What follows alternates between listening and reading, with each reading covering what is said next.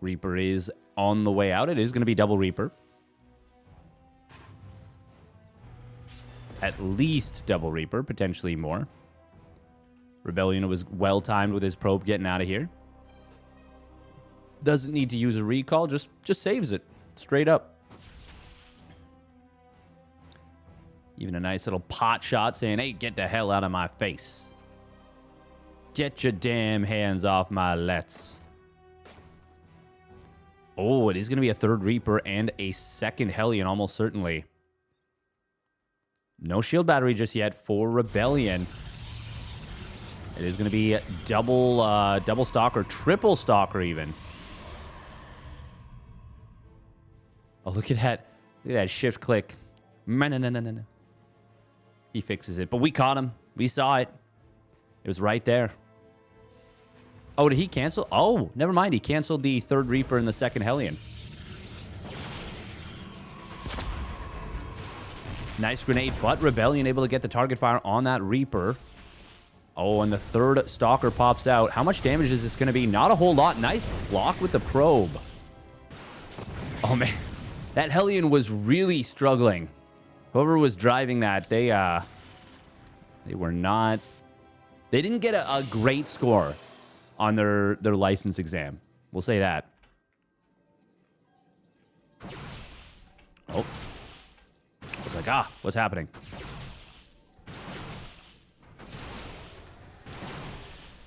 Yeah, only 2 probes lost with no shield batteries built. That's kind of amazing, actually. It's kind of great for Rebellion.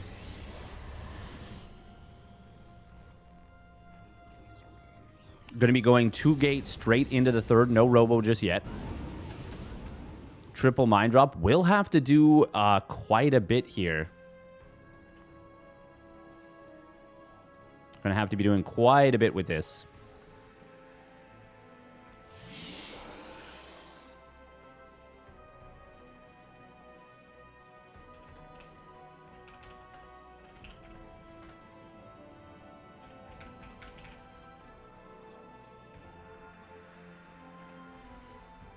Oh. But deflection coming in. Uh-oh. SpaghettiOs. Is not looking great for Cure. Not with his first drop, at least. He's still in a solid position worker-wise. By no means in a tough spot in the game state yet. Oh. Anticipating a Raven, perhaps? He is indeed. Did he see it?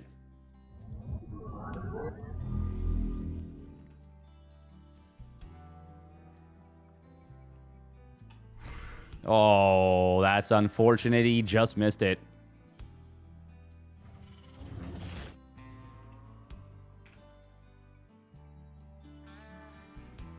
He could have just had these units in position. He does have a Stalker, the natural. These 5 Stalkers. Oh, they're going to blink past. Okay, he's going aggressive now. Triple mine drop on the other side. SCVs, a couple of them do fall. Good split against these mines. We're going to see a blink into this. Will be 4 SCVs for 2 probes and a Stalker so far. Rebellion going to get out with everything, though. Potentially? Okay, he does. And all the mines down. If he can find this medevac as well, that would be pretty amazing for him. Oh, and he's going to get it. Cure with a quick reaction time, but that's still going to be painful for him. Oh, does he get the Raven as well? No. In fact, they still got 2 shots before it would have gone down. 5 probes, meanwhile, going down to... Was that total? No, that is total. Man, this is a really good start for Rebellion. Really, really strong start. By no means is he out of the woods / has he won this game yet, but this is a very good early game. You might even say exquisite. If I'm Cure, I am not feeling happy about this. Charge is on the way. Robo Bay starts up. We've already got 8 gates finishing up. Finishing up or already done. No, they're just all done.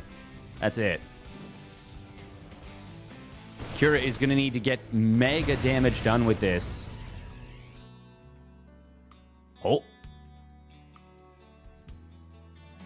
Well, Raven is going to find the Warp Prism, but I don't know if Rebellion noticed that. We do have a Robobay about to complete.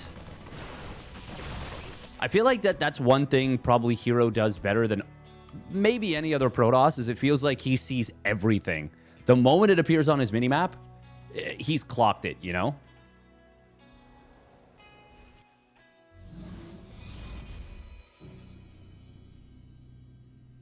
Sometimes he overreaches trying to do too much, but it feels like he almost always does things the right way. Well, sorry, no, that's not actually true. Feels like he always sees things. We're going to see the rotation coming in. It's entirely possible Rebellion did see this, and that's why he is going to the right instead of going up through the left. Widow Mine. Nope. Does get avoided easily. Zealot gets one kill. This depot wall, funnily enough, he drops just behind it. Prism in the main base. This is already pretty uncomfortable for Cure. Vikings were in position on the other side, but now they will get in on top of this. Can he prevent the warp? And no, he cannot. Oh, but Rebellion bails on it. Rebellion bails on it. That would have completed the warp, and I'm almost certain. Was it the right call to bail there? I legit don't know if I think it was or not. Cure might be one of the few Terran players. Well, I shouldn't say few Terran players that's confident in the late game. There's a lot of Terran players that are confident in the late game versus Protoss now. The problem is getting there without the Protoss being on like 7 bases. And just wearing you down eventually and inevitably. Mineral field depleted.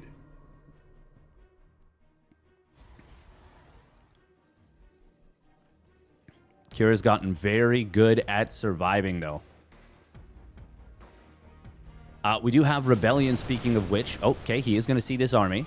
No extended thermal lance. One Colossus out. Second one about to pop. There is an Immortal in this army. Anti-armor missile going to be really good. Going to nullify the Guardian Shield and last a fair bit longer. But there is another well, maybe even 2 more Guardian Shields available. Big Widow Mine hits on those Zealots. That's a lot of damage being done there. But oh, game paused. Cure calling for a pause. Looks like maybe some little bit lag spike.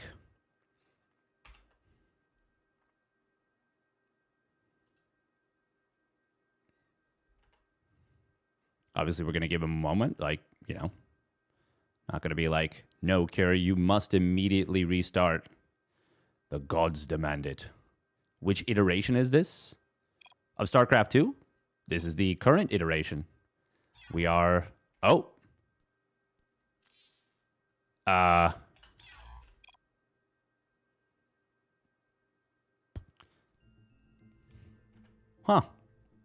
Well... They left the game. Are we resuming? Are we resuming from replay? Probably made the right choice to cancel that Prism. Warpin. Yeah, he was pulling back from the third. It's hard to say if that was the right call or not. Because there was a decent amount of bio. Not a crazy amount. It kind of always feels like it's the wrong choice until it's the right choice. Oh. Okay.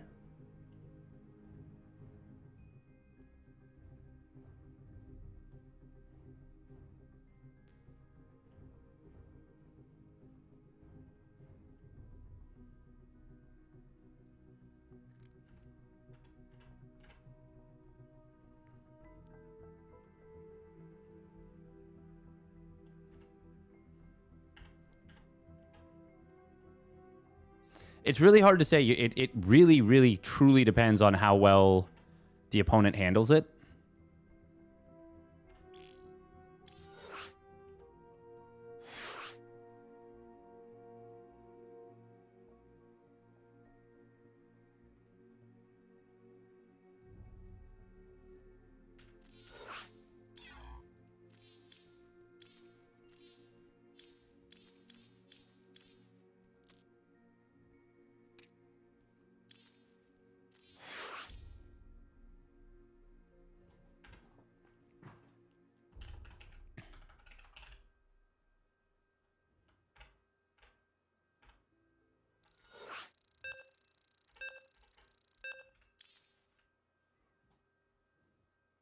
Okay, we're getting back into it. I changed the replay interface to the same one that was in there just in case, because they were saying there was some problem.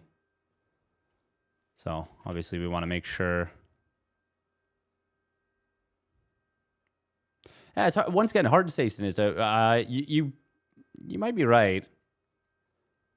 I'm just generally used to Zealot Warpins getting into a main and looking very good. Oh, you mean Kung Fu Cup? Yeah, this is the fourth one. Number 4. Yeah, my bad. Which iteration? Yeah. Fair. Kung Fu Cup. We can, in fact, do this and pin message.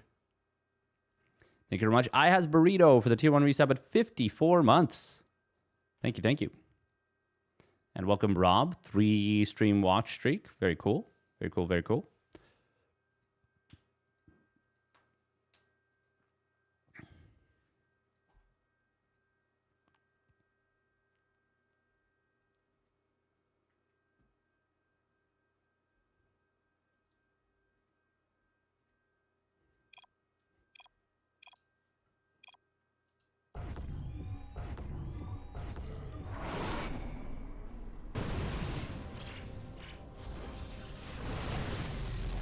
So Kier just now retreating back out. Oh my god, what the? Okay.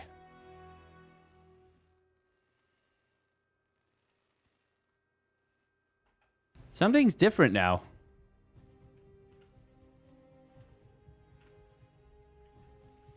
It's a different version of this. Okay, because WCS 3.0 has some updates that have been put in. That's funny. We're going to be seeing Storm getting very close to completing. 2-2 nearly done for Cure. Oh, can this SCB escape out? I think so. Okay, yeah. Easily. There was like two paths out.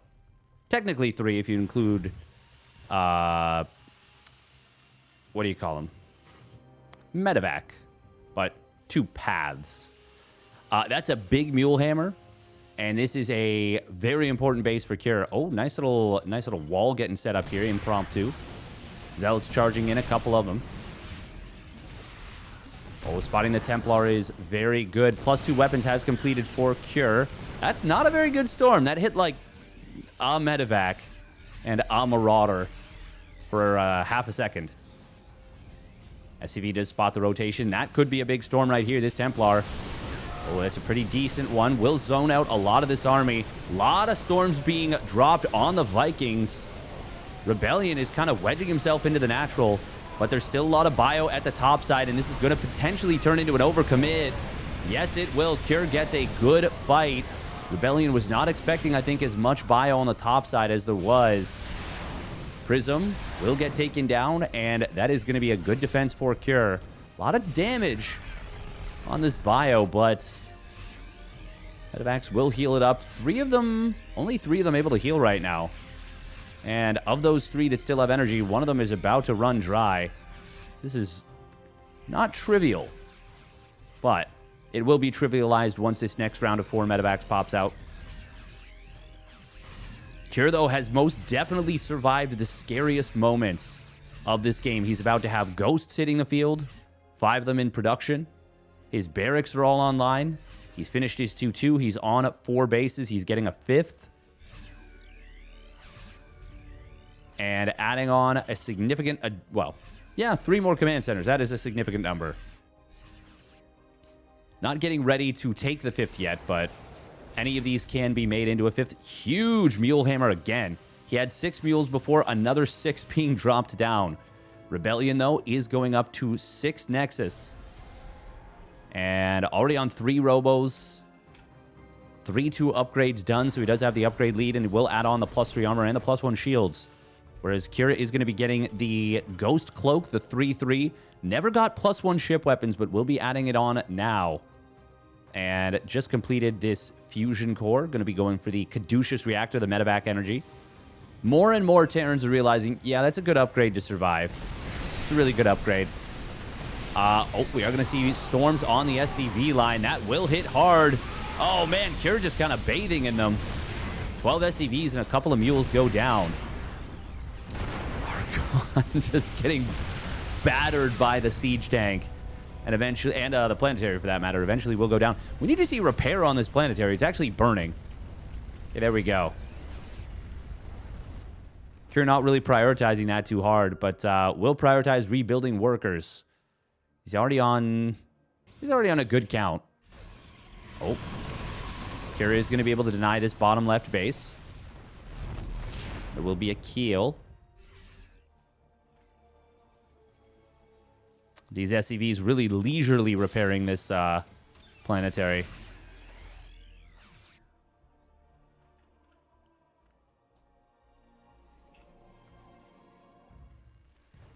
Cure may wait a very long time. Ooh, big jump on this army. That is really good. He gets some big EMPs. Gets the Colossus caught up against the wall. Kills one immediately. Second one going to get hunted down. And that was an extremely good fight. Oh, what the heck? We shouldn't have, Oh, yeah, okay. I still got to change a couple settings for obsing.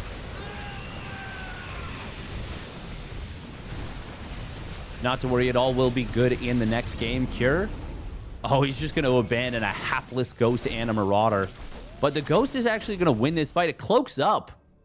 Oh, nice. It's going to get him a couple of additional kills. Meanwhile, on the bottom side, we are going to see some pretty big storms landing on the Vikings, but not going to be enough to keep this base alive. 34 probes fall. Cure completing the 3-3. Immediately starts up the double late game NG Bay upgrades. And they might not even come into play. Cure may just win the game here and now. God, it is so weird to look at this game with this kind of observer UI. Cure is really... Oh my God, the resource is lost. He hasn't even lost 10k yet, and his opponent is well into 20,000.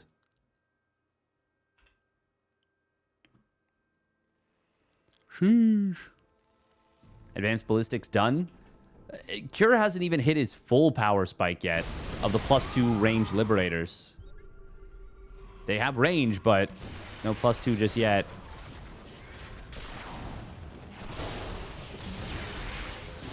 Oh, another big EMP. I was looking for the snipe, and then he hit like 5 High Templar with EMP. Cure is playing this very, very nicely. We are going to see an attempt to fight this army from Rebellion. He will get a good concave, and Zealot's coming in for the flank. He'll be able to take out the Liberators, and actually probably gets the best fight he's had basically since the beginning of the game. But as long as these medevacs escape out for Cure, he is still in just a totally fine and winning position, in fact. And we'll be able to kill this base on the bottom, almost certainly. Not a ton to support these Liberators. Hang on.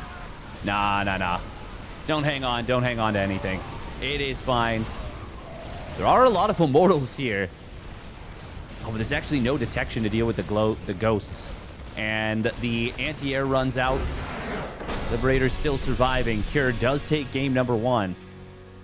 Rebellion had himself a pretty decent showing. But Cure just, just doing what he does best. Not panicking. Not overextending.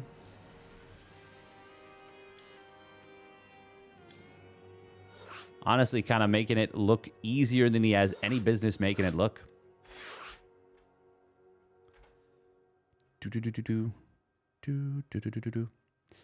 Well put, Sinista, yeah. Outclassed as the game went on. Outclassed him.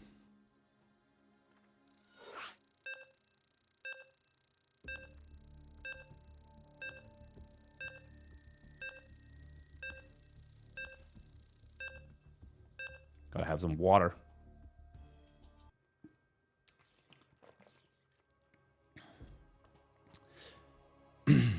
Brain Overcharge. Kind of funny they didn't change their colors from game 1 to game 2. That's okay. All right, here we go. Spawning down in the bottom left, it is Team Liquid's Cure. And his opponent spawning up at the top right, it is Rebellion.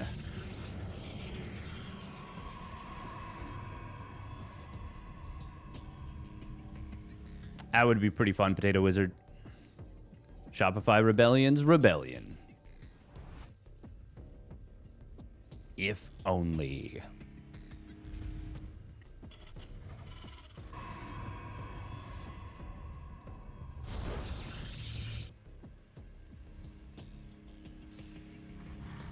Liquid Cure is kind of funny. Because, like, that works in a couple ways, right? Like, it's like, oh, okay, you know, like cough medicine or something. It's like, you take a bit of Liquid Cure. Or, Liquid Cure being a little cheekier, where it's like, I'm not feeling great right now. Well, I've got a Liquid Cure for you, and then you just hand them a beer.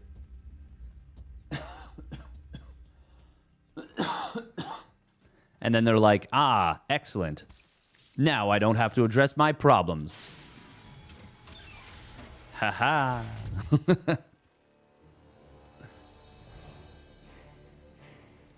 Yeah, this really does throw into sharp relief, I would say, how good herO actually is. People give him so much crap for, like, little micro missteps. And sure, he makes mistakes. But the plays he makes, they're cool. He's got a special place in my heart. In my heart. All right, Reaper Reactor this time, so no double Reaper Hellion. Rebellion did not get to see that. He did skip Battery, by the way, in the previous game. But, I mean, going for the double, or I guess triple Stalker, as it were, in the previous one. It ain't bad. Look at how pink that pylon is. That's stone. Where do you think the Protoss get the rocks from?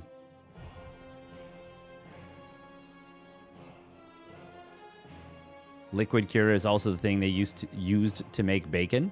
Ah. Look at this. Look at this thing.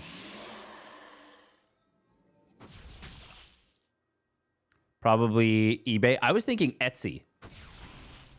I was thinking there's like a 72-year-old white woman somewhere that's just like, oh yeah, no, I've got all the crystals you need.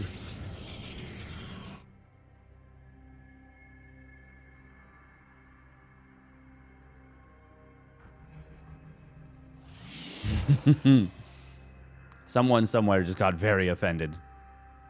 And that's okay. Block. Block. Wall of Death. There's no way into this base. Unless they can fly. They fly now? They fly now. Oh, man. I just made myself mad. Here I am being like, ha ha ha. Making fun of, like, Etsy stuff. Oh, that's going to be a dead Reaper. Nice job. Steps into the Reaper. Gets a little bit of a find there. I am here in the shadows. I'm reminding myself the sequel trilogy exists. Oh, Widow Mines. Oh, okay. Well, in the previous game, the defense was exquisite. This game, far from it. That's, I mean, that's demoralizing. That's got to be demoralizing at this point. You find yourself in a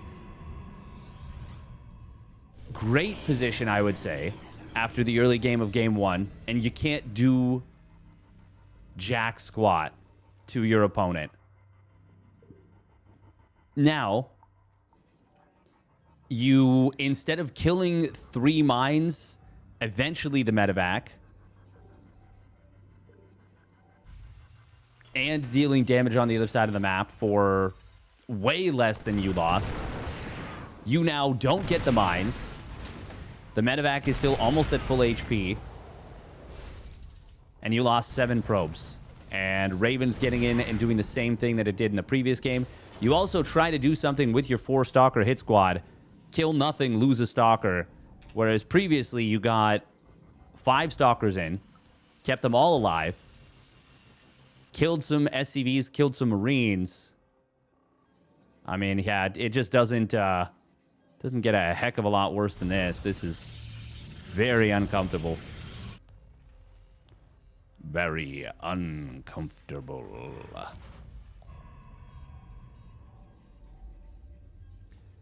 We're going to see a very quick Templar Archives, relatively speaking. But it's not going to be quick enough to have Storm and Charge done in time, at least for Stim. But I don't think Kier's going to push before Combat Shields and +1. Even then, I mean,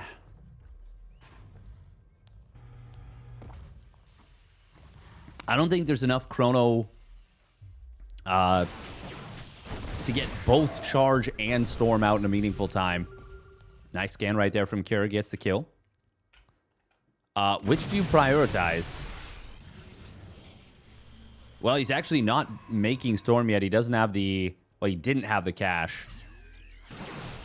But that's an expensive building when he's already behind. Combat Shield's now completing. Kier, of course, just getting across the map. And, God, Kier's timings are so slick. They're so fast. They're so sharp. Chrono trying to get this charge out, but it's not done yet. Kier can... Yeah, he's just going to kill it. Okay, well, that's game. I mean, it was already probably game anyways, but Rebellion will basically instantly tap out after that. Damn. Kier. Yeah. He's pretty good at the video game. Vidya game. Who would have thought? Rebellion, by the way, once again, like, very good player. Very good player. But Kier on another level.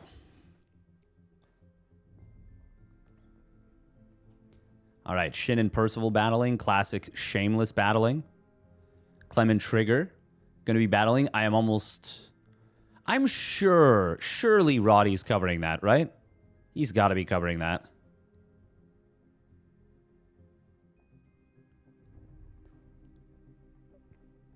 Had a Jacqueline Hyde early game? Yeah. Yeah, not in definitely a tale of 2 early games.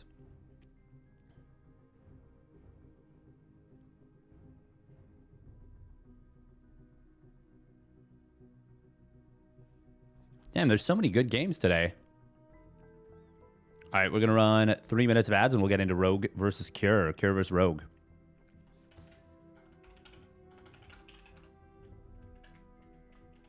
Now, I wonder if Kier is more tired by a game like that or more, like, warmed up. I be immune to your ads, yar. I am in a lot of trouble. Oh, blessed ZVT. Bless us with your blessings. Ah. No way a player at Kier's level would be worn out by a series like that. I don't think so, but like, let's say you have an energy bar. Okay, yeah, like an energy / morale bar. Let's say baseline is at 100, but it can go above and below, obviously. Do you go down to like 97 or do you go up to like 105? Or are you just so chill? And a player like Kier, I actually could see this. Are you so chill that you're just dead even? You just stay at 100 the whole time? A player like Kier, I could actually see just being completely unaffected. Like, Darren, have no idea how to fight Zerg now?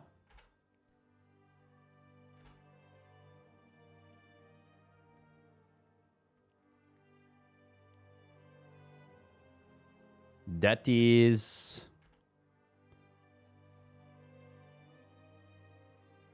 Oh, this is interesting. We're watching Rex versus herO. And we're watching from herO's perspective as he's trying to figure out what Rex is doing. And I gotta be honest, I don't know what Rex is doing. Looking at Roddy's perspective. I have to assume there's a hatchery somewhere on the map. But where? There definitely is a hatchery on the map. It's done. Oh, it's got to be at a high-yield gas. It's a high-yield gas base for sure. Okay. Right? What else could it be?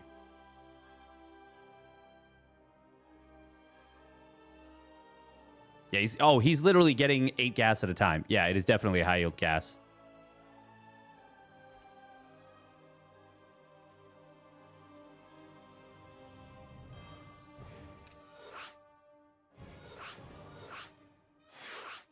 Okay. Whew. Good, good, good.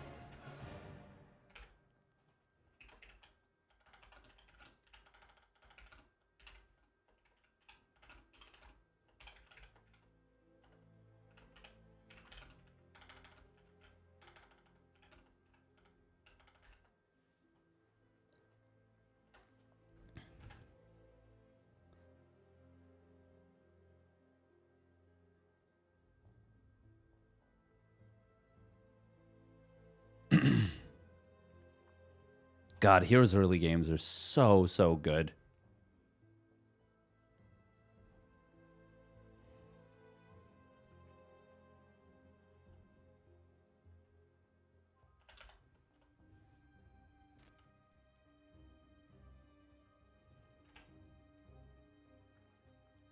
Bum, bum, bum, bum. Wish I had a liquid cure right now. Ah, there you go, Anka pun. Get a little bit of vibes going.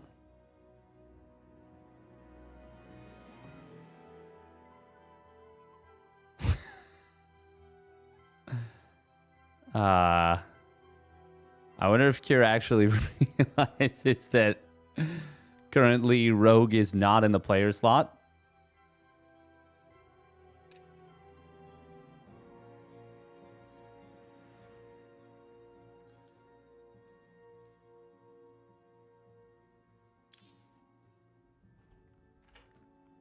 Okay. He's good now. They were just having a little giggle. That's fun. That is fun. It is important to have fun. You must have fun. It's good to have fun, actually. Yeah. Yeah.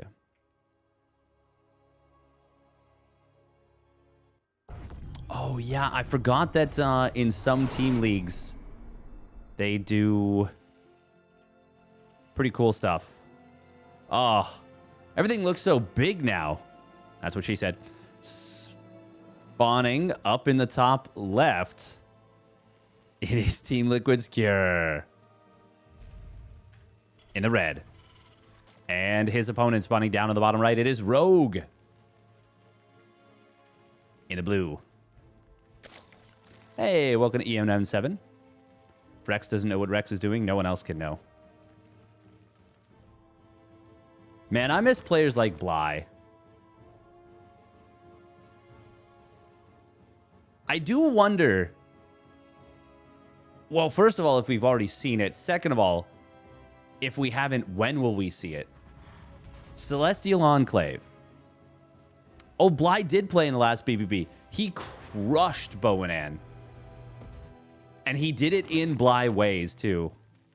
Rogue is going to be going for an Extractor Trick 15 hatch into the fast pool. So it is not going to be a delay on the pool, which is something we actually see a fair bit these days. You go Extractor Trick 15 hatch, but you still get like a 18 gas, 17 pool. Now, we're not going to see that from Rogue. We are going to see the quick spawning pool, and that will enable the quick queens. Still going to get a fast gas here, just not as fast. Actually, no, it's still very fast, yeah. Still very fast. But we'll slow saturate it, I believe. Now, if your opponent doesn't SCV scout, you can slip the first 2 lings onto the map. And they will be none the wiser. Now, of course, Cure knows that, well... SCV ready. That is too fast of a creep to be a regularly timed hatch. Oh, that's so cute. Oh, that's so cute. He uses the drone to give the lings a path out. Oh, Rogue, that was actually so smart. He had no intention of taking that third base at this timing. But he wanted to give the lings a path out that will let them get here. However, Cure did go for 2 Marines. Gets a little bit of luck on the RNG, but he doesn't respond right away. This is still going to get value in the sense of delaying the command center a little bit. But seeing that it's 2 Marines is already a good bit of information. Very fast layer. Okay. Will Cure be able to get the scout? He can if he dives for this. Might even still save the Reaper. Well, it's going to have to take a bad route. Rogue could have pulled the drone there and killed that. But he's still going to get it. And, I mean, it's technically better to not pull the drones if you know you're still going to get it. And he felt confident. Okay, seeing this layer, what is going to be going through your head? For me, well, I have vision. Oh, wow, that queen did some weird movement right there. Yeah, it's going to be a Roach Warren. But if you're Cure, you can't really be 100% sure, can you? Third CC is already nearly done. Second barracks added in very quickly. And he's actually pumping Marines off the reactor. No Hellions. And that will be very good against a Roach play. He did see no Ling speed started. So maybe that's something as to why he's gone about this the way that he has. Scout coming in from Rogue. Is this isn't the Miko system?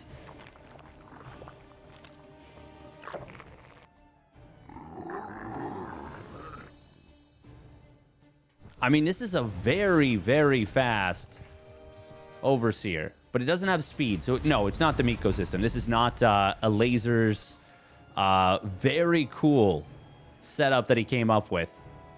Still, this is a good worker count. Pretty solid so far. He's got some good scouting information. It is going to be fast Carapace. This is singular Banshee. I'm really curious about Cure's response to this. Double NG bait comes up behind this. Man, Rogue's drone count. He's already at 60 drones. This is actually absurd.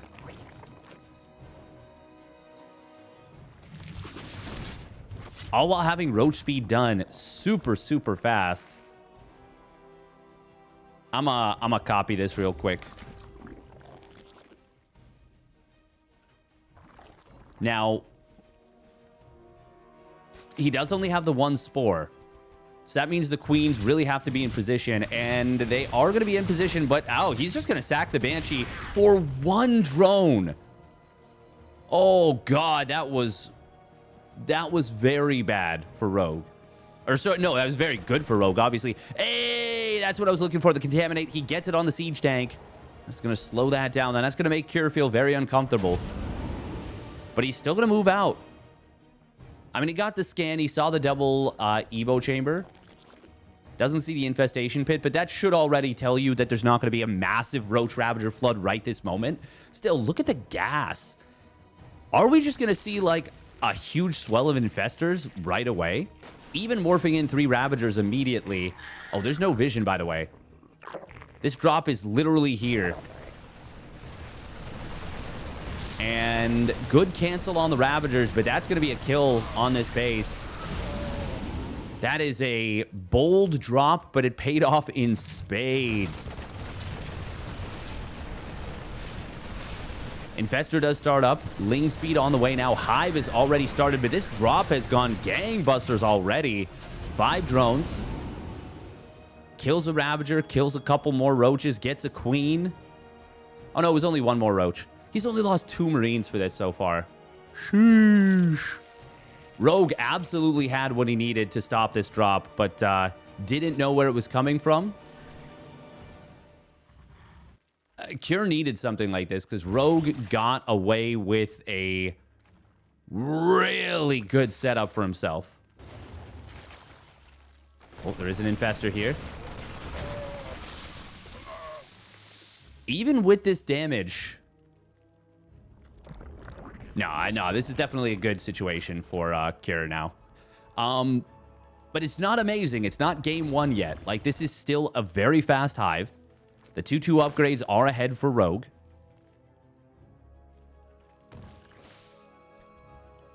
He is going to have this 4th base up and running very shortly. What does Cure have going for him? Does he have a 4th CC on the way yet? Not yet. And will we see him just go for a big attack? He's getting concussive shells. And he is getting 2 racks Marauder production. Bane speed on the way for Rogue. We also have... Do we have Overlord speed? No, the Overlord just like drifting...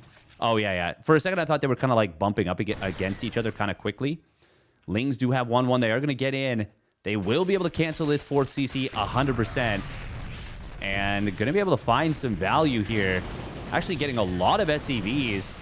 9 SCVs. I feel like when they stack up like that, they usually never die. Massive fungals on the other side. Oh, baby. Okay, we're going to need to rewatch that. Oh my god, he actually just murdered everything. Holy crap. That is the fight that Zerg dreams are made of. Jeez. He actually killed everything. 2 Infestors, 7 Roaches, 37 Lings for the Terran. The Terran as a whole. Oh my god.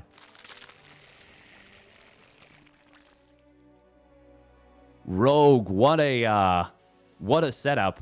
That might have been GG even if there wasn't a significant amount of tech coming in for Rogue right now and an upgrade lead.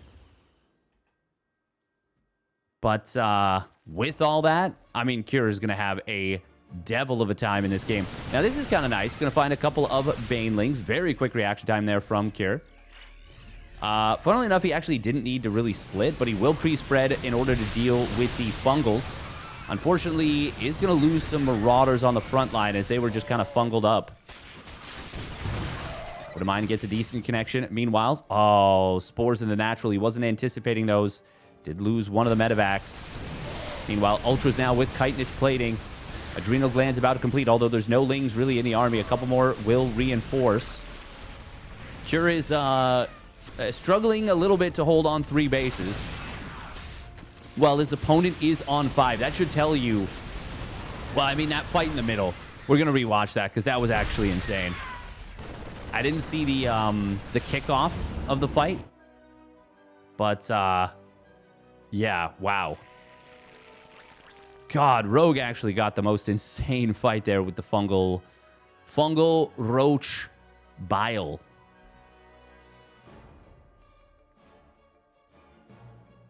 Fungal roach bile sounds like the heaviest heavy metal band you've ever heard of.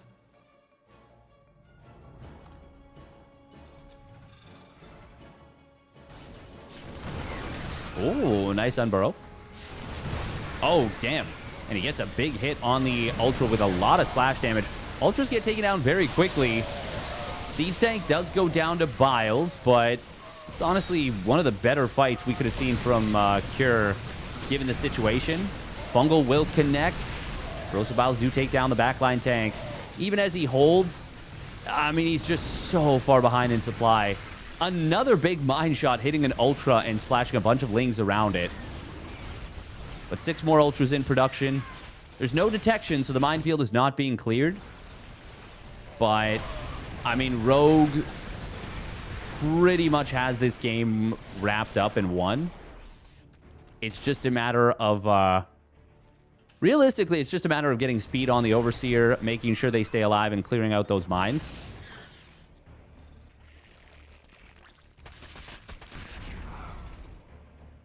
Cure is many, many, many good fights away from getting back into this game.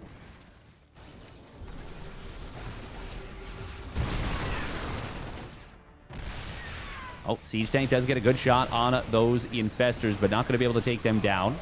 3-3 not yet done for Rogue, but it will complete in a moment. SCVs and Bio trying to run away. Liberators are a bit of a problem, but, I mean, the Ultras are a bigger problem. The Lings, the everything. There is a Spire now done, so he's going to be able to morph in Corruptors. And Cure will tap out. Okay, we got to take a look at that fight. Was that like 10 minutes? Looks like 9 minutes, give or take.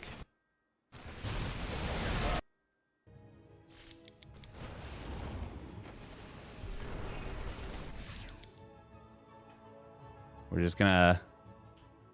So Rogue had Changelings in the army. Oh my god. Holy crap. So we didn't miss really any of the fight. Just the initiation. Damn.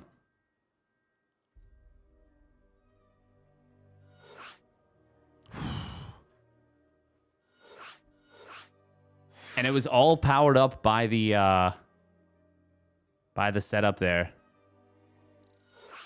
By the run by plus the pardon me, run by plus the Changelings.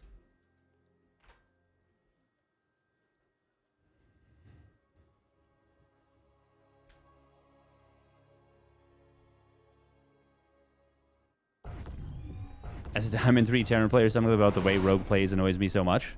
Why can't he just play normal, predictable Zerg? I mean, he can.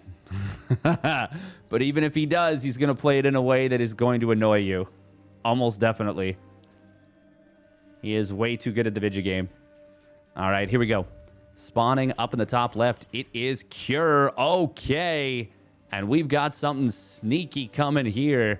Spawning down on the bottom right, sending a drone across the map. You might see it now on the minimap.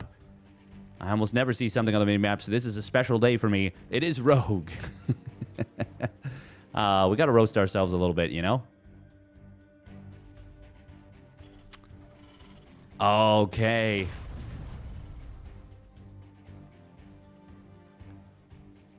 A lot of Terran players just don't check their natural expansion because they're not used to this.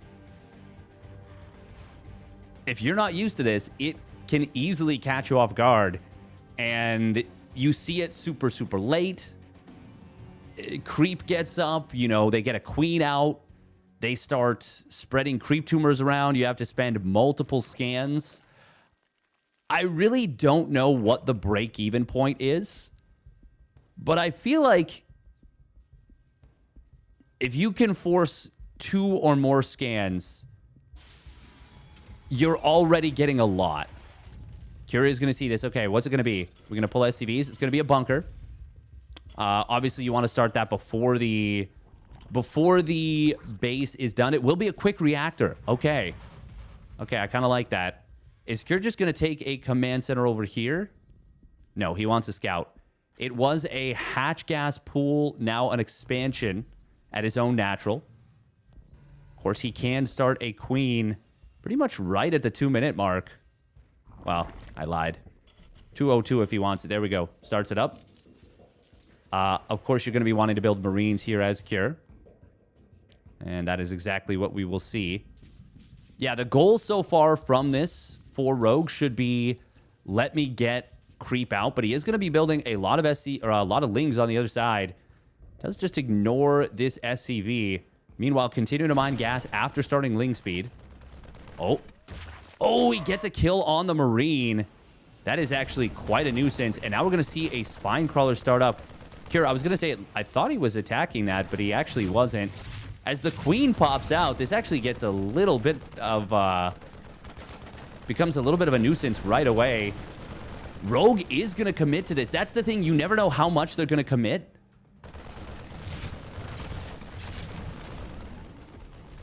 Rogue continuing to mine gas, which is... Oh, that's a big problem. Oh, my God. He almost got the kill on both of those Marines. They barely popped back into the bunker. But during all this, the Queen's now up to 50 energy. He's not thinking about creep tumors. He's not thinking about long-term. He is thinking, I want to ruin your day. And he can transfuse the spine, of course. Lane speed is going to complete. Rogue finally has stopped mining gas. He mined an extra 150. Ooh, these lanes will get on top of the 3 Marines that tried to go after the Overlord. It ended up being a bit of a magnet, if I may. Oh, don't lose the Queen. Well, that's awkward. Oh, it's actually really bad for Rogue. Okay, we're going to see an attempt to get in on top of the SCVs. They de-aggroed for a moment, but the bunker is going to fall. This is really bad for Cure right now. It's a Cyclone, not a Siege Tank. Does he have energy for a Depot Top Hat? He does. He may need to drop that as an emergency precaution. Overlord being pushed away is awkward. Cyclone actually getting hit there for a moment. Siege Tank will start up. Starport in production. SCV is going to start to get targeted down. Cyclone finally getting a kill on this spine. If Rogue had just spread creep right now, he could have creep out to like here. This could be like three scans, maybe more, being needed, or a Raven. Funnily enough, Cure is actually getting set up to build a Raven, I think. But if he builds Raven, then Rogue kind of just gets to build as many drones as he wants for like a while. Okay, it is going to be Banshee. Oh, Cyclone is going to try and get itself into a gap. Will do so. Good job for... Oh, God. Wow. Good job from Cure. I'm assuming he target fired the tank to make sure it didn't shoot the lings that were right on top of the Cyclone. 12 kills on that Siege Tank. And Cure will clean this up a lot better than he honestly should have been able to. We do have a Roach Warren in production, but I feel like at this point, Cure is in just a phenomenal position. I don't know why I'm saying I feel like. He just is. He is in an amazing position. These spines are going to start the great giraffe migration. As we can see, the giraffes are being harassed by the flame cars. But as the angry doggies try and protect the giraffes from the flame cars, there's not enough angry doggies. And the commander of the giraffes? Yeah, I don't know. You get it. We're being weird. Game 2 goes in the favor of Cure. There was a lot of reasons to be happy there as Rogue. But losing the Queen the way that he did, just kind of like getting hit by the bunker. I actually don't mind saving up energy for the transfuse. But yeah, you do need to keep that alive. You really, really need to keep that Queen alive.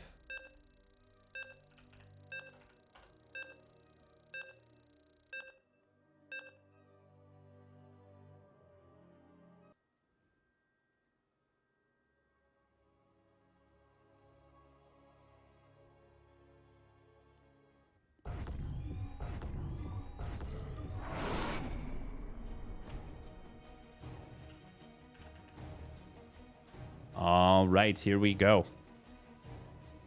Game number 3, spawning up at the top left. It is Cure. In the red with a nice little bit of adjusting on the SCVs there. Spawning down on the bottom right. It is Rogue. In the blue. And he's sending out another early drone. I'll do it again. Gorsh. Okay.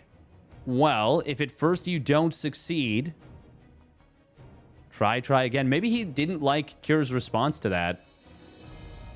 Or maybe he's really certain Cure is going to CC first. But,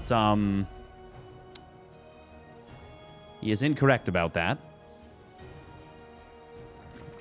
Oh, this time we're putting the hatchery a little bit further back. Interesting.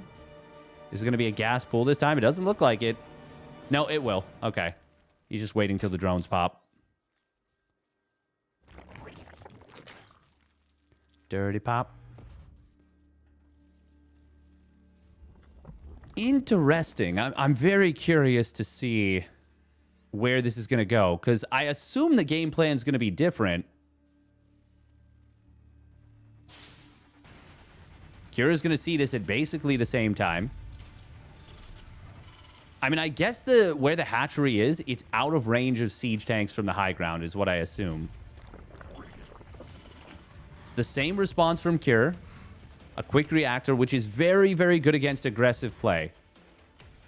I gotta say, I'm so confused by Rogue's game plan.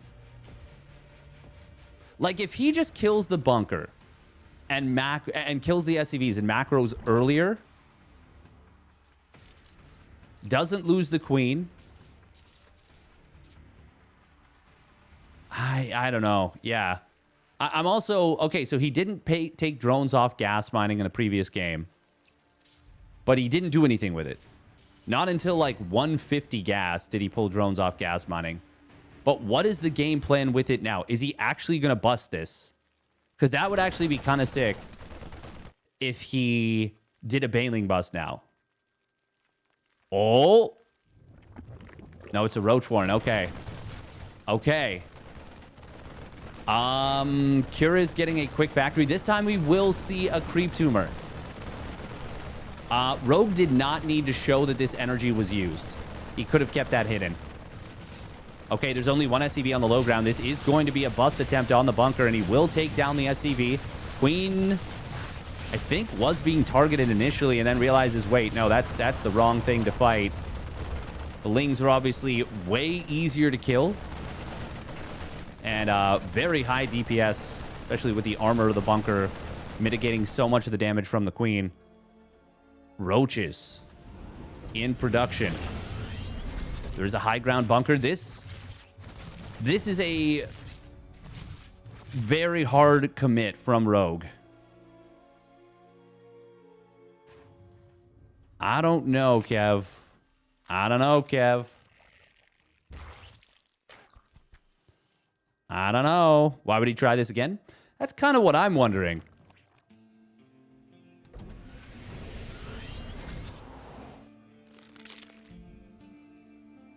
Cure obviously just needs to defend.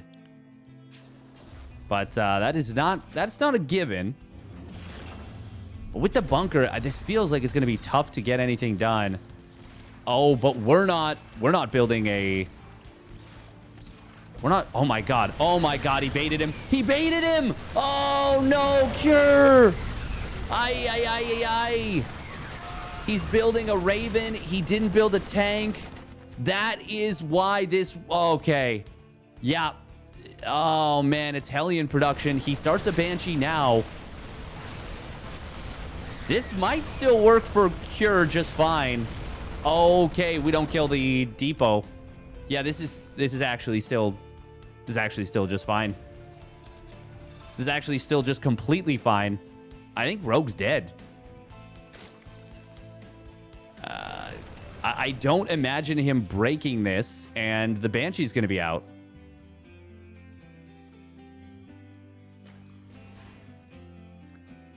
The thing is, if your game plan revolved around... Okay, he's going to start building drones now. We need to cancel this drone, because it's just going to die. Well, that's awkward. It's going to be an attempt to wrap around on these units, but the Hellions get in a good position. Rogue is trying to just smash his way through. He does not kill a single Hellion, but he does successfully lose every single Ling. Aye, aye, aye. And now we're building spores while we're building drones. What is happening? I mean, it is worth noting that Cure is massively oversaturated on his main base. So the drone count isn't as honest as it could be. If Rogue can manage to hold this low ground. Oh, Banshees, Banshees, Banshees, Banshees! Okay, well, that wasn't supposed to happen the way that it did. But who expects 3 spores to suddenly just be done? Oh, these Hellions are going to get across the map, and they're going to be a huge problem. Rogue needs Lings out, like, right now. Hatchery will complete. The problem is there's no actual way to, like, clear the low ground right now. Drones. Uh-oh. Uh-oh. Barbecue is on. Ay, ay, ay. 6 drones immediately go down. Rogue wasn't anticipating this. Lings, hello? Hello? Oh, my God. Rogue, what are we doing, man?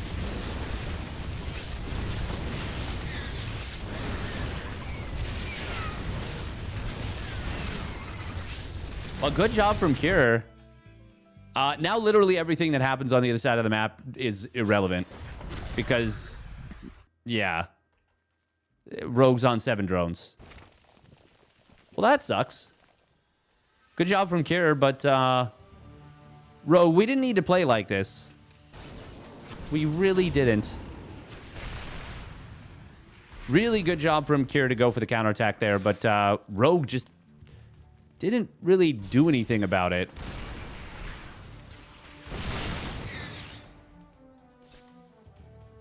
Rogue back to wall eco now. Yeah, GG gets called. I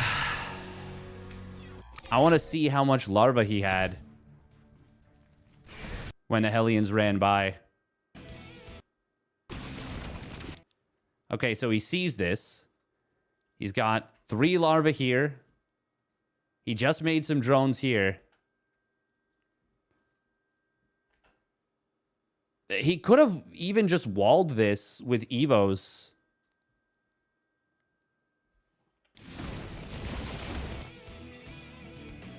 And that would have been a totally fine decision.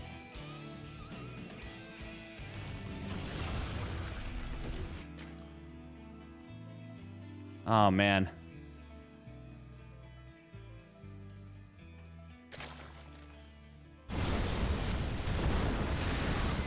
Yeah, that's not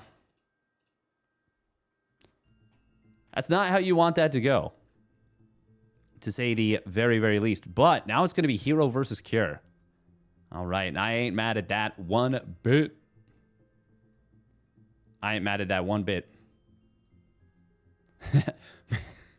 Maybe Rogue just wanted so badly to avoid that ZVP.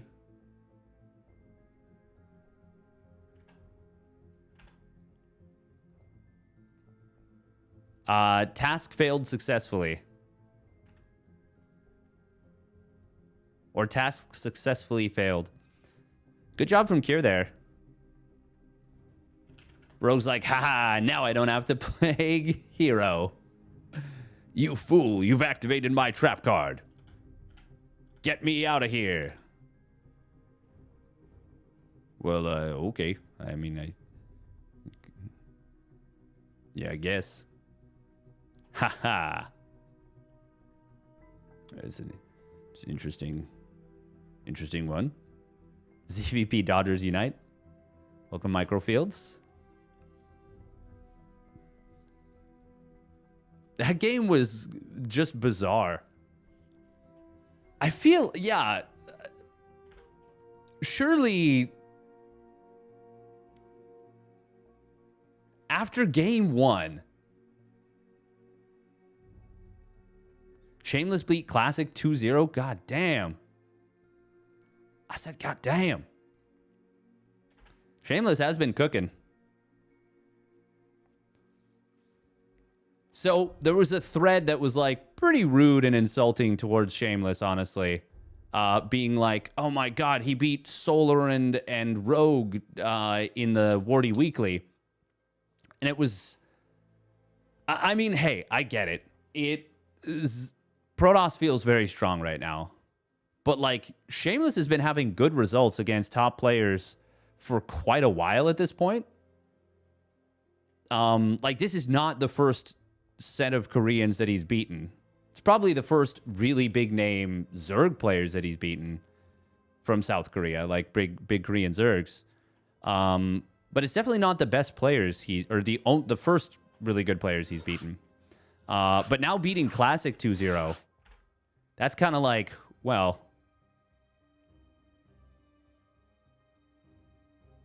how about that? Cash me outside. How about that? Oh, man, I hate that I said that. Everybody unsub. Everybody unsubscribe. Everybody leave. Get out of here. This is now contaminated with cringe. Oh, Roddy's joining us for this one. Oh. Wait, I would have thought he would stick with Clem Solar. Really?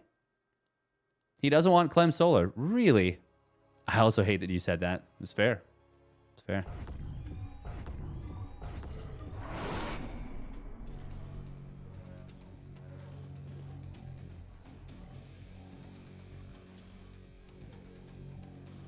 All right, here we go. Spawning down on the bottom right for T1, it is herO.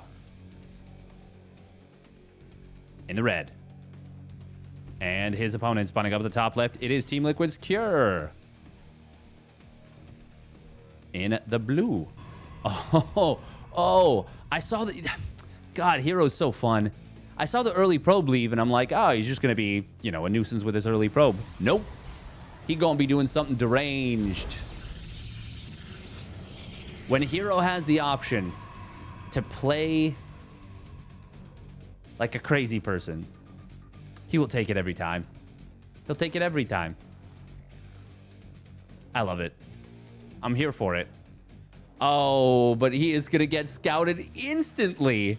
Wait, why is Cure even... Was this going to be a proxied second barracks?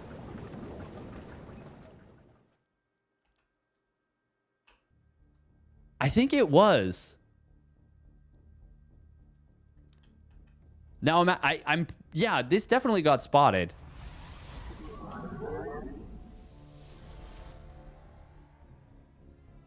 Wait, was no, hang on. This might have been an engineering bay block. Yeah, he might have been going for the circumvent the normal probe scout.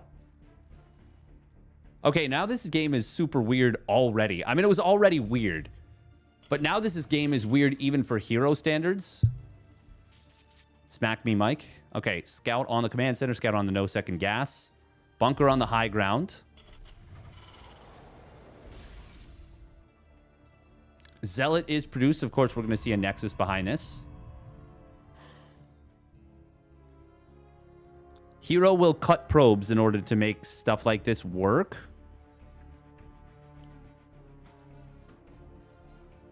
With the Reaper bypassing this, yeah, the Stalker has to be rallied back home.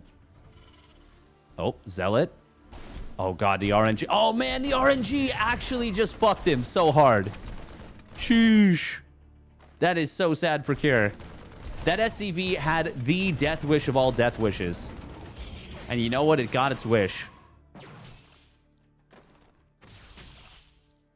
That SCV was just so excited to meet its favorite player, herO.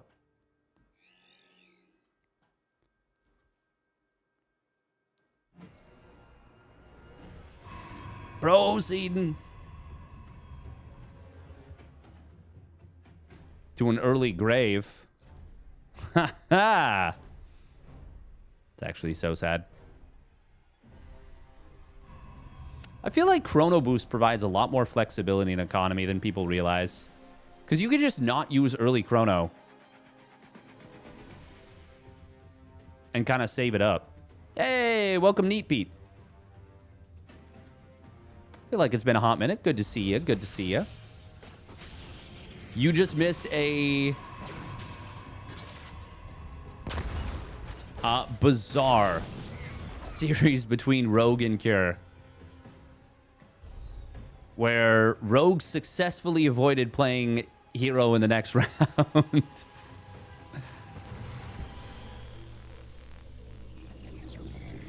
Catching up on RSL. Saw the end of that Rogue game. Okay, so do yourself a favor and rewatch Game 1. Because Game 1 is a masterclass in Rogue being, you know, the best player in the world. Followed by Games 2 and 3 of Rogue being the most confusing player in the world. herO does have a 7-worker lead right now. Love how it immediately changes to 6 as I say that.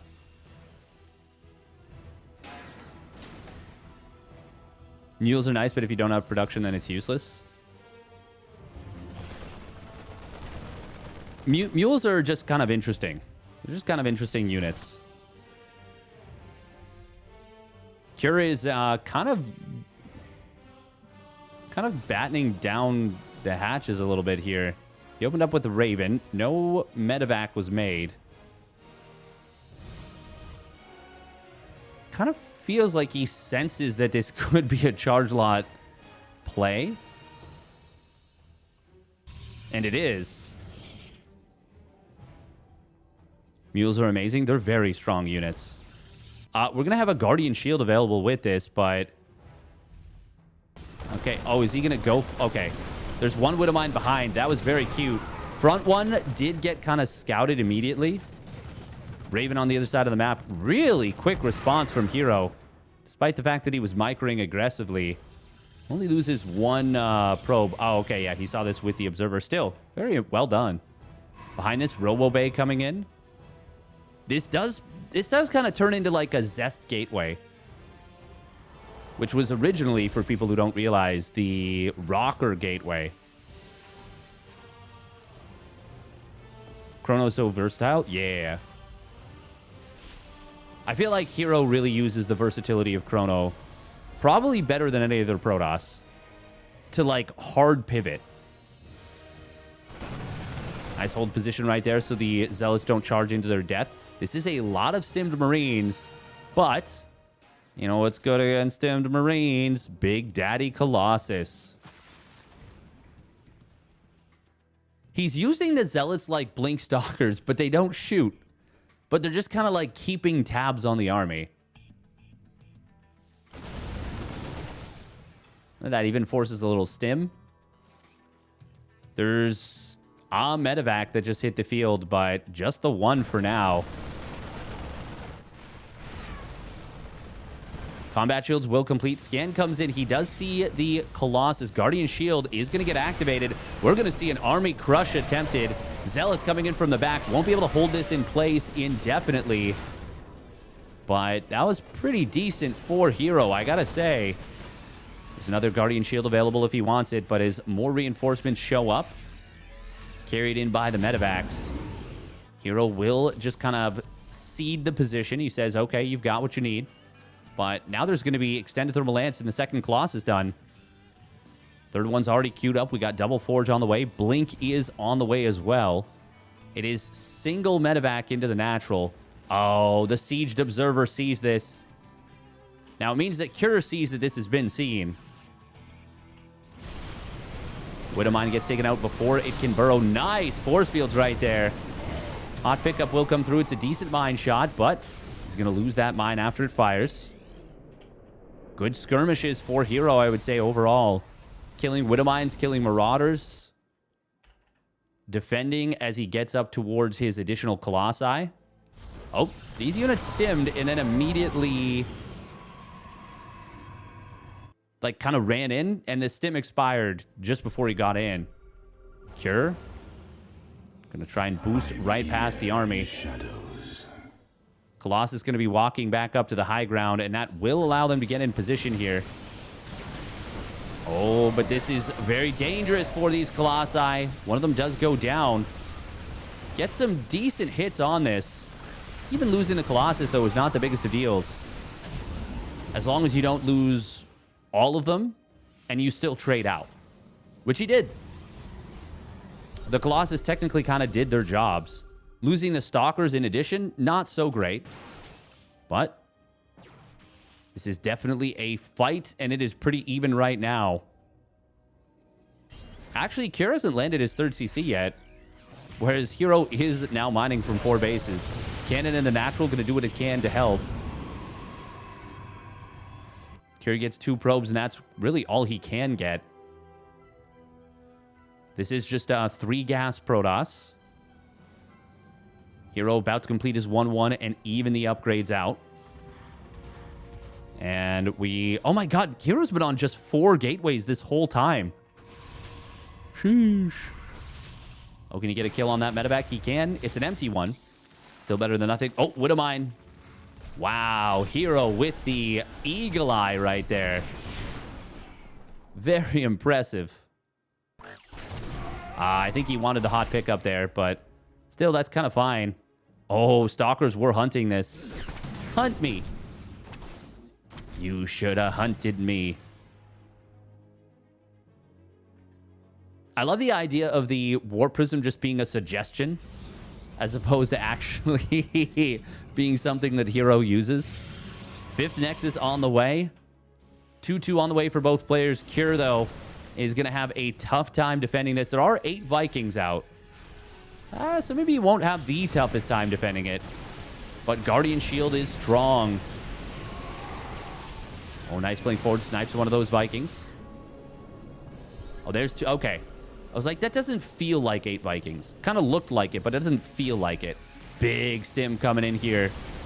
Cure not going to pull the boys. He is just going to try and fight this. Very good force fields, allowing the Colossus to get some really nice sweeps of their lasers. That was like, the bio was so stacked up, so much more than normal.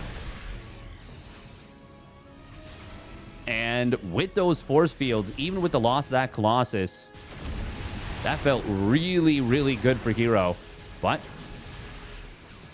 Cure getting the other Colossus very low. herO is on double robo. Will snipe down the 3rd base gas. Looks like herO's been very diligent with the chrono boost because he has gotten a pretty solid lead on the upgrades. Despite the fact that it does take longer for the Protoss upgrades than the other ones. Of course, with chrono, you can minus 10 seconds from each one. For each chrono boost you use. herO will find his 2-2 timing, and with the Zealots in the numbers that they are, it's a huge deal that he's got these upgrades. Guardian Shield helping keep those Colossus alive for a while. Finally, they do go down to the Vikings. Good choke for Cure. Really good positioning, but I don't think it's going to be anywhere near enough. No, it will not. The 2-2 timing from herO. Wawa-weewa. Yeah, it did not look like he would be able to execute a successful attack there. But Cure, I think, overestimated his army advantage, and that enabled herO to punish very hard. Man, those force fields were actually so clutch.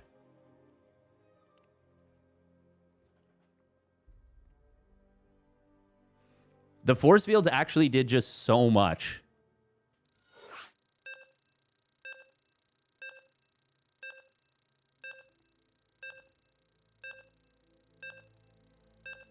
herO game weird. That's a new one.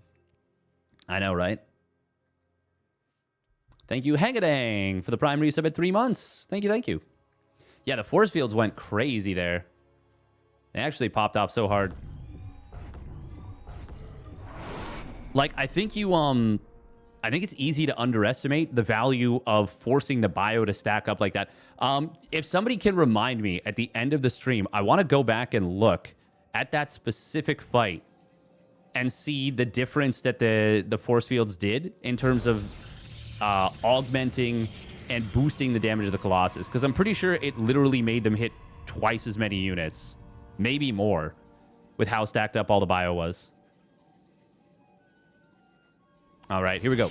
Spawning down in the bottom right for T1, it is herO in the red. And his opponent spawning up at the top left, it is Team Liquid's Cure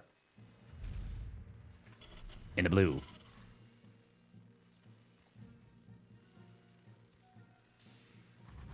Yeah, that is the big weakness there, Kindle Cloud Reader. You do need the whole complement. But I will say, most players are not able to kill Terrans as well as herO is. Oh, thank you, Sinista. Very, very helpful. I got him.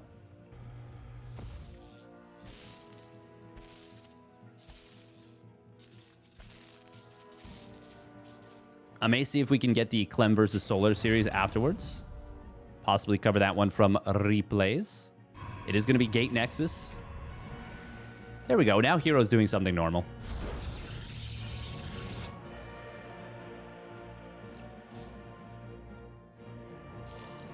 Oh.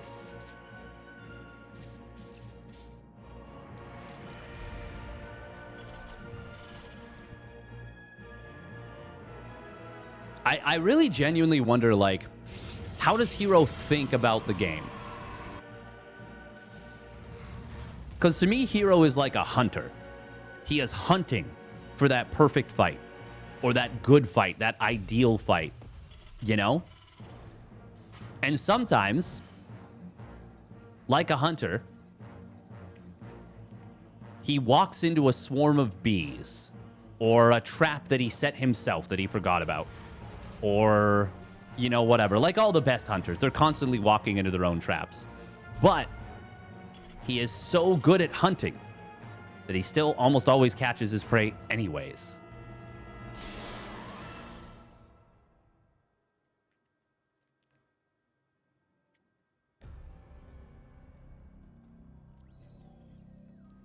The tank push definitely didn't yield the results I think herO was looking for.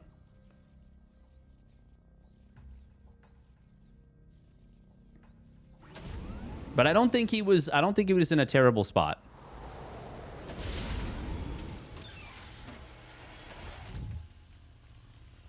That's a good way of putting it, critical FPS. And I think there's what you're talking about right there is the big thing that a lot of people miss when they point to herO games and they're like, herO plays like a baboon, blah, blah, blah, blah, blah. And they're just like bashing him, you know?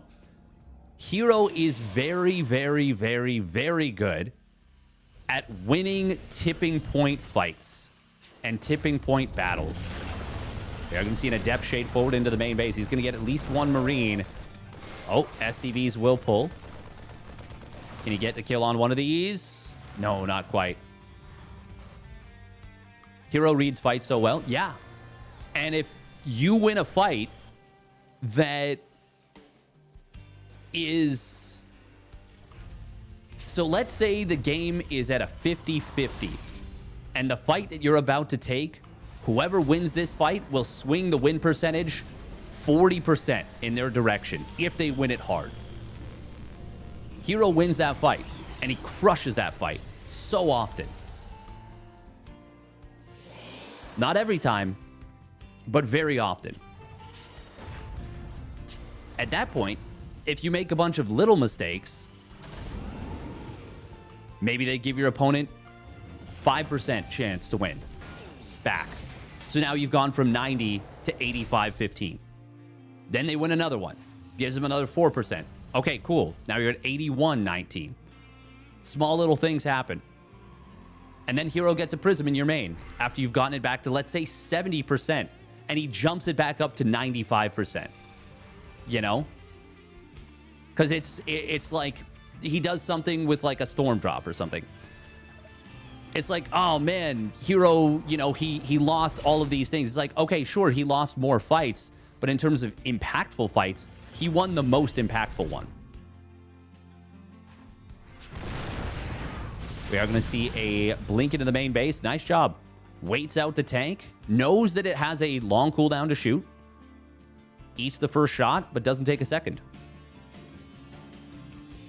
And he gets himself an SCV kill technically for free. Assuming this Stalker regenerates its shields or has the time to, which it, as you can see, it's already gotten most of its shields back. In the bottom right, it is pretty cool how you can tell. Yeah, it's like basically back up to full shields at this point. You can tell based on the wireframe, the thing just gets thicker. And herO doing a full rotate now into the natural. And herO wasn't necessarily prepared for that. Now a little blink into the main. Okay, this time he does get distracted by the Raven on the other side of the map. But did he kill the Raven? Yes, he did. 3 probes and a Stalker go down, sure, but he still gets 2 SCVs and kills that Raven. And I would say that is just fine. This is a short map, though. And Cura is going pretty heavily committed. Charge is done. 8 gates going to be online. We've got massive chrono into gateway production as herO recognizes, oh, this is a big push. This is going to hit hard. Combat shield's now completing.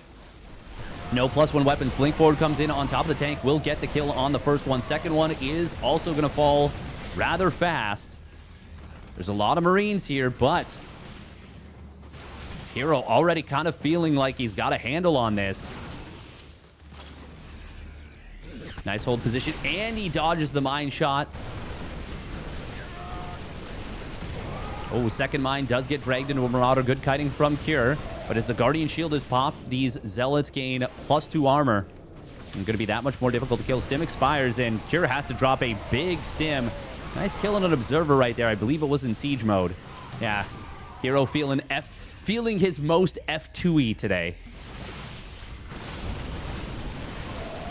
We are going to see a blink forward in on top of the bunker. That will get taken down, and herO has held and is going to inflict massive, if not game-winning damage on the other side of the map. He's now the one with the upgrade advantage. herO, I think, would not have felt confident to take that fight if +1 weapons was done for Cure, but it wasn't. And so the Zealots were very survivable. I think you recognize that quite quickly. That, wait a minute, you've got a big army, but it came at the cost of a crucial upgrade that is really necessary to clear those Zealots fast. It's a good question. Would that have worked if he pulls the boys? Maybe. Kind of feels like it.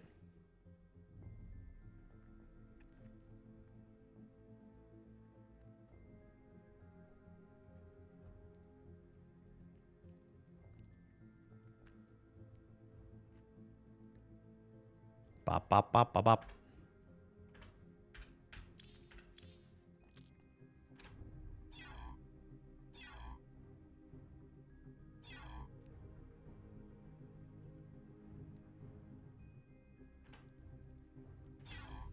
All right, what's going on with Clem and Sola? Okay, 4 minutes into that one.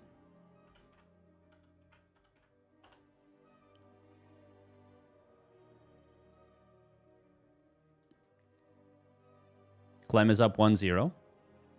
But it looks like Solar...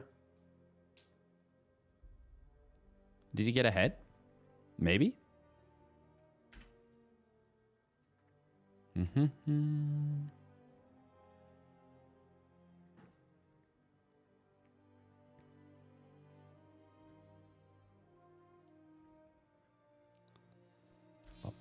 bum, bum, bum, bum, bum. Do, do, do, do, do, do, do, do. All right, we got to run 3 minutes of ads.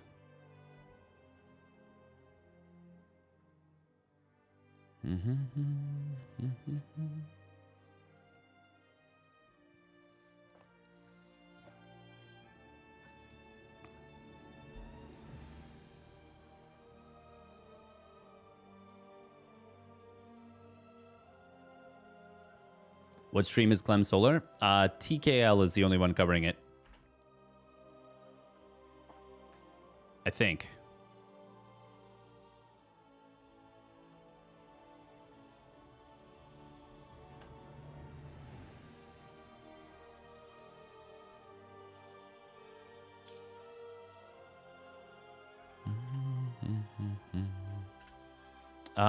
Who knocked out Showtime? Oh, Showtime no-showed, apparently. So you got walked over against Ryung. But he's here.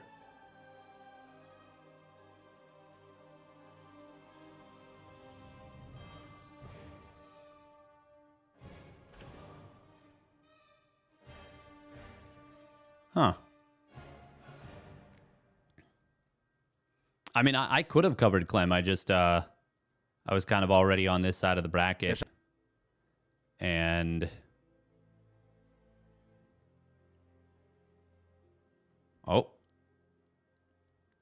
Oh, is Clem about to kill Solar? Yeah, I think Solar's dead. Yeah, there's like nothing on the... Yeah, no, this is game over. Solar's got no units out. Okay, well. That didn't last long. Perceive took a map off Solar earlier too.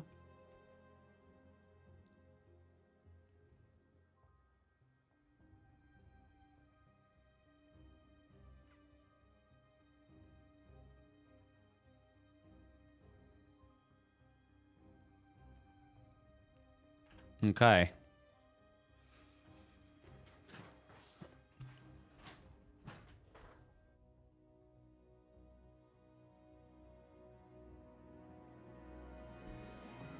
Perceive. I can seem confused. Yeah, because it shouldn't be possible.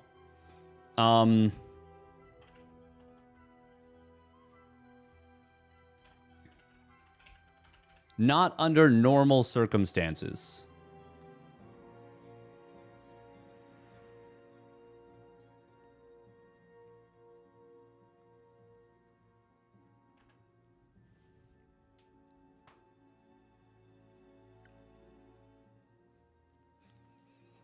Someone capable of, well, someone that is at Diamond MMR or that is losing to other Diamond players shouldn't be capable of defeating Solar. Yeah, it doesn't necessarily matter though, Sinista, because you need to be able to out micro your opponent. Isn't Perceived like 5k? No, he's like sub 4.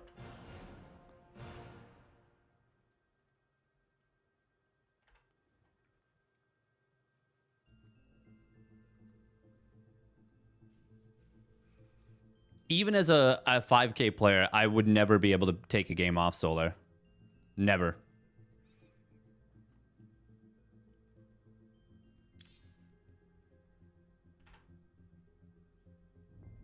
What was the build? I have no idea. The thing is, we've also had apparently them play Terran and sometimes... Is it more expensive to stream in 1440p? No, it's I just can't I just don't have the output for my particular setup. Otherwise I would be able to. ZVZ best of 40? I'm not even sure, honestly. I'm not even sure if I'd be able to. Yeah, I'm not 100% sure what the build was, Hatterwog.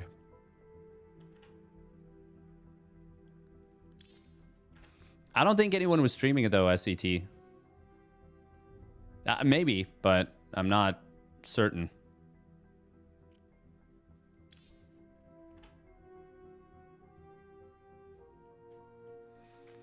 Let's just say I'm far from the only one who's noticed that Perceives games are erratic to a level that isn't necessarily possible. What this is functionally is someone. So this is probably the best way to put this, that people will understand why it's so insane. This is kind of the equivalent of someone who's able to fight an MMA fighter to a decision without getting instantly knocked out, but then will go up against, let's say, a kid on a high school wrestling team. A very good high school wrestler, we'll say, but not even necessarily the best player on their high school wrestling team.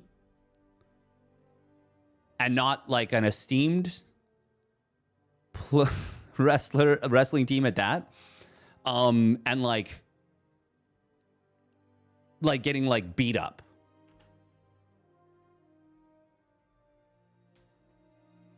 Yeah, it's just very strange.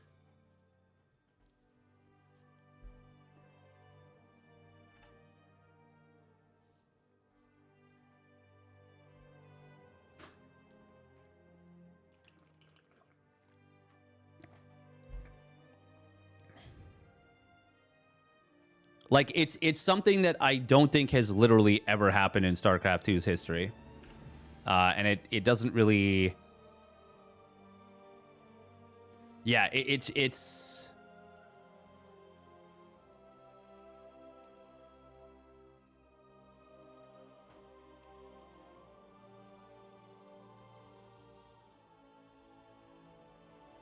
It's very confusing.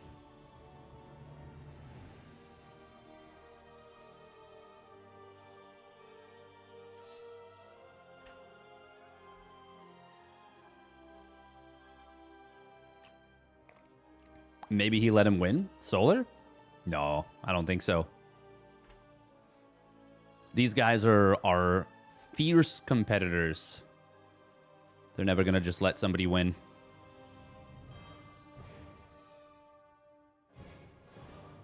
Should watch the Perceive vs. Bully games from Pigasaur today. Pig streamed the series. I have no idea. Some people,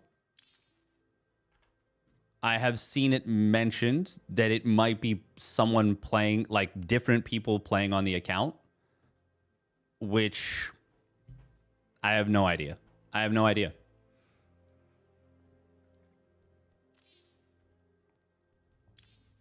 But even going, honestly, even dropping a map to Bully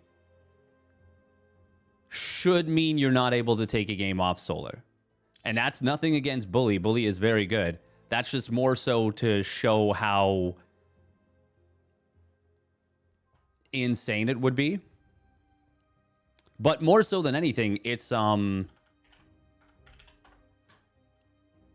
if you look at Aligulac, it's Perceive has dropped multiple series to like legitimately diamond level players.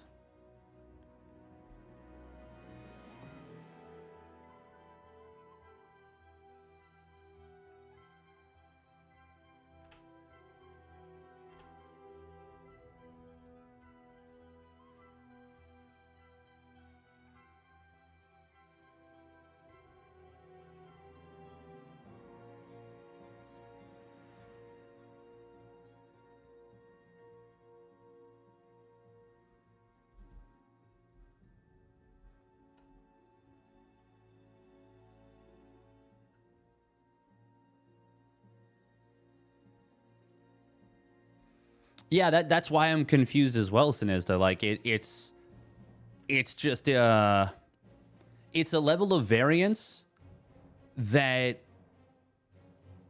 honestly, if StarCraft 2 had that level of variance, I wouldn't necessarily even be against it. It doesn't. It just doesn't have that level of variance. It's just genuinely confusing. There's just too much mechanical requirement, like too much micro requirement, too many inputs that you have to make.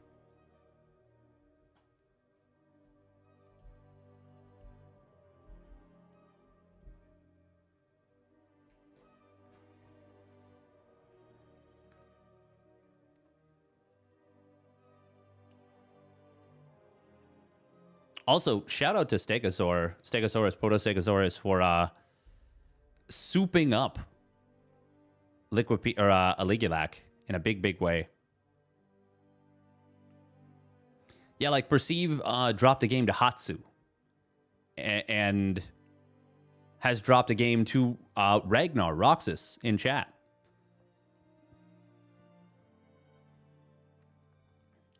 But then took a game off of Rogue like the same day.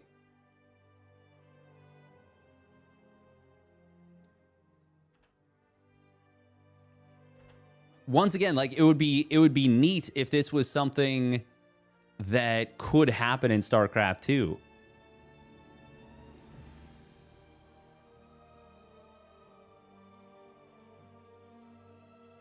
But like there's just never been a player like that is capable of that much variance where you can drop a game to a diamond player and then take a game off of a world champion that day.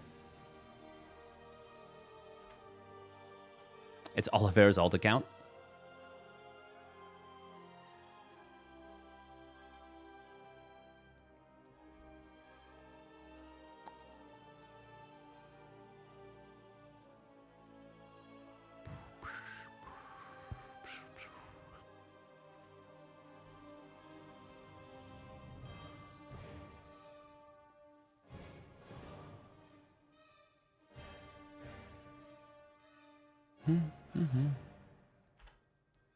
Yeah, I'm genuinely like trying to parse it is, yeah, it's very difficult to get a grasp on it. herO and Clem should just have their own separate tournaments. We are just waiting, by the way, for the next series, or I guess next game to start. Homie, I believe, is covering Shin versus...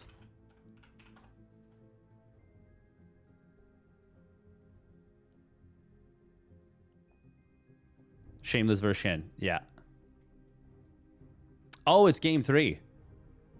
Looks like Shin is going to win it with a Hydra play. I think. Yeah. He's got it.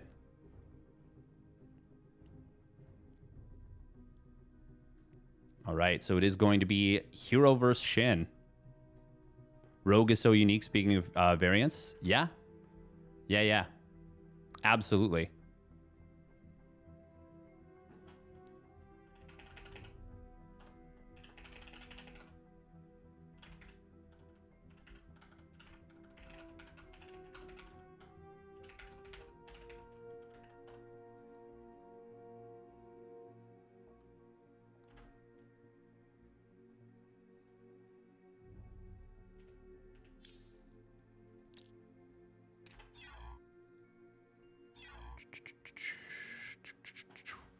Okay, herO versus Shin.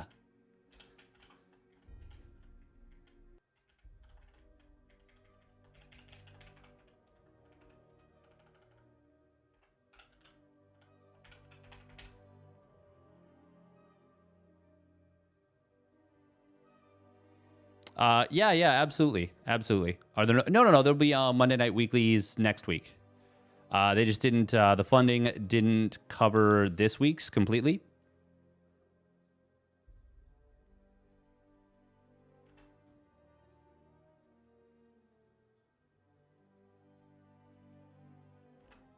Bum bum bum bum bum bum. Do do do do do do dun dun dun dun. Who are you talking about versus Solar Upset? A Korean player who came out of nowhere, called Perceive. Don't really know too much about the details, other than, yeah, he has somehow taken some games off of players that are like crazy higher MMR, while also dropping games to players that are right around their MMR. Which, that part makes sense, obviously.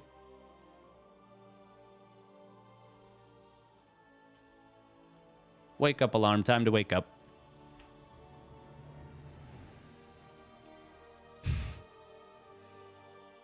But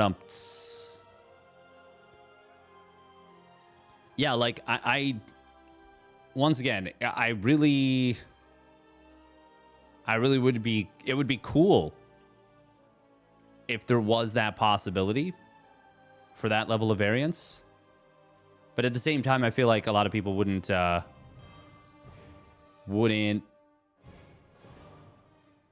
want that necessarily in StarCraft 2. Shin keeping the Zerg dream alive.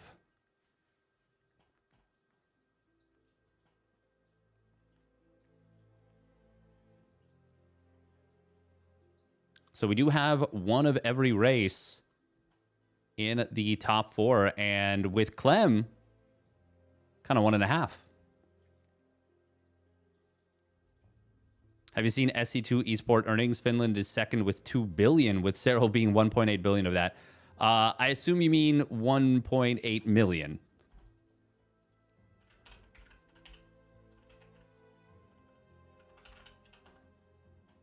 Esports earnings.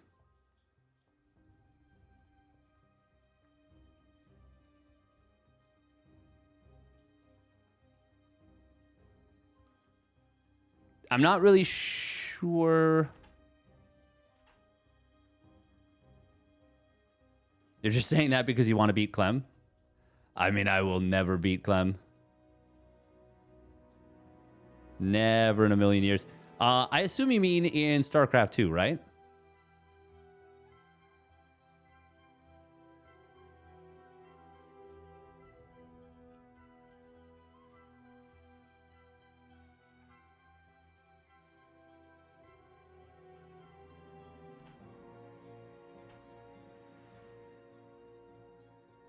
Okay, yeah, in StarCraft 2 by country.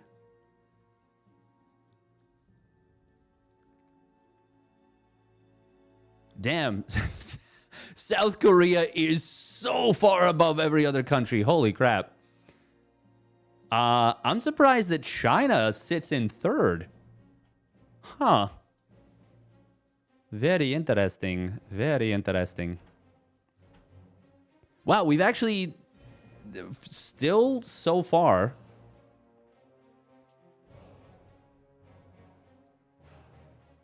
Damn. The following players may not have necessarily competed in this game, but have contributed to the competitive scene in other ways. My face when I'm not on the list. Sad. Oh. Zombie Grub is also not on the list, though. Huh. Interesting. But they got Tempo on there. Red Eye. Destiny. DJ Wheat Flow is on there as an observer. Grubby's on there as an analyst and commentator, despite the fact that he's won tournaments and was a bona fide pro, like a proper pro, like not... Oh, that's funny.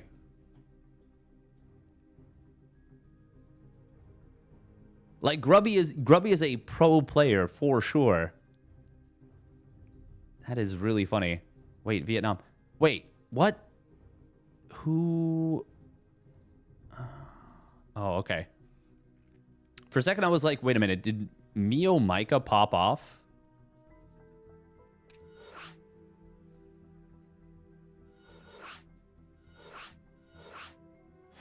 In Age of Empires 2? Did an AI write this? Like the players or the relevant peeps?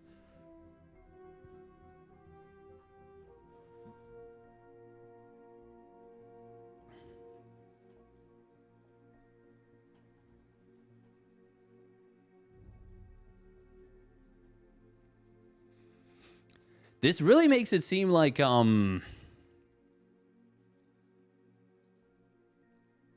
America dominated the commentary game for StarCraft 2, which I guess kind of did with Tasteless and Artosis in control as well, Nathanius. But like...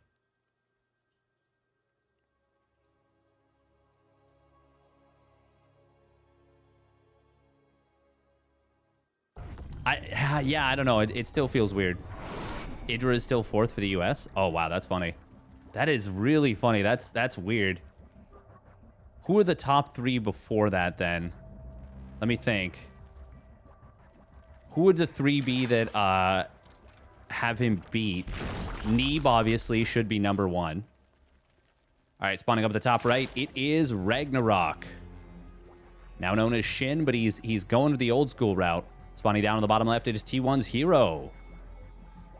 In the red. Okay, Neeb would be number one. Then Estrella number two. And then who else? Thinking of dominant American players. Kind of an oxymoron, am I right? Hang on. I'm not locking in Estrella at number two. I think I'm locking in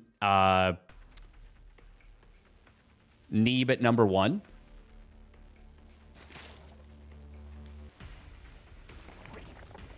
Who's done like very well? Zerg players, Terran. Wouldn't be Future, no. No, he hasn't won any like big tournaments.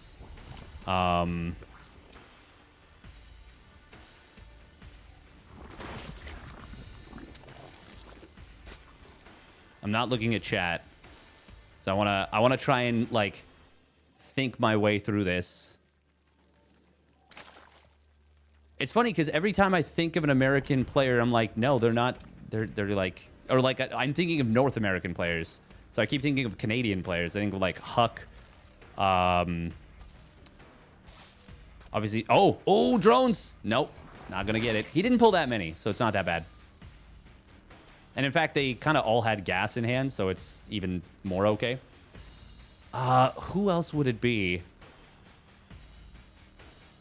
Neeb Estrella. Is there anyone that did really well from America? I mean, Sheth was good, but I don't think he ever won any huge tournaments. I'm like consciously not looking at chat, but I can see in the corner of my eye messages popping up. It's probably people saying cast the game, steadfast. Starfast. Stead slow.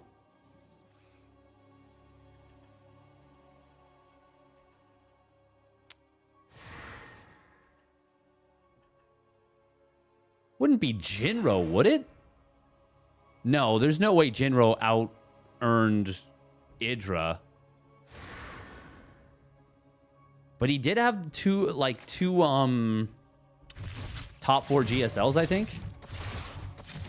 And that was back when GSL had pretty big prize pool. No, there's no way it's Jinro. It couldn't be.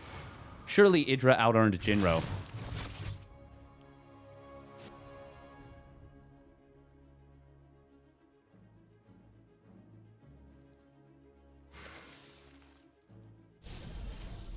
We're going to see a very quick third Nexus. No, not that fast. He just has the probe over here quick. I mean, it's still going to be quick, but 336 is still very fast. Just before second gate. But he didn't cut the second or third unit for that matter. It's kind of interesting, actually. Getting all 3 units, but delaying the second gate just slightly. Shin droning pretty hard here. Oracle will be just kind of parks its booty, looking for any errant drones that might be snipeable. I don't know if you want to dive into the natural here with that. We're going to see a big transfer over to that third base, but we will need to see an interception on this Oracle to keep this safe.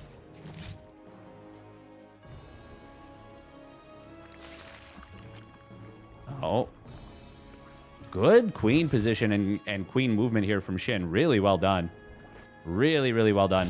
That Oracle putting a lot of strain, but not finding an opening. I got a sneeze. Dang, didn't hit the mute button. I'm so sorry. There was no Zerg players that were super dominant from North America or from America. Probably the closest was actually Gosu user. Oh, that's the most denied hatch of all time. A lot of energy being used for that, though, between the revelations, the pulsar beams being activated. We're going to see the hatch getting taken again. It is a fast hatch at the natural. And this does allow you to get a wall set up if your opponent is going for, like, Glaive Adepts. It's not going to be that, though. Going to be seeing Blink. Stalkers warping in at the third. +1 melee is on the way. Did it get spotted here with the Evo? Yes, it did. And a very fast Templar Archives. Thank you, Hatterwog.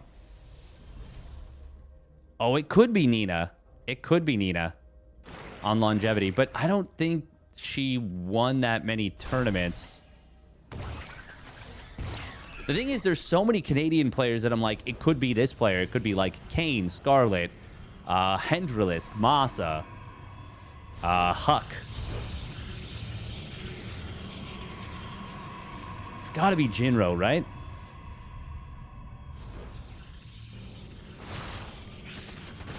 Oh, Duck Duck. I remember Duck Duck. Ling's not going to be able to get really anything done here. Jinro. Jinro is Swedish. Yes, you're right. He is. Oh, that's so goofy. Yeah, he's Swedish. And there we once again come to what I was talking about. Of like, what American players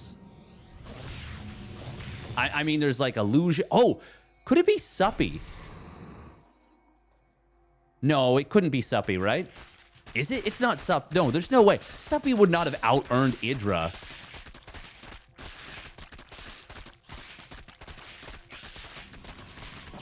Are there any American players that had like a big BlizzCon? Couldn't be Vibe.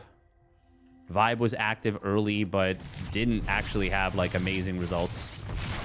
Oh, nice snipe on a queen. Finds it isolated. There was no energy to transfuse. I legitimately can't think of who it is. Suppy was a cool kid. Yeah, he was a cool dude. Superior Wolf. herO just getting some very nice small trades here, there, and everywhere. But they're pretty much all going in his favor. And by pretty much, I mean they just are. It's like a 300 to 400k difference between them and second place. Yeah, Neeb and Scarlet led the NA scene super, super hard. For sure, I'm definitely right about Neeb being first place. That I'm... Maybe Jon Snow? No, there's no way Jon Snow out-earned Idra.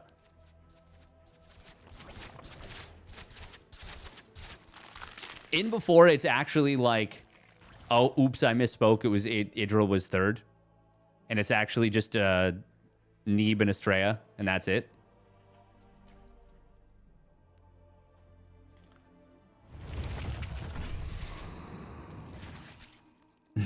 Nice job, Meal Solutions. Well done, well done. Neeb, Estrella, and Nina. Really? So Nina did out-earn Idra. Wow, wow, wow, wow, wow, wow. Okay. You know what? I guess Nina was getting like... second, or well, like third, fourth place. Yeah, by longevity. That does make sense. Yeah. Ling's looking for an opening here. herO does have a unit in the wall. +1 air weapon starting up. Second Stargate already done. Third Stargate now in production. Fleet Beacon already done, and the first two Tempests are on the way. We're going to see Shin going for Lurkers, Hydras, getting that lunge. Oh, he is going to find 1, 2, 3 Oracles. And just like that, oof. Oh, thank you, Sinista. Just like that, that's a pretty nice find. Storms would be good here with the high ground, and they will get dropped. Seismic Spines is done. No adaptive talons, obviously. God, these storms actually hitting the lurkers super, super hard. Big storms coming through. That's going to be able to kill multiple lurkers and really blasting the crap out of these Hydras. Now, with all the Oracles down, it's actually pretty awkward. We are going to see the Tempest getting saved by the shield battery. Lurkers get some good value. Oh, nice kill on the Observer. Losing those Oracles was actually so brutal. He really only has Storms to consistently hit these Lurkers hard, but they are hitting the Lurkers super, super hard. Very underrated. Storm on Lurkers. Very, very underrated. Shin is still maxed out, but as another Observer shows up, this will be a cleanup. There's one Lurker here. It is hitting the probe line, but that's not enough. Nowhere near enough. herO holds comfortably, I would say, on 4 bases. And yeah, now he's up to 5 Tempests. Adaptive Talons was started after this. Very cheap upgrade. He honestly could have afforded it during all this, and it would have made repositioning the Lurkers against the Storms a hell of a lot easier. Now we've got a big Zealot run by on the other side. This is going to get defended against. Spines in the mineral line. Oh, Zealots. They want to turn around and go on these Hydras. But there's an overwhelming number of Lings there, and Shin will push this back and, well, clean it up more than anything.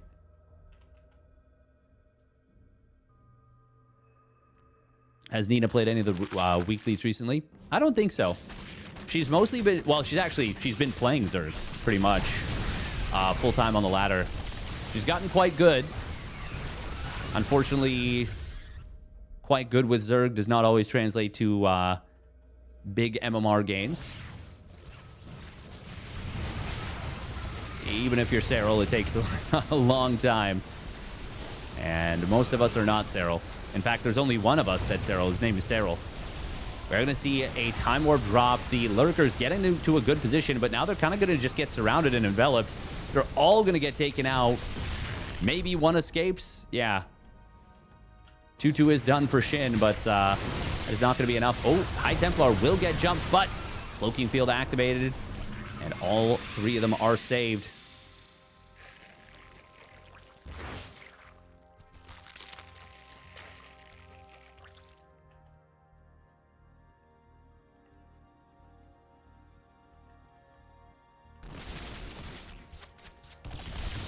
I think Nita's was looking for the challenge. Max Protoss, herO. Yeah, this is looking extremely good for herO right now. Shin does have units on the other side of the map, but he cannot touch the army at home. That is a big problem, obviously. And I do believe this army is strong enough. Hang on. Lurkers are a bit of a problem. And with +2 Carapace done, the carriers are not going to be amazing against the Hydralisks, especially with only +1 attack. But now +2 air attacks finishes still. Hydras can't hold their own in a fight. The main problem is... well, actually, hang on. Looking at the eco situations, Shin's got a big eco lead after that counterattack. And herO did recall out. Now we're going to have +3 missile done. This might actually be winnable for Shin here.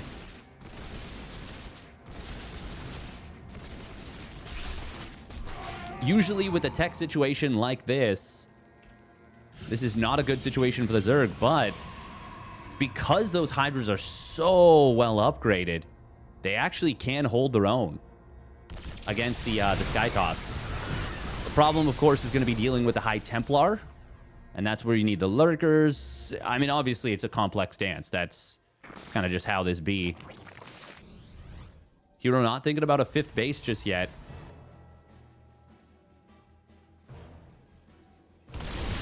He's still got a little bit of time before his base is all mine out, but not a crazy amount. Main base and natural getting very low. Oh, and that, in fact, main base just finished mining for minerals. He's at +3 air. I don't know if he feels he can afford it. I feel like herO might be thinking he's on a bit of a timer, which he kind of is. This is a big counterattack here. Recall is on cooldown, but the units are running back home. Running and flying. If Shin can get out of here after killing this Nexus, this would actually be pretty nice for him. But he needs to get out of here is the thing. Tempests do kill the high-yield base on the left side. That's a nice decision from herO to leave those behind for that. He realizes he wouldn't need the Tempest at home to defend. Storms do get dropped in large numbers. Shin is able to escape out of them, but... does he have enough to hold at home now is the big question. He's got to give up this base, but at the same time, if he does, that's a lot of his eco lead kind of gone. However, he might have given it up too late. Oh, the drones! Yeah. herO getting some massive blasts. Kills 11 drones right there. And Shin cannot afford to replace them. Meanwhile, herO now taking a base to the left side. There is a crazy number of Corruptors now on the field. What? Are there any Vipers? No. And Corruptors against this many Archons, this many High Templar, this is not going to be great. They need to do more than just piss down a Nexus. Oh, Lurkers at the top of this ramp will be scary. Cloaking Field was activated. And it's actually going to go on cooldown for 50 seconds. It's about halfway done its duration.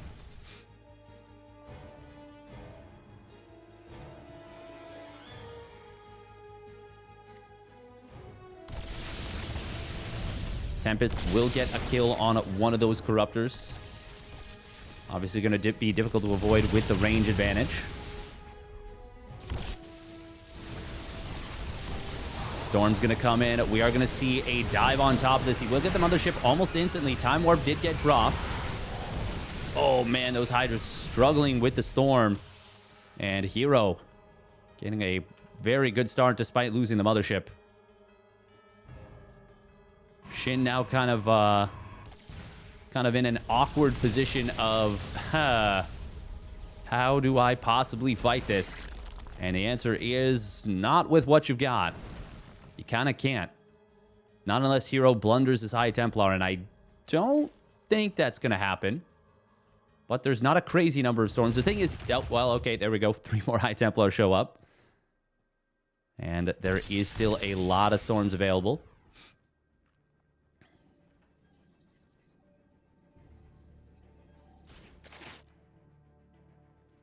Finally, Vipers being added in. Here's the revelation. He's building an Oracle now.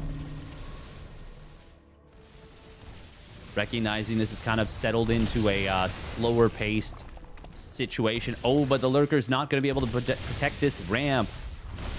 Siege coming in on the Observer. Will go down. Storms are more than decent on the Hydras.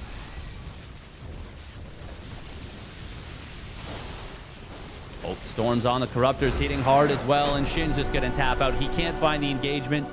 Can't find the position. And GG is called. herO takes it. 1-0 lead for the Proton.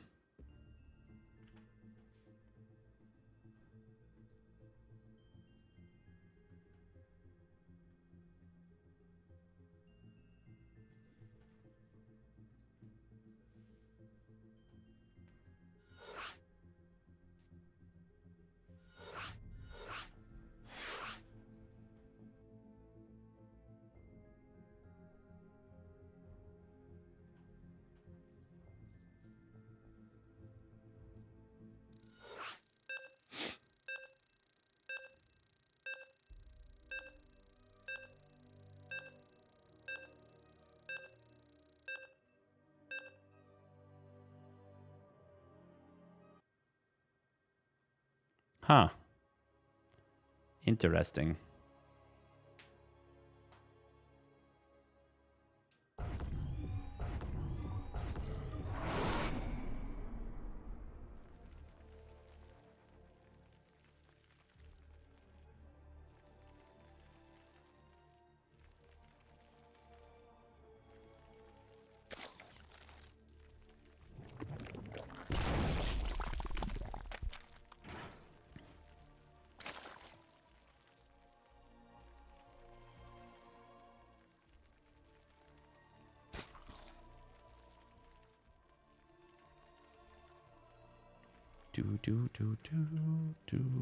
All right, we got to get into game. Thank you, Sinizda. All right, here we go. Spawning up at the top left, it is Shin in the blue, and he will get his hatch down. Despite this man sprouting the right direction, it is T1's herO in the red.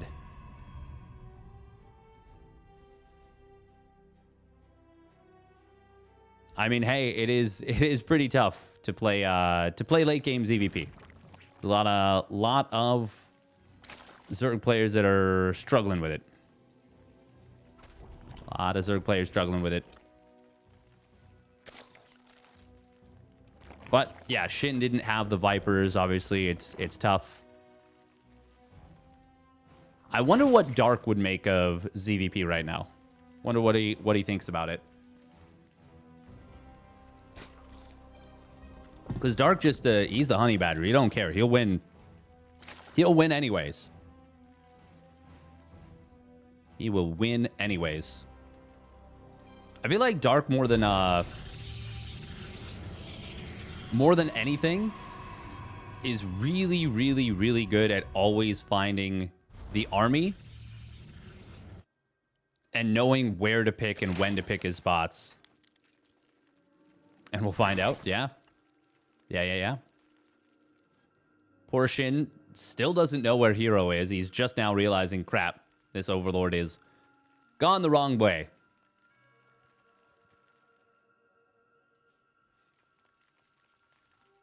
Well, I think versus Protoss, Roach Ravager is not gonna... I don't think it's gonna be too difficult. I wonder if Stefano were still playing, if he'd still be forcing Swarm Hosts. When he was playing the Swarm Host, it was a completely different unit than what it is now. Completely different. Dark is in the army. He is. He is. Should be back relatively soon. I want to say 6 to 7 months.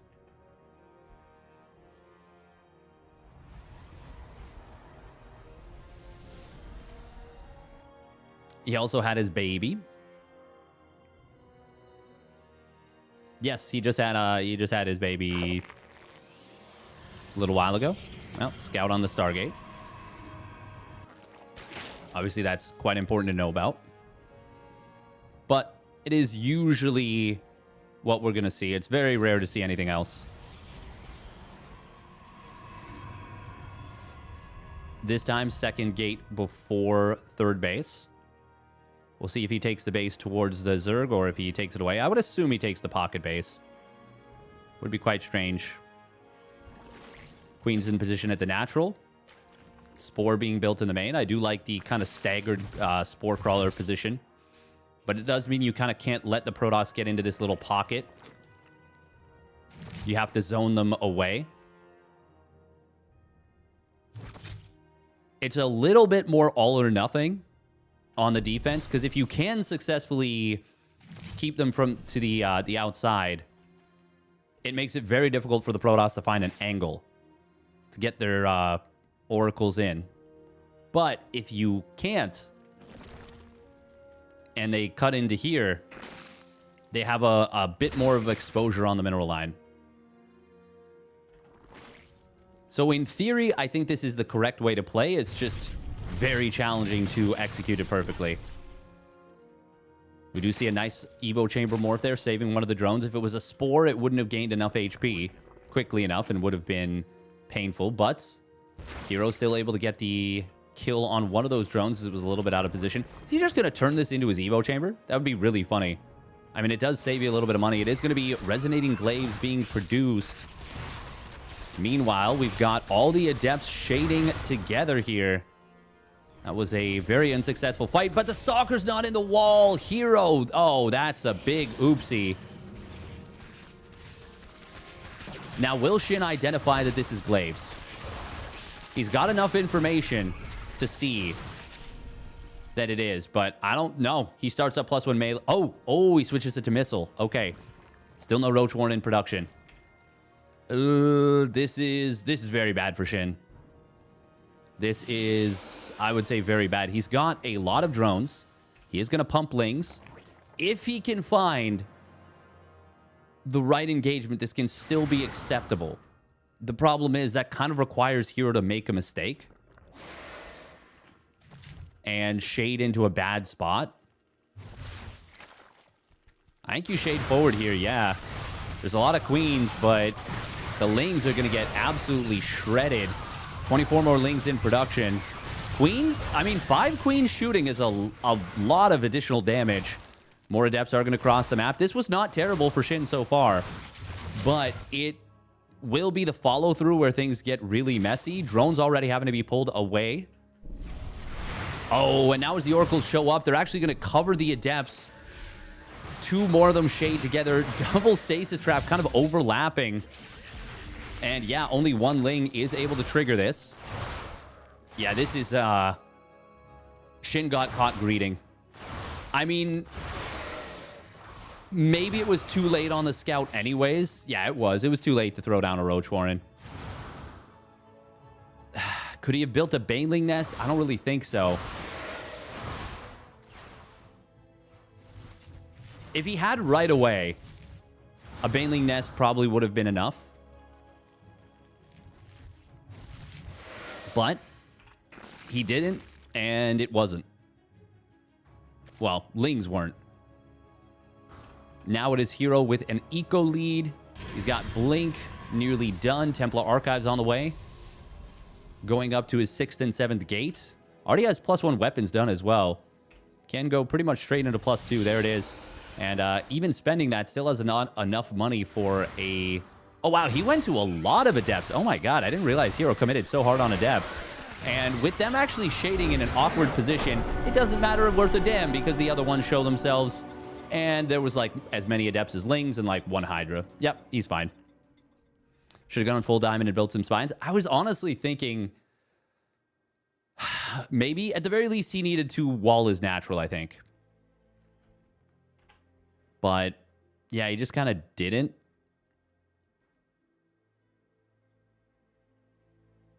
And it is herO advancing to the finals. Are Byun and Ryung still battling? Wow, a 32-minute game between Byun and Ryung. Holy guacamole. All right, we got to run a few minutes of ads. We got to run, I think, 3 minutes. Honestly, that kind of situation where you see the glaives... Yeah, it's tricky. It's tricky if you don't know... If you don't clock it, if you're not prepared right away. Does Nina still play? She does. She plays Zerg, though.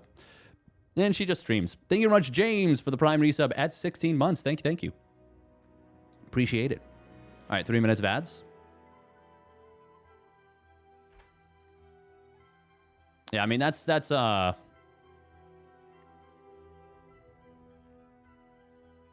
to go straight into Hydras is always a difficult task.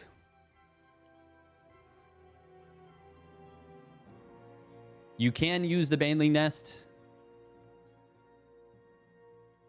but it's also tricky.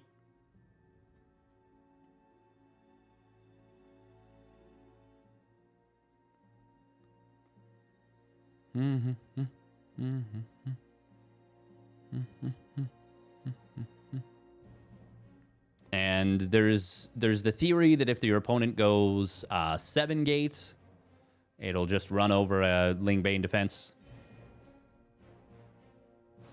Now, he scouted and he knew that that wasn't the case, but once again, no Baneling Nest.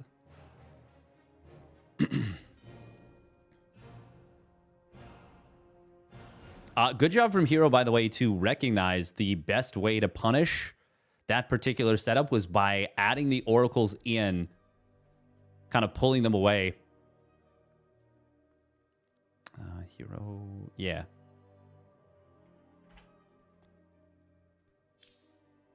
"34 minutes now, damn.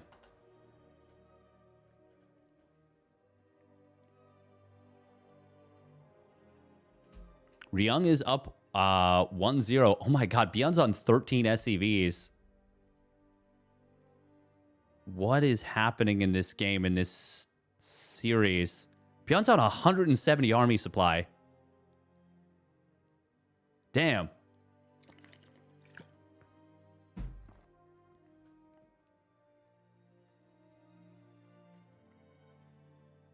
What map in the series?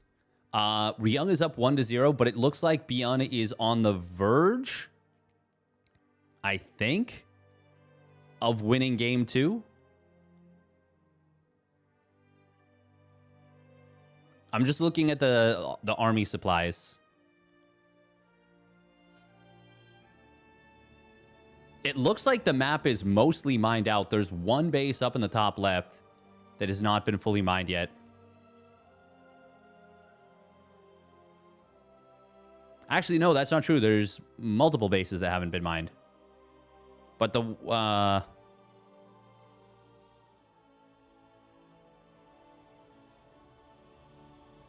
what does Ryung have in terms of... Oh, he's got Ravens. Huh. Yeah, without having access to, like, what the... Well, I guess the upgrades are shown. Not 100% sure. TVT does seem like such a cool matchup. I wish every race had a siege tank-like unit. That doesn't just mean a siege unit that is... that doesn't mean a siege tank. But something that is really, really strong. Like, I think Zerg kind of has it a little bit in the form of the Lurker. But I feel like it's too strong versus Zerg. And I feel like it's not as powerful versus Terran. Hang on, is Ryung winning this? Yeah, no, there's Ravens for Ryung and none for Beyond. Oh my god. Yeah, Ryung is winning this. Ryung's won this. Holy shit. Yeah, Beyond is dead.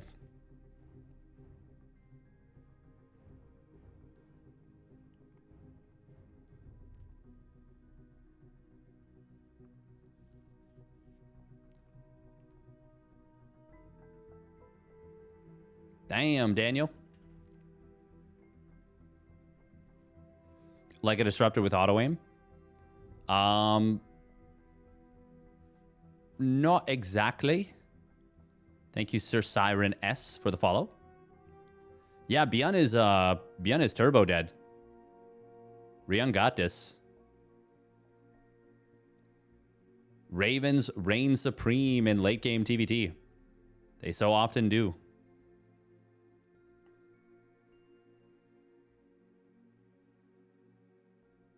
Wow, they have passed 150,000 resources lost in total. Like a Reaver. The thing is, Protoss kind of already has something that is a really supply-efficient defensive unit that you can warp in a pinch, and that's the High Templar. It's a 2-supply unit that, with energy recharge, can instantly drop a Psystorm, you know?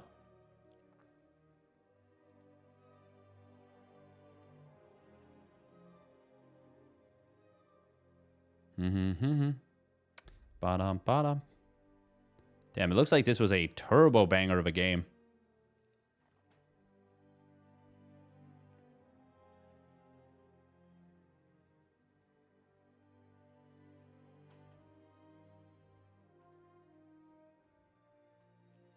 Think they should make it so the disruptor does more damage the longer the ball is on a target?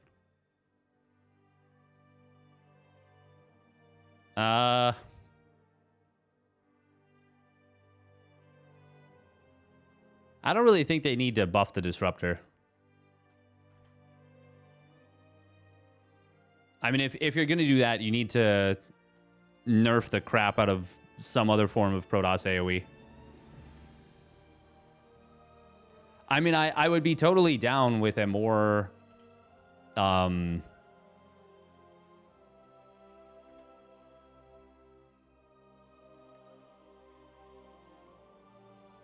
change it into like CC or something. You can make an argument for that.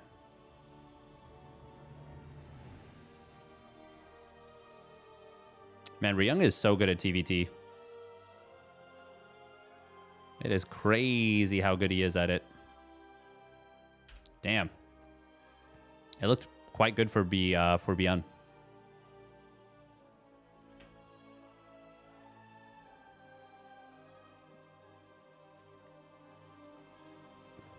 I mean, the Disruptor's gone from PvZ because High Templar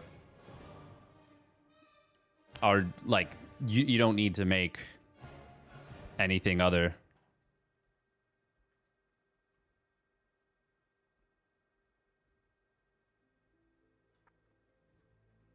I mean, I would say that without High Templar, you still wouldn't necessarily make Disruptors, but...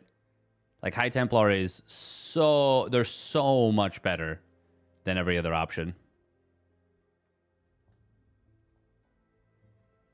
Like, drastically. Okay, so now it is going to be Clem versus Ryung.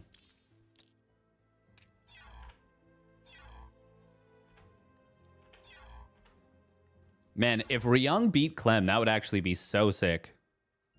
Archons are fantastic as well. Yeah. Yeah.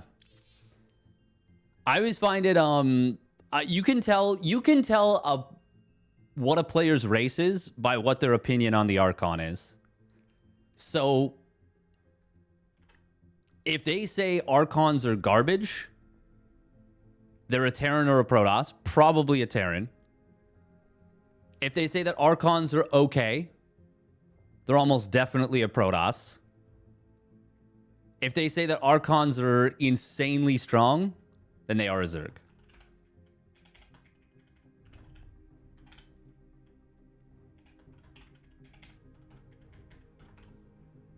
It's just so simple. Archons are pretty bad when they only have 10 HP. I will agree with that. I will agree with that. As they will tank so much? I mean, no, that's a big reason, but not 80%. They also just make it so you can't engage into Sky Toss if they're positioned correctly.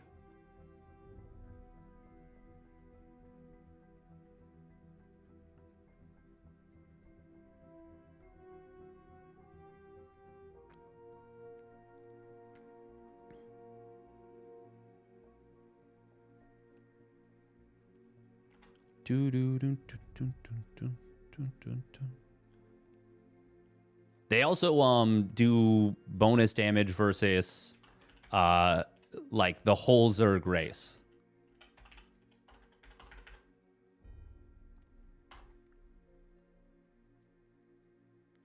Protoss doesn't get punished enough for standing in their own storm. They do more than they used to, but still not. They don't get hit as hard as the other races by storm for sure. To me, I just don't really know like what the comp is versus Protoss. Like, I think you need to be super, super, super flexible with your composition.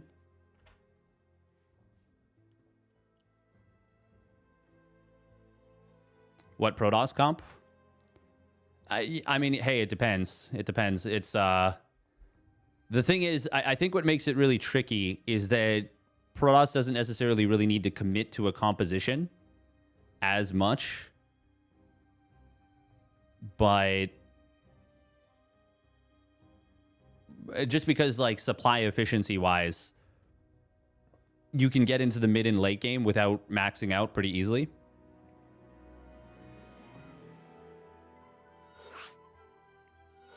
Whereas a lot of the time, the Zerg,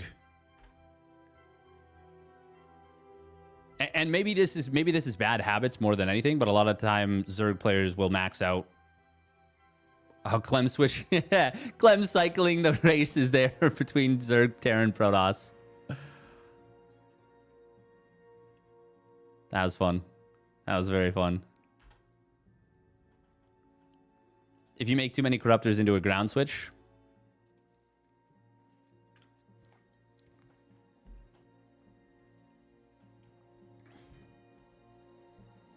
I mean, sure, yeah. If you make too many corruptors into a ground switch, absolutely.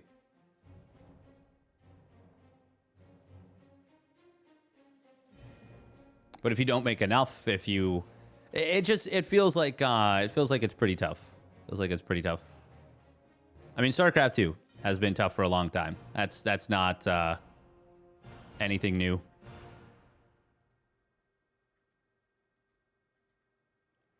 Who would be the 3 players for each race that you'd like to see in SC2 still? Players who retired at some point. I think Taja is a really cool player. Taja was really, really freaking cool. I liked Taja a lot. For Zerg, probably Stefano. You think you want Polt back? Polt would get bullied hard.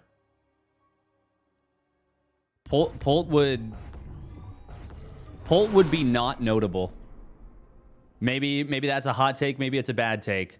I think Polt would get rocked. I think you overestimate Polt, Giant Orange. I think he would get rocked pretty hard.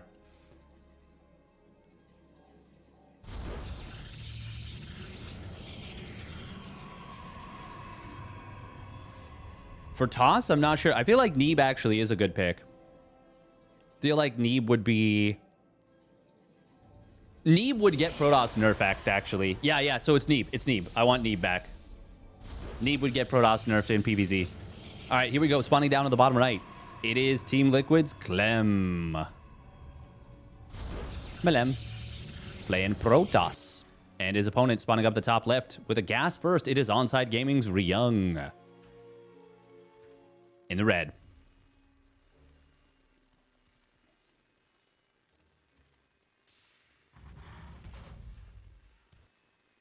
No, I think Polt is very good at games. I just don't think that he would be able to compete with the mechanical dominance of so many of the players that are really good now. Polt is a very smart player. But I don't think he would be... I think you would be sad to see him play now.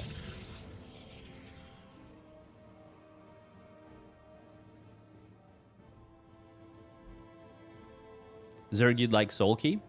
Soulkey was crazy good mechanically. He was really, really good mechanically. It was super cool to see.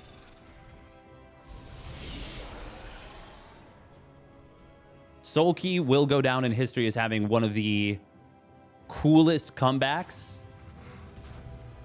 in a tournament ever that was almost ruined by like the dumbest stuff.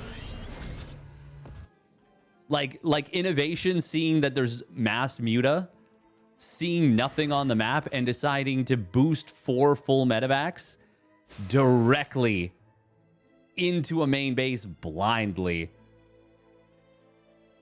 And then just loses all 4 in game 7. And it's like, oh, this was really impressive from Soulkey, but also, what are we doing?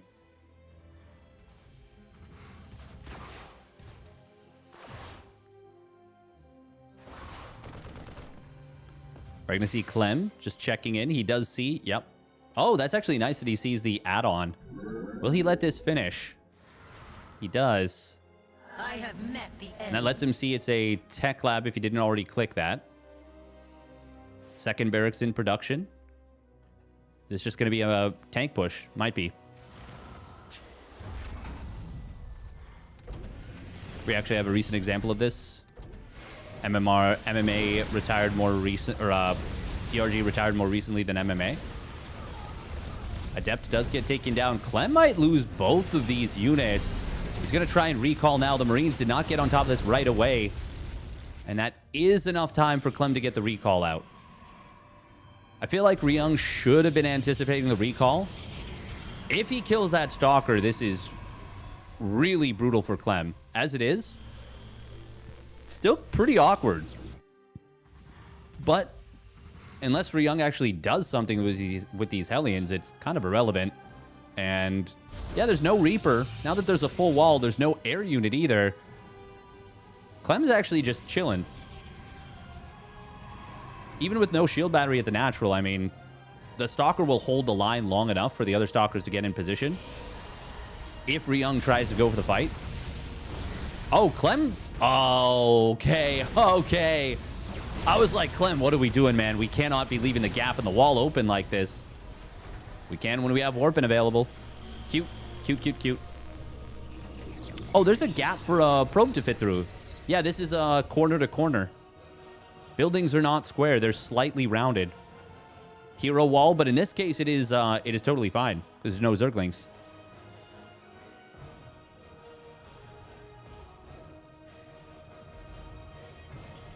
Actually, that's not true, UAE. Flash was a god in StarCraft 2 for about 3 to 4 months. He was the best player in the world. The best player in the world. I think he wanted to prove to himself that he could do it, and he did. Oh, slick hot pickups there from Clem. Very slick. Yeah, in 2014, he won IEM Toronto. He had better macro than anyone. Literally anyone. It was 2014. There was a period of time where he was just legitimately better. No, Clem! Oh, my God. Oh, Clem getting caught. Clem getting caught. He had units right there. The old man out multitasking the young gun. reyoung was like paying attention for that, and Clem didn't. SCB's now crossing the map as well with this. Clem is in massive trouble. reyoung, hello? The old man? reyoung Tuna? There's no shield battery. Immortal's barrier already put on cooldown. The shields are already down. Oh, we are going to see a blink forward as two of the tanks on siege. They don't re-siege right away. One gate will fall. Charge is getting very close to completing. Combat shields is done, but there's no stim.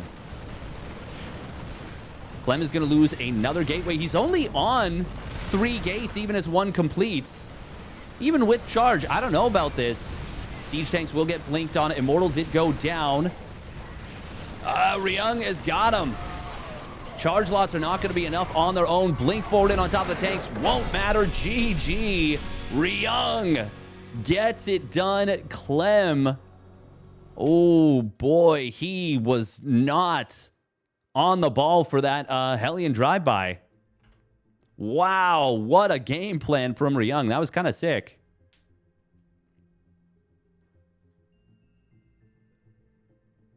Damn.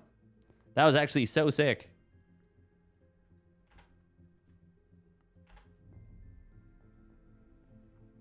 I was genuinely not expecting that.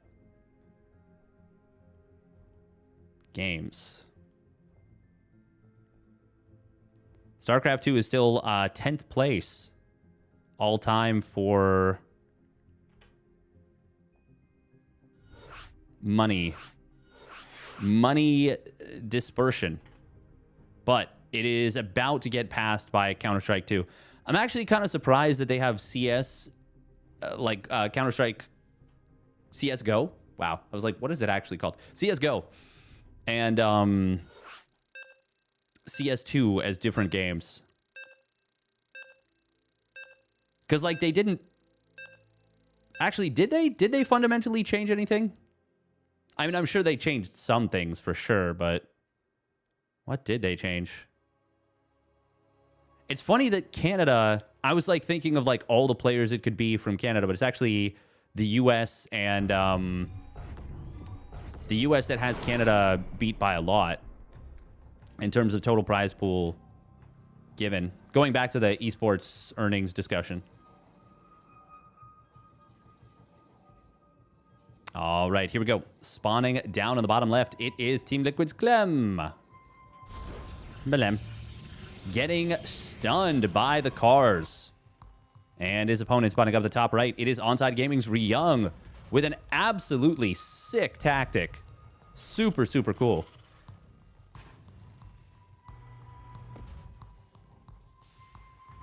If Flash played SC2 just on the ladder for like a year, what MMR do you think he'll get? It depends what ladder. At least 6.5k, I think.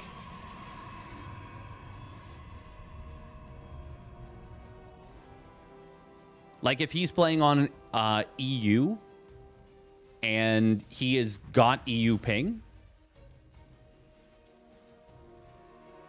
The thing is, it would depend a lot on how his wrists held up. For sure.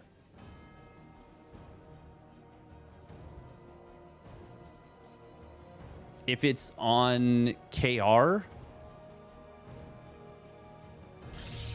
like 6-3 for sure.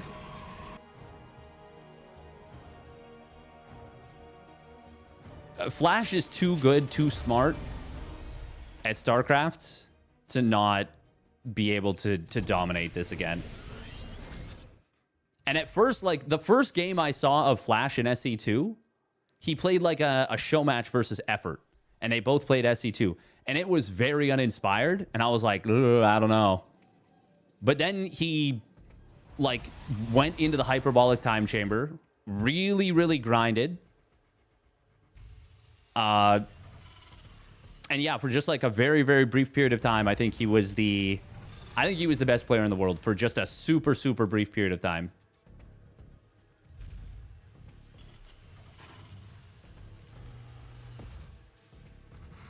Think herO, masterful, etc. cook him? Maybe. Maybe. Think it might be revisionist? I mean, if you look at the lineup that he took down, the players that he destroyed,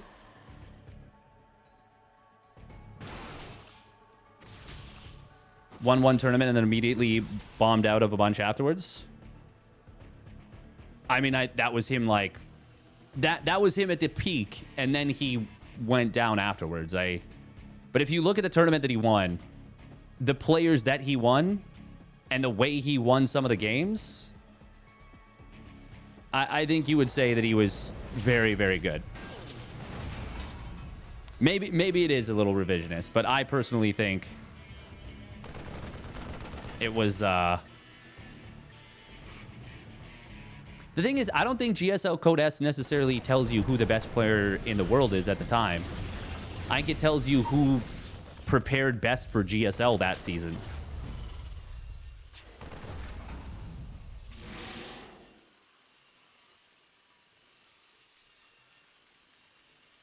Clem, up 8 workers. Oh, we're going to be seeing Hyperflight Rotors Banshees.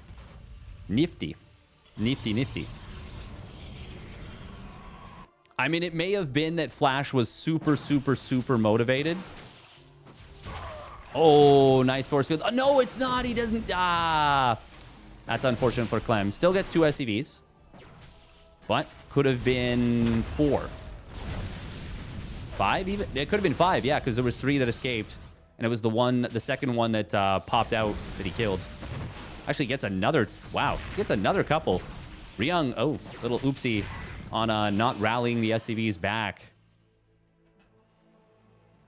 He's still got another SCV rallied out. Force field is available right now. If Clem drops it, it could be unpleasant for resumption.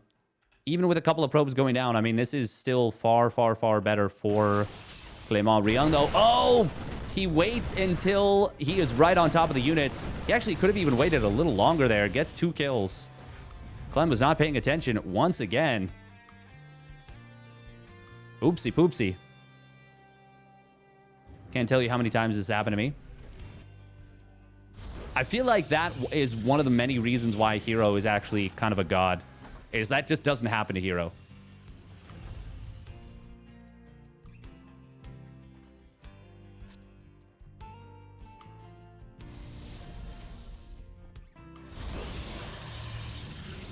Other thing happens to... Yeah, herO happens to herO.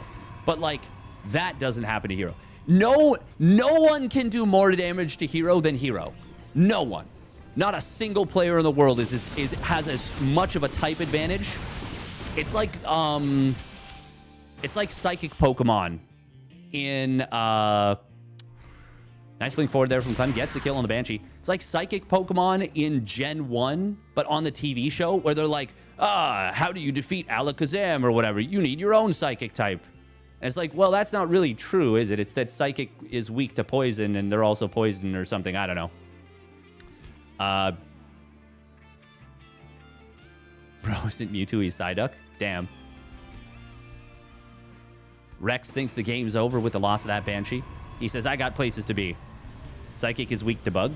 Yeah, that's what it actually is. And Dragon is weak to ice. But nobody knew what ice type was. They just knew that you could, I don't know.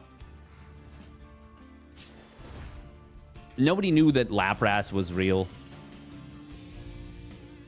Nobody had heard of Ice Beam. Bugs, Ghost, Dark. Dark didn't exist in Gen 1. Heaven. God. I bet you don't even know that obscure fact. I actually was so excited to get an Umbreon. resumption with the, like, most committed non-committal stim after that Observer. Houndoom and Murkrow. Yeah. Oh, nice pullback there on the Marauder. Gets the save. Concussive Shells in production. There is no +1 weapons. So Zealous going to be decent here.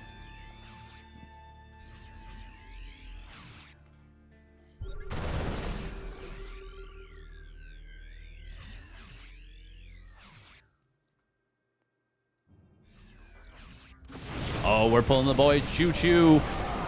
Siege tank's going to siege up. The first one will go down. Second one is going to not get enough kill. Not going to... What? It's not going to get killed. But the Colossus does escape. No repair on the siege tank, but I don't think it matters. I think its army has already been decimated too hard. Yeah, way too many units went down. The SCVs were not doing their job of tanking. The Marines got the tank job. Okay, yeah, Ryung just taps out immediately. Didn't even have a chance to, like, parse the fight. Yeah, Mewtwo in Gen 1 was absolutely the most busted Pokemon. I don't know if there's another Pokemon that was as dominant across the board as Mewtwo was in the first generation of Pokemon. Like, it's actually a cheat code.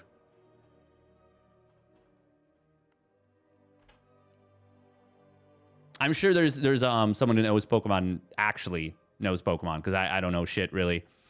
Only big Canadian you know is Scarlet. She's for sure won the most in Canada. Like that, and that can't even be close, I think. But there were some other really good Canadian players. The thing is, I feel like probably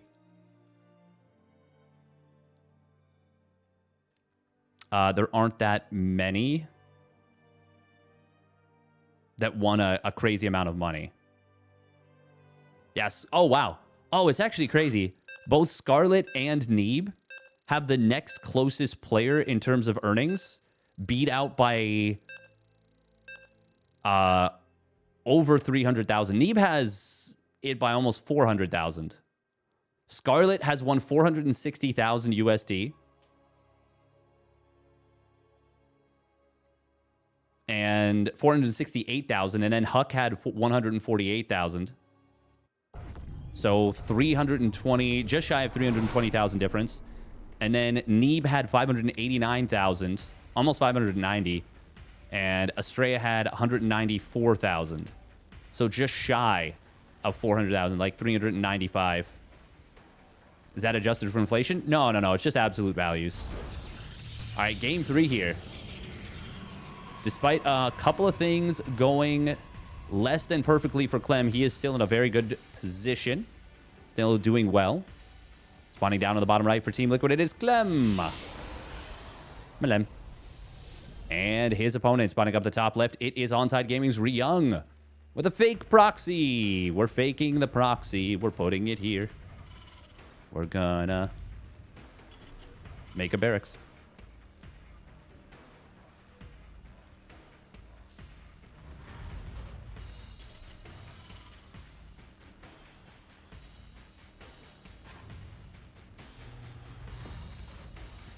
Who is it that does a bunch of J-Rose 11? I have no idea who that is. Does a bunch of one Pokemon playthroughs, and Mewtwo is consistently the fastest at beating the game, I believe. Now, is that... How does he do that? Does he, like... Does he do something to get Mewtwo, basically, from the start? Oh, we've got the patrol line.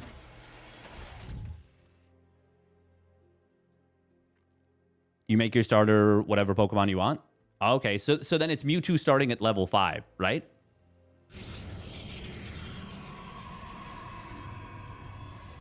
I don't even know what moveset Mewtwo would start with. I know that just stats-wise, Mewtwo is insanely strong. Cute little baby Mewtwo. Quite literally Mew. Meow. Mewtwo's bonkers. Yeah, the stats are just nuts. Oh, wow. Clem is like, you're all inning me. And Ryung is like, yeah. Be ready. Oh, am I?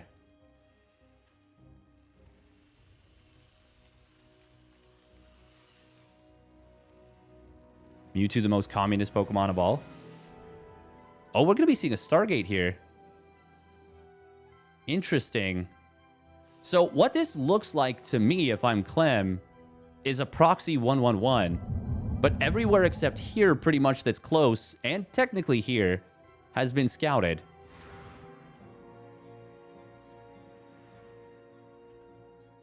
It is just going to be 3 Reaper, 2 Hellion. And against that, a Stargate would be very good if it were faster, but it's not fast. Shield battery, though, still going to be handy. Will it be Oracle or Phoenix? Looks like Oracle. Yeah. And that will help a lot at cleaning this up. Are we going to see a double chrono? We are seeing double probe production. Oh, proxy starport was made, and it has been scouted. Meanwhile, command center is being built at home. 1 Hellion gets shown. That's it. Good decision from ryung to not show the rest. But with all the time that's been bought by this... Hang on, wait a minute. The Oracle just ends the game on the other side of the map. If he commits in, he just wins, no? There's literally no anti-air, and he's building a siege tank, not a cyclone. Oh my god, this is actually just going to end the game. This is going to kill like 7 to 10 plus workers. ryung needs to get insane damage right now. If it was a second Oracle, the game would actually be literally over, because this would get almost no damage done whatsoever. As it is, this is not enough damage. Second Phoenix is out. He doesn't get a lift. Oracle's going to run out of juice. That's going to be the saving grace here for ryung. If energy recharge had been popped, I mean, this would be another 5 or 6 SCVs going down, as well as that Marine. Even still, it's an 11-worker lead now. And I don't know how you actually recover from this as ryung. Oh, that was the worst possible timing the Cyclone could have popped. Like, less than a second away from getting the lock on, but like, at the timing that it actually shows the Cyclone. Ay. Viking being produced. Revelation is going to get popped. The game plan from ryung here was very, very cool. Cyclone, will it get the kill at least? Yeah, he's going to get the kill. But, oh, we're landing the Viking. Does he actually get enough repair with the double mule drop? He actually does. Was that worth it? I mean, he feels he really needs that Viking, so maybe. That was really cool. But was it actually good? Well, if he wins the game by 1 Viking, it was obviously good. But 2 mules is a lot of income. That is not where you need the income right now. And Clem is now going to shut down the gas mining. Okay, this Oracle can actually just power through this production. I mean, this is so turbo committed right now. Blink instead of charge is definitely a choice. It's a pretty greedy one, but I think it's kind of going to be fine. Siege tank is going to get lifted. SCVs were not in there to repair. I don't think it was going to make much of a difference anyways, but maybe if he got an ultra clutch repair, but he didn't even have the gas. He didn't even have the gas to afford repair, so it's not going to matter. Clem is going to take the game, and it is going to be Clem herO in the finals, as expected. But ryung gave him a bit of a fright. Bit of a fright.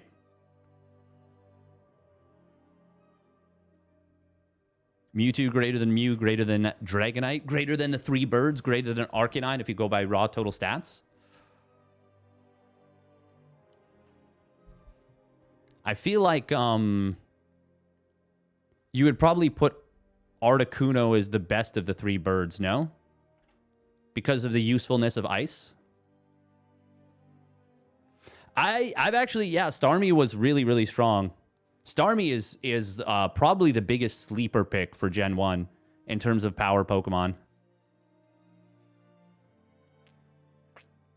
If herO wins a couple more games, I think he takes #1 spot on a Ligivac. Really? That would be pretty crazy. Oh, no, he's still very far behind Serral.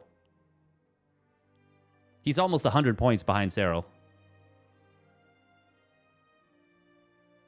But he will take... oh, unless you're meaning versus Terran. If you mean versus Terran, then yeah, it looks like he will. He's only 2 points behind herO for VT. herO has 36.56 versus Terran. herO has 36.58 versus Terran. But it is ZVT versus PVT, which is obviously different. But I think the way that it'll still show, you know, herO is higher. So apparently Poliwhirl is cracked in Gen 1. Really? Poliwhirl, not Poliwrath. Well, I guess you can't get Poliwrath in Gen 1, right?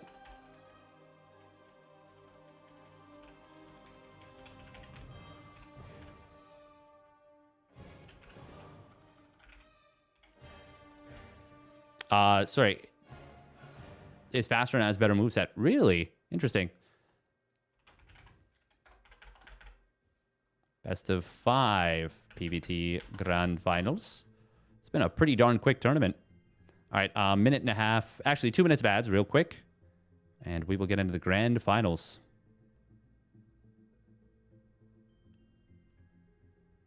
Great speed, special attack, bubble beam, Psy beam, ice beam. Actually, yeah. Bubble beam, Psy beam, ice beam. Yeah, that's actually pretty yoked too.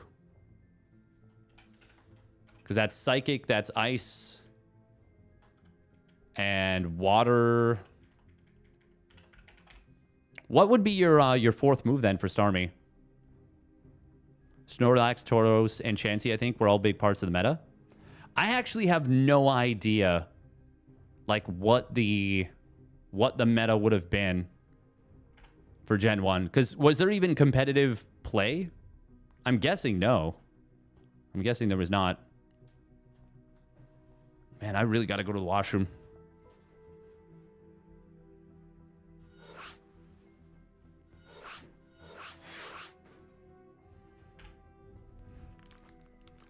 We're just going to put it into game and we're going to follow Indy. Actually, we're going to be fast. We'll be right back.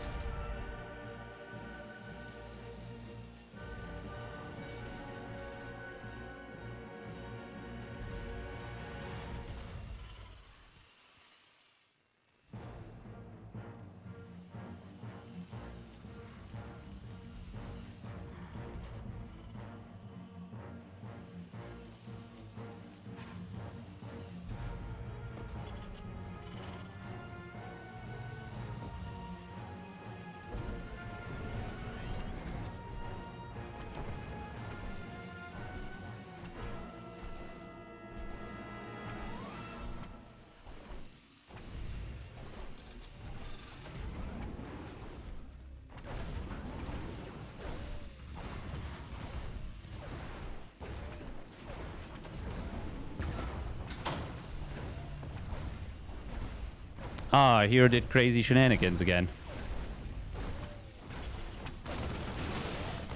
What has happened?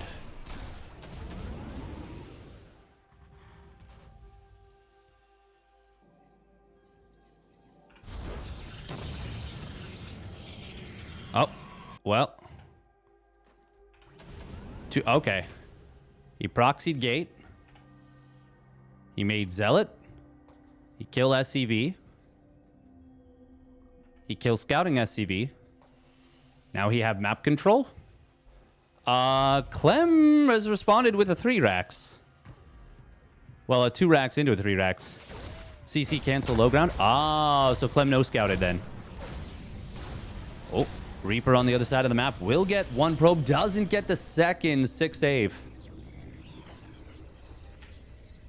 Ping advantage for herO being used to great effect.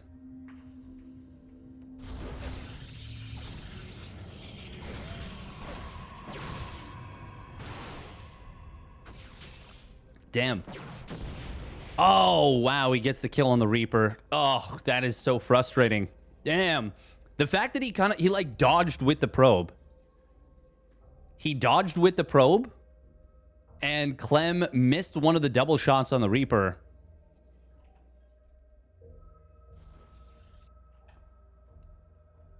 Yeah, the forward gate is very funny. It's funny you can warp in over here. Blink not yet done. There's no concussive, so he can still kite this until stim is done. But it is done right now. Oh, and there's the stim forward. Oh, that was cute from herO. He just splits off. He says, "Hi, I'm out of here." Clem did find a gateway. Oh, another split off attempted. Clem is just going to stim all the way forward. It's really cool what herO is doing here with the micro, but oh my god, the third stim. There's no shield battery. Now there is enough for herO to turn this around, and he can potentially use this as a forward warp in point. If he had tried to warp in here, it would have been a disaster. But once Blink completes, I feel like this game kind of just ends. Oh, and the bushes are so good for herO right now.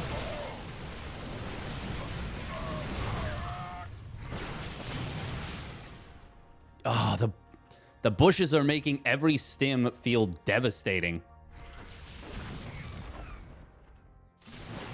During all this, Clem has been teching up. His starport is nearly done, but it's not done yet. Will herO blink forward on top of this? Yes, of course he will. Of course he will. Oh, he wants these Marauders. Beautiful split target fire right there from herO. Manages to get those 2 Marauders down before the bunker could complete. Overall, it's an even split, but until the medevacs are out, which they will be started now, but it's still 30 seconds. Until they're out, it is going to be a bit of bullying in favor of herO.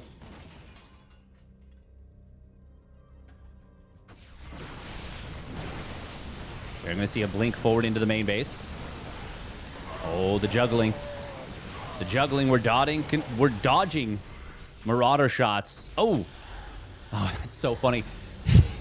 One stalker blinked in behind the minerals and got caught, so he dropped out of the other stalker, also behind the minerals, which then got caught. I think herO is... Okay, he is going to go for it. He's on the verge of just winning. Takes down both Marauders and the third, and that is going to be far too much to handle. herO going to be able to take this one down almost assuredly. We do have more and more bio units joining the fight, and these stalkers are very low on HP. Zealot's going to warp in here. Even just a little bit of shield healing going a long way for herO. And Zealot's going to help a lot with the tanking. If there was... Well... God, good blink micro there from herO. 10 SCVs go down. Honestly, I'm impressed. Clem holds. He managed to get out just enough bio units to not completely die. Wouldn't mind a sentry. Feels like herO feels the same way. Gonna be looking for Guardian Shield most likely behind that. 1-1. Well on the way for herO during all this. The only reason that Clem kind of gets to live is that herO doesn't full commit to the attack. He's teching up. He just finished his Robo Bay. If this is more gateways, herO almost certainly wins the game. Like, if this is 6 gates, no forges.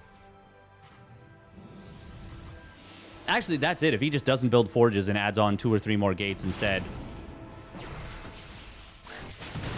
Oh, herO misjudging that a little bit. Does lose one of the stalkers, but he still is going to be able to take down both mines. Recall comes in. 1 stalker falls, but Clem is now facing down 1-1, and the first Colossus just hit the field. Somehow Clem is managing to produce enough units to keep the supplies close, but it just feels like this is all herO all the way. Guardian Shield's going to get popped. Marauders, their stim expires, so he has to go for another one. Good spread right here from Clem. Oh, he managed to get a big mine shot there on the Zealots. If only there wasn't an entire Protoss army behind it. Good spready on the Marauders. Colossus, not exactly what you want in this situation. I don't think it's going to matter too much. Oh, target fire on the Prism. Nice job with the mine. But unfortunately, you do not one-shot a Prism. Look at this. +2 weapons. Actually, 2-2 was on the way, and Clem's +1 weapons is not even half done. And a 2-2 for herO is significantly far along. Widow Mine gets baited out. Another stim going to be plopped, popped. Clem is obviously, his macro, his mechanics are keeping this from being game over so far.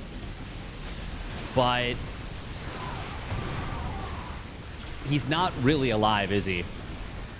He's undead.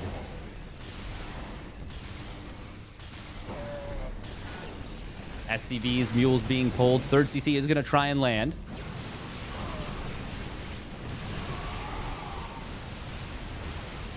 herO will be pushed back for a moment. Not going to be able to get it done. GG, well played is called. And herO will take game number 1 with some exquisite micro throughout. Honestly, the execution there from herO was top tier. GG, well plays herO every time now.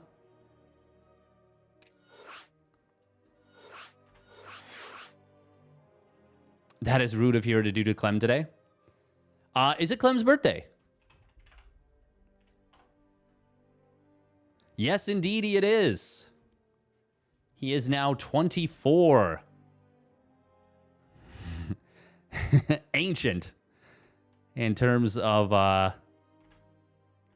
StarCraft 2 years.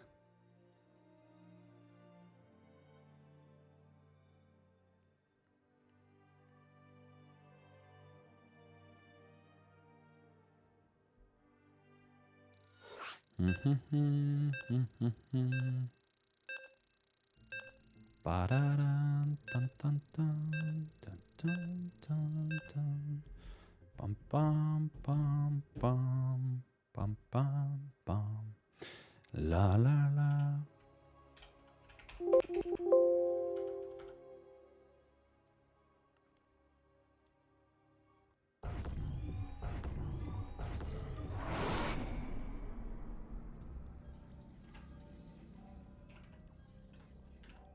All right, here we go.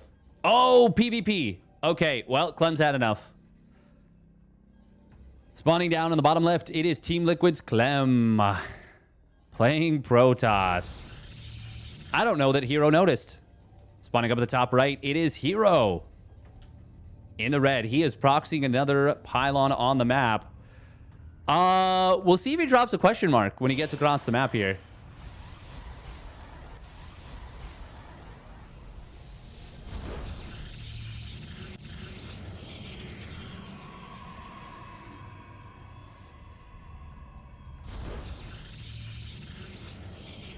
This is quite funny. Ha-has.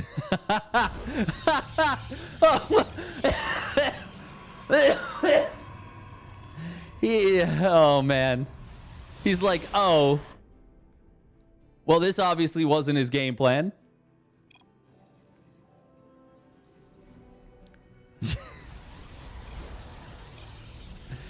Yeah, he's like, yeah, this was not a PvP build. This is not a PvP build, my friend. Oh, that's so funny. Such a nice guy to offer that.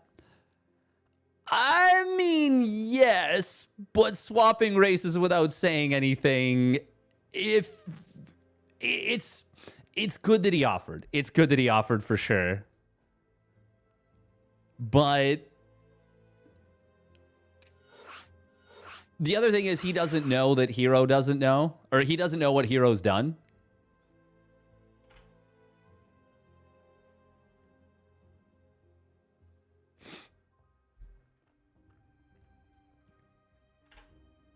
I don't even know if the rules fully allow it. But, I mean, obviously, who cares? Just a weekly. But I think you should definitely, if like they don't know, like I think it's pretty good to make sure that like, yeah, you offer. I'm not saying it's a requirement. I do think it's good that Clem offered.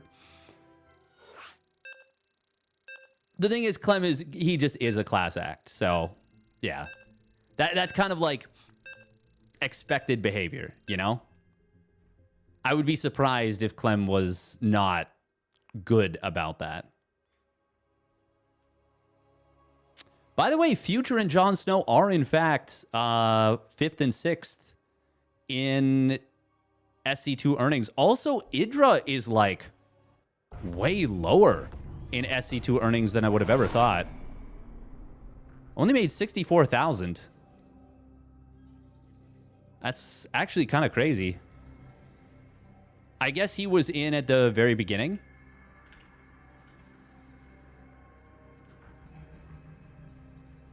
Easy to miss. Oh yeah, well, I mean, you're not really necessarily looking. I think during the countdown screen, it would be so nice if it showed your opponent's name race. Like when you're in the game countdown screen, or do you mean like the loading screen? All right, here we go. Spawning down on the bottom left. It is Team Liquid's Clem. Malem. And his opponent spawning up in the top right. It is herO. In the red. Oh, yeah, no. He would have received... The thing is, he would have received a solid salary from EG. Also staying in the team house. Yeah, no. Definitely Idra did... He made more than just the earnings. It feels like...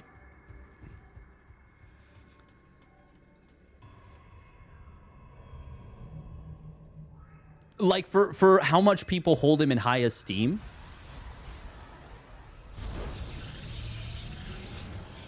I actually do think Idra... I said this to Katz, and he was like, no, that's not fair. But I kind of never thought Idra was actually that good. At the time, he was good. And he had some games that he won that were quite solid as well. But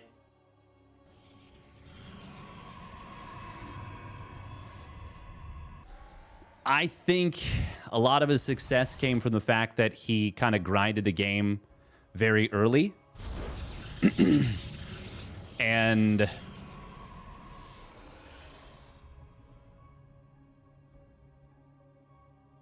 one of the best foreigners at a time when foreigners were not very good, though, yeah? Yeah, kind of. Okay, we are going to be seeing a proxy here. Oh, it's a Stargate out of Clem at home.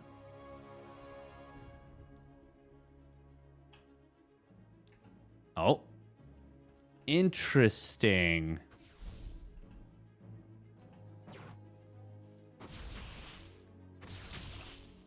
It is a 2-gate response from herO. He added the second gate, of course. This is a pretty nifty little mind game.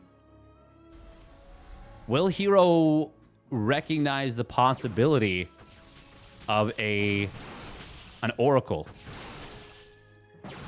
Oh, this is a little bit awkward for Clem because to defend this, he now has to go up a ramp. And that is going to give herO the option, the ability to get multiple extra shots from that Stalker. And as a result, he's going to find a very nice little advantage in the first Stalker fight. Oh, Clem should not be re-engaging. He takes another big pot shot.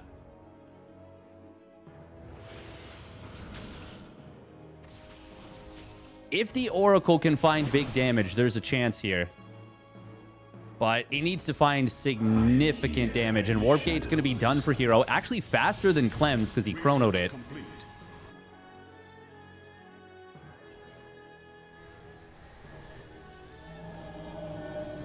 Okay, there's the scout on the Stargate.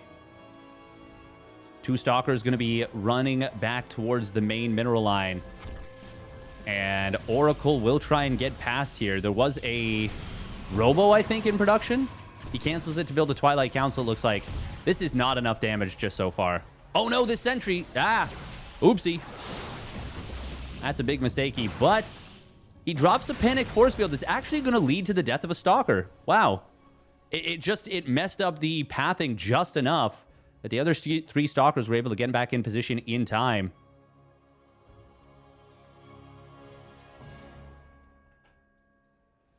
MC was good. I think MC was really good at abusing imbalance.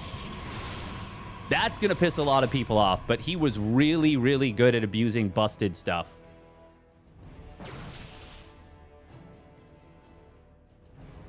Good is always relative to time. Yeah. Time period.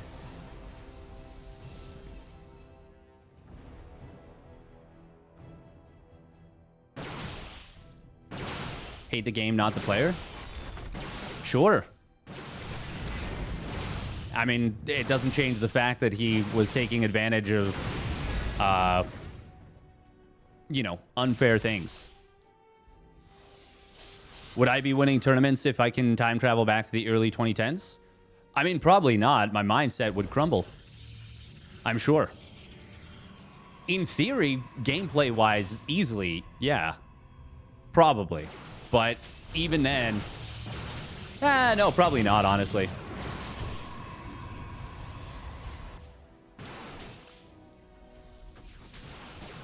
Good job from Clem. He has managed to scrape together some very good pickoffs. Finding the Stalkers kind of isolated. He's done a lot with a little. And now is kind of bullying herO a little bit. He's doing some amazing stuff with the Stalkers and now finds an opening for the Oracles. Unfortunately, the shots were not paired up, so doesn't get as many kills as he could have, but it's still 5 more probes going down. And what was a worker lead for herO is now evaporated. Really well done from Clem. And he's got Blink done already. The mind game from Clem into the execution of this attack has been phenomenal. Blink micro, very good, very good. I don't think he had better force fields than any pro today.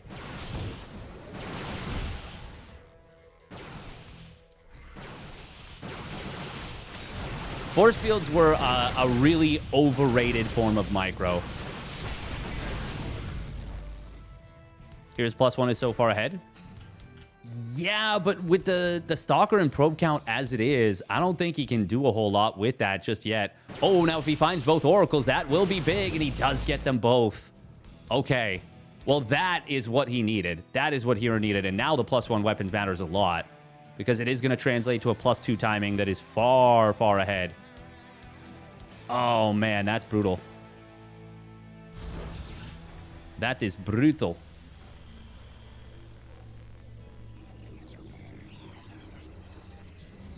Had pixel perfect at times. You don't see that anymore. I mean, you just didn't need to do as many things. Compare that to herO's force fields just previously in the game versus Cure. Those were very good force fields. But also, like, there was no answer to force fields from Zerg. Like, it literally wasn't until the Ravager came into existence.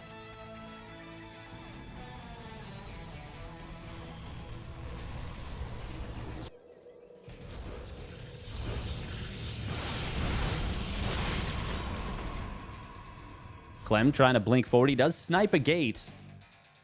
Oh, is herO going to blink after him? Yes, he will.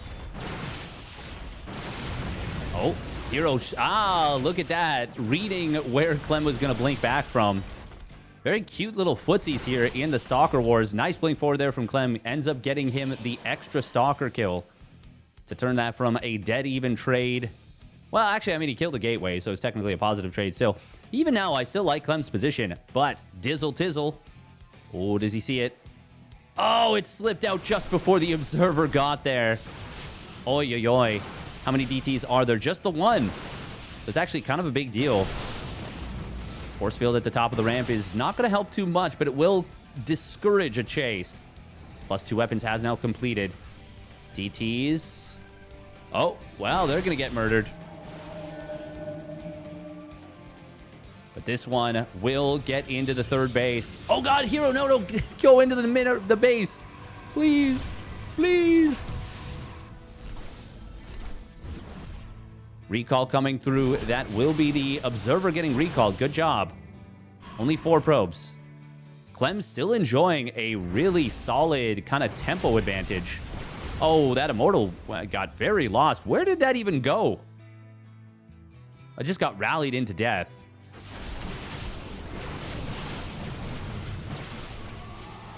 Oh, gotta be careful with the Prism. Yeah. Something I will say, and Rhett brought this up, and it's a really good point. Oh, actually, hold that thought. We got a big warp in into the main base. Denying +3 weapons for the moment. Doesn't kill the Prism just yet. Please, click it. He's focused on the 4th base, where he is getting overrun. Clem is actually just out multitasking straight up. Oi, oi, oi. Very well done by Clement. Prism in the main base still alive. And it has been continuing to feed reinforcements into the main. Prism trying to distract the Stalkers of Clement. And even if you do, it's not going to matter. He gets the kill on the Prism regardless and just switches back to the main army. Damn, Clem. Getting it done. Really, really well done by Clem.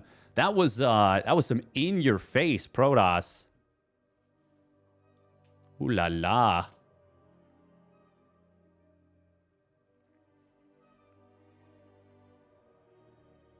Now, we do have to remember this was a mind game advantage for Clem. And it took a long time for him to convert it into a real advantage. But he did eventually do so.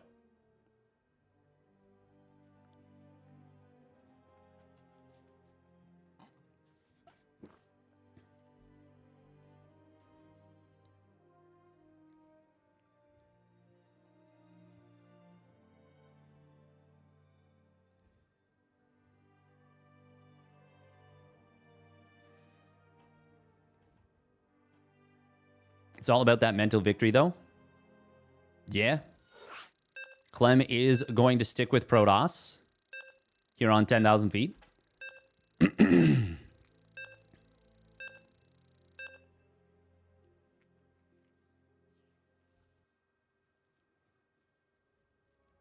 I mean, there were players in like GSL Season 1 where they would literally 3-racks on one base, stim up a ramp, and hope their opponent didn't force field. And they would win the game a decent amount of times. Fruit Dealer's run was actually very cool. Fruit Dealer's run was super, super cool. All right, here we go. Spawning down on the bottom right. It is Team Liquid's Clem. Melem. And his opponent spawning up the top left. It is herO. In the red. Now, I will say, I wonder how far I could get in GSL Season 1 just literally playing 2-base Muta.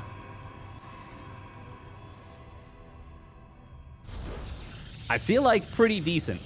I feel like pretty far.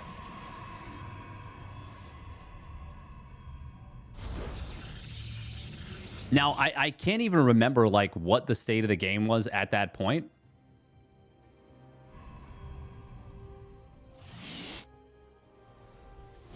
I mean, if I could put my knowledge back into like so okay, if I could pick and choose what aspects of myself I had from those days.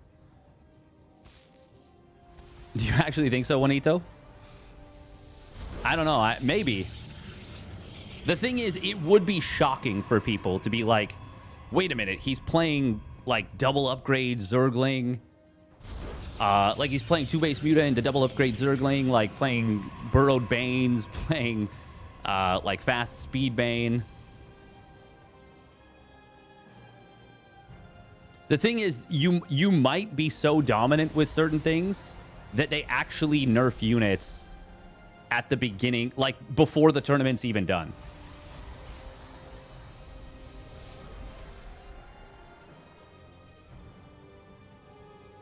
Idra lost to a single cloak Banshee at IEM.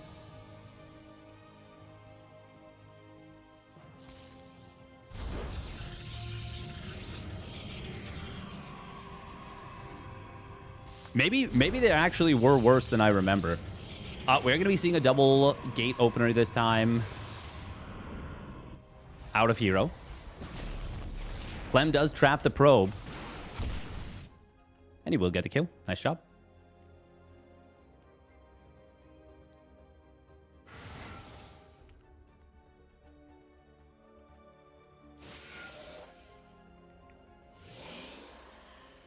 The thing is, playing Zerg is so drastically different than playing Terran and Protoss. I really don't think...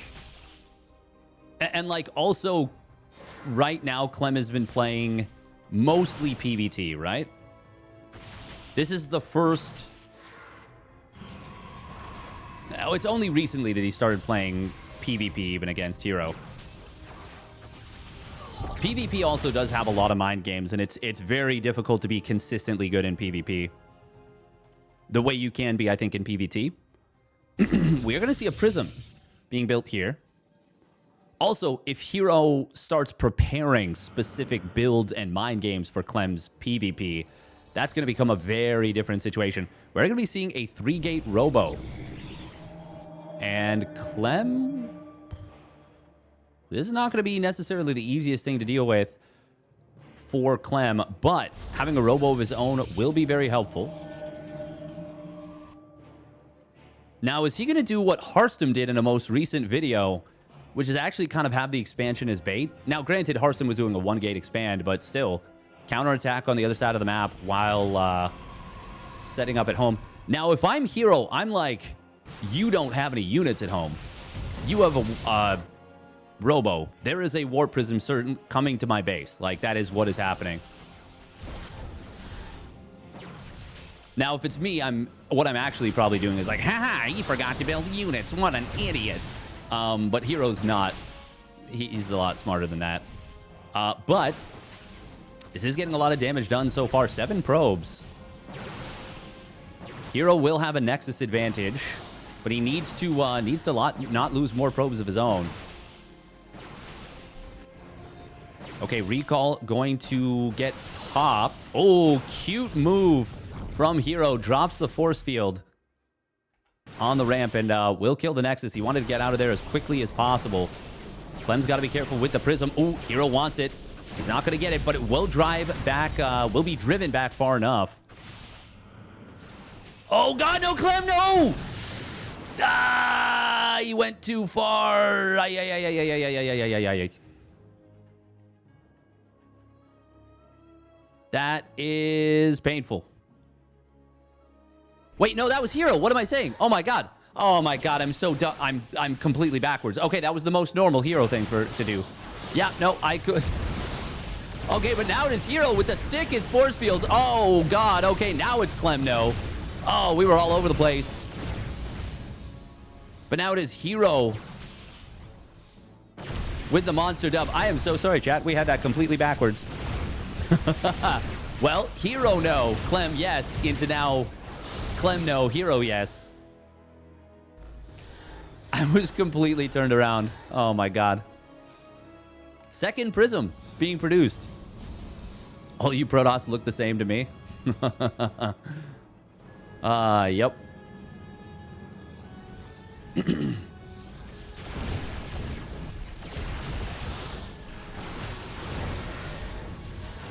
Getting the pylon on the low ground is a big problem here for Clem. Means he can't warp in on the low ground without the prism being in phase mode. Clem? Okay, so rather, herO is going to push up here. He's crazy. He's crazy. What is he doing? herO, we really didn't need to do that. herO has not re-expanded behind this. Is Clem going to win now? It's 2 immortals to 1, and the 1 immortal for herO is very low in HP, but another immortal shows up. There's no additional immortal in production. We will see a shade forward from herO. Yeah, I can't believe we had that so backwards. Oh, kill on the immortal of herO by Clem. But his 2 immortals are very low on HP. herO kind of saying, I can kill this Nexus at my leisure. Oh, that shade forward. I don't know about this one. Oh. God, the micro is kind of crazy. They're both just going nuts with it.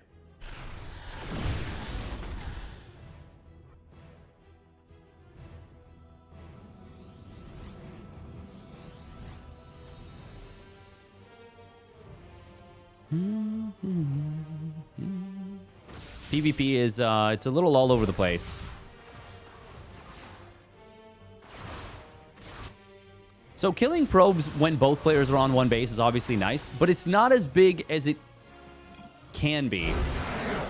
However, when you get knocked below this amount and you're this far behind, well, it's enough to push the push the straw to break the camel's back, as it were.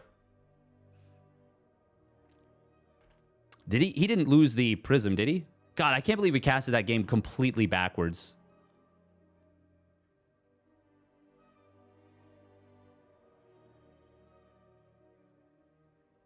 I mean, I can, but...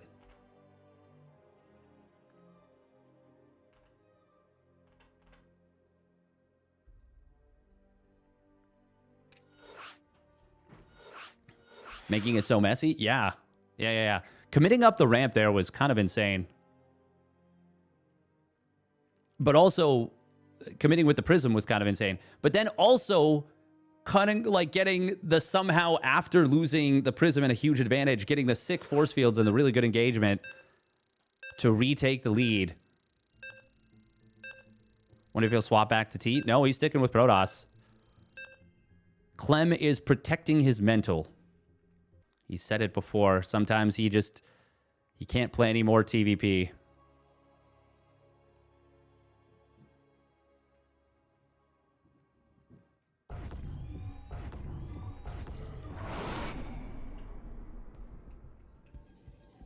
His words. His words. He just needs a break.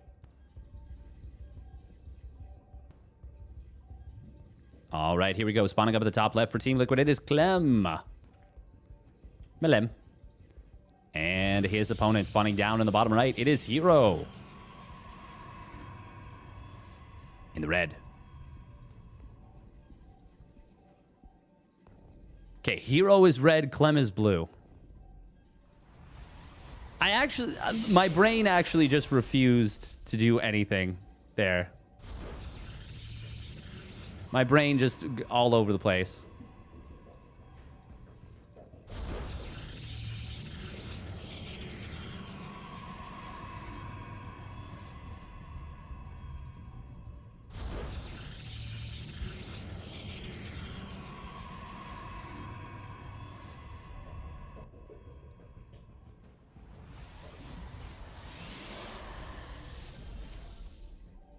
Thought everyone had agreed the game was pretty balanced now.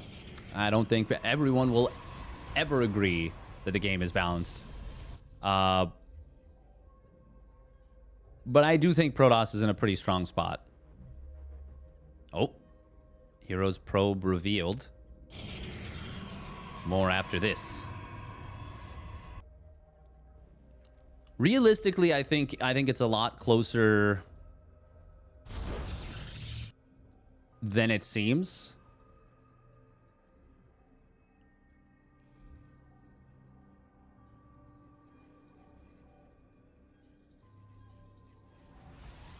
I do think Zerg is the weakest race right now by a pretty decent amount.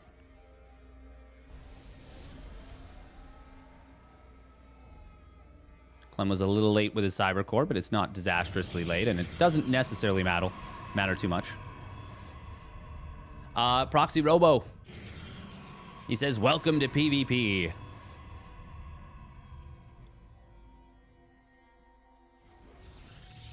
I kind of disagree with that one, Kindle Cloud Reader. I think TVZ is pretty close, but I definitely don't think Zerg is stronger than Terran right now.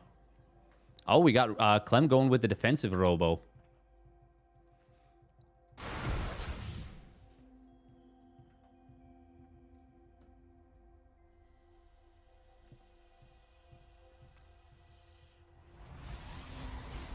Oh, wow. Clem is actually going to scout this right away. That is huge.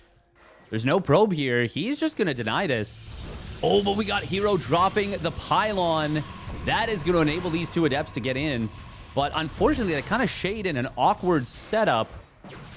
So he's going to take a ton of damage before even getting in with the shade. And that's going to mean he only kills, what, maybe 4 probes? Yeah, might get a 5th. Should get a 5th, actually. And he will. But on the other side...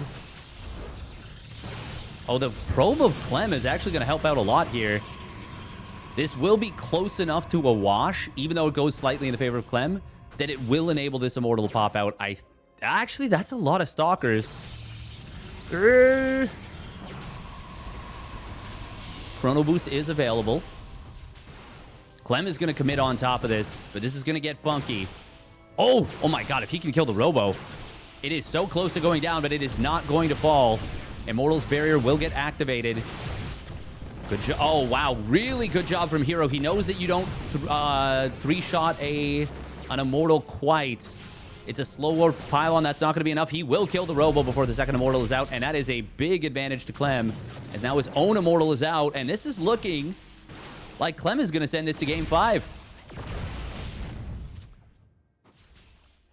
It might be a little early to call it, but herO doesn't have a whole lot to hold at home. He's going to lose everything on the map. That's not going to supply block him, but it's going to mean he will need to build additional pylons when he's already very far behind in terms of material lost.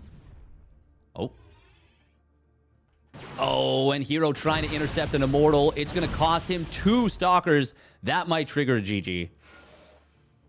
No, not yet. It's going to take more than that. herO did go for a Robo, canceled it, is now built a Stargate. He will be on 3 gates. He's going to have shield battery defensively, and the Prism is just now popping out. Maybe, just maybe, herO can get a Void Ray out and target down the Prism. I feel like that's the only thing he's kind of looking for here. Clem will warp in to, a Stalker. Here comes the Prism. Force Field going to get dropped defensively by herO. Clem will get pushed back for the moment, but he's going to try and ferry his way into the main base. He actually dropped the Immortal back on the low ground, which is a little bit of an oopsie. Void Ray is now going to pop out. That will make it a little bit awkward here. Prismatic Alignment does get popped. Force Fields are going to get dropped. This is actually very good for herO. Clem gets caught with the Stalkers on the high ground, and now there's no anti-air. I'm very surprised the Void Ray did not go for the cancel, the switch off on Prismatic Alignment. If he had, he maybe hunts down the Prism. And then there's no more warp-ins. Maybe he hunts down the... one of the Immortals or a Sentry as well. herO finding the dream fight. And this is why he's never going to tap out until he's dead. Also, yeah, okay. I was like, why are we getting +1 air while building an Oracle? That's something.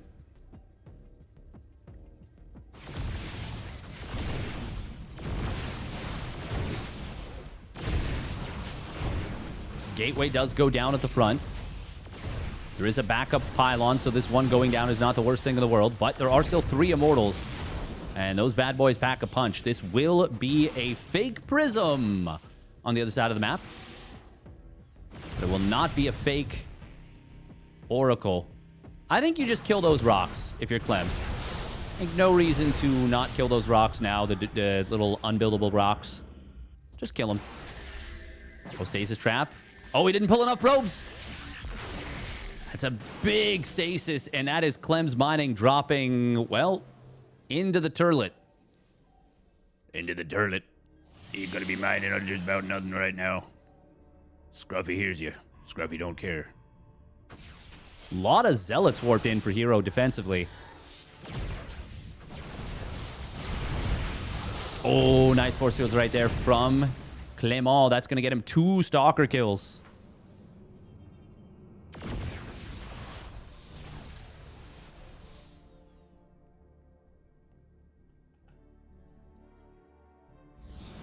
If this was pre-abduct nerf, this is a Zerg map pool, yes.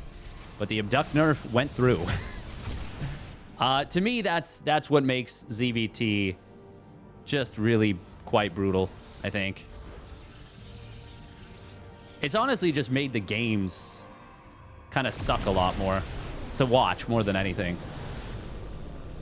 We're going to see a breakout attempted. Immortal will get lifted. Phoenix is slowly going down, but it's staying alive for a very long time. And it gets its full duration on the lift. Immortal dropped down into a lion's den.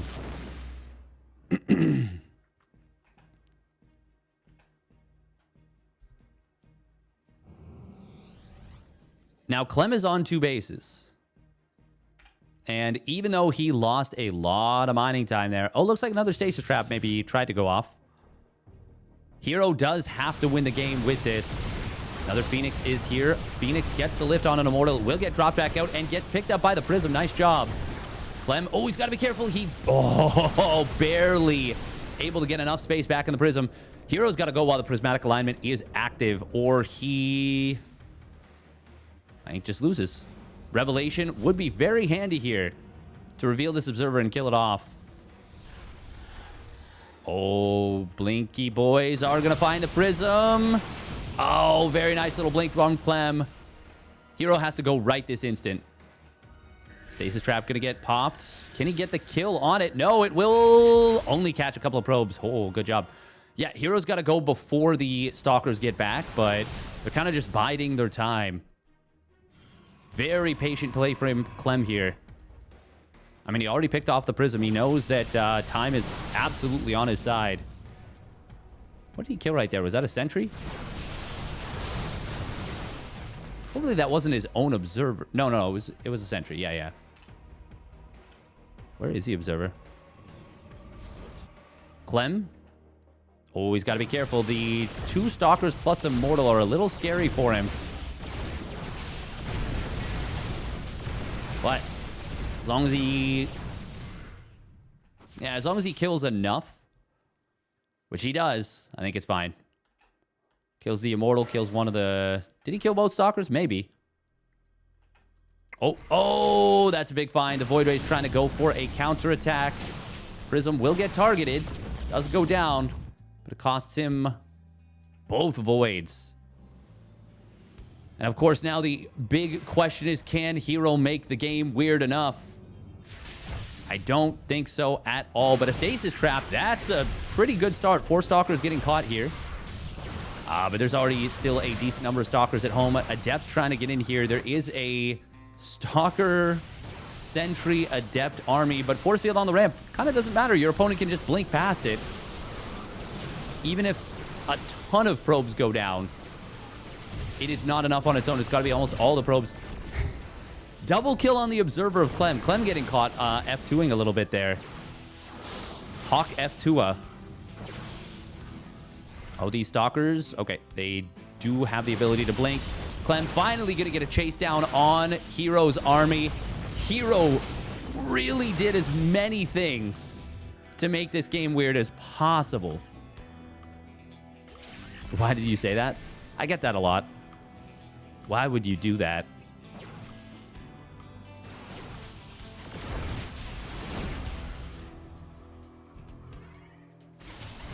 Oh, blink forward coming in. Not the best blink, if I'm being honest. But I think it's still just fine. Oh, he's going to blink onto the ramp again. Yeah, he's done with this game. He says, herO, no.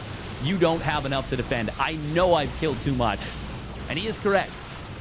He is correct. Good job from Clem. herO really did make him work for it. But Clem showing, yeah, I'm good if I've got the pieces too.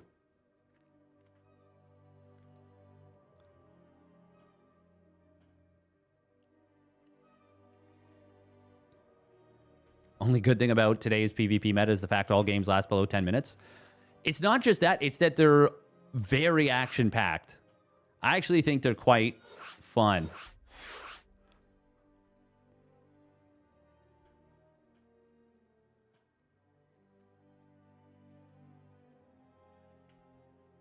Little all over the place. Little bit unhinged. But I do think they're fun.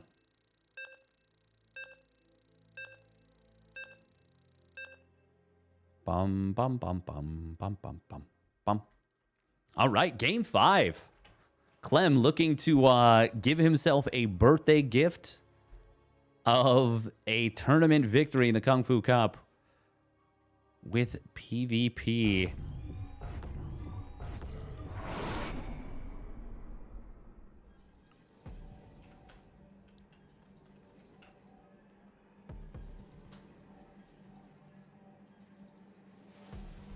All right. Spawning up at the top right, it is Team Liquid's Clem. Clem. And his opponent spawning on the left side of Mothership, it is herO. In the red.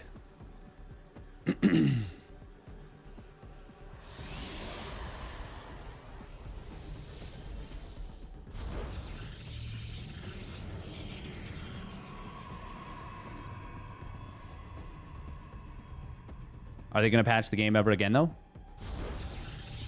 No idea, honestly. No idea.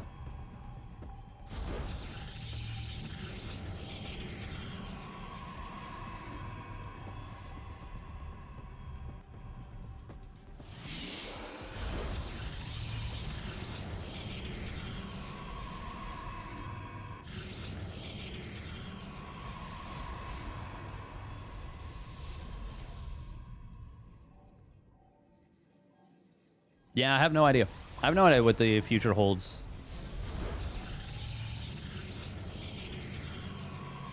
I have no crystal ball. If I did, I'd probably be like, wow, a crystal ball. Okay. Not realizing that it could tell the future.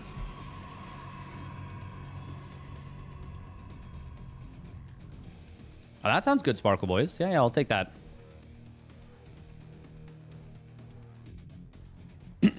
Sounds good to me.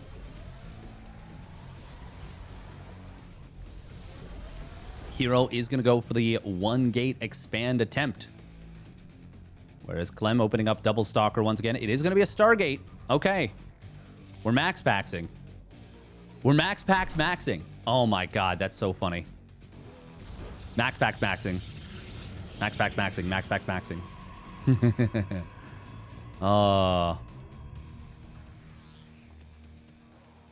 You also would have bought Nvidia? I mean, you'd buy... There's lots of things. You'd buy Bitcoin. You'd buy GME. You'd buy GameStop at the beginning of the memes. Actually, I probably would not have bought Bitcoin. I would just do GameStop. Because I feel like if I'd bought Bitcoin, I would have lost the thing or someone would have hacked my stuff. Like, yeah... I'm smart enough to realize I'm dumb enough to have lost my Bitcoin. Whereas with stocks,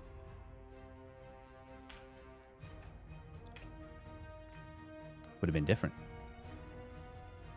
Should win the Bitcoins in that StarCraft tournament? Yeah. What was it? It was like 25 Bitcoin, no? I thought it was a Brood War tournament, though. 5th to 8th place? I'm just imagining time travelers facing each other in the round of 8, trying to out-throw each other. Meanwhile, Artosis casting just absolutely mauling. Oh, these guys are so bad! Why do they keep doing this? Ah!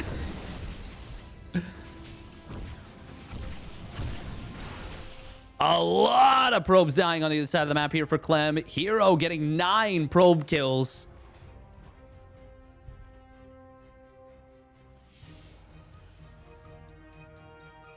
Massive, massive damage.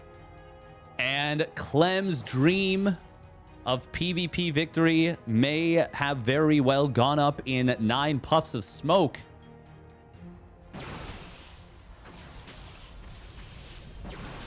Oh, well, herO got to be careful with that.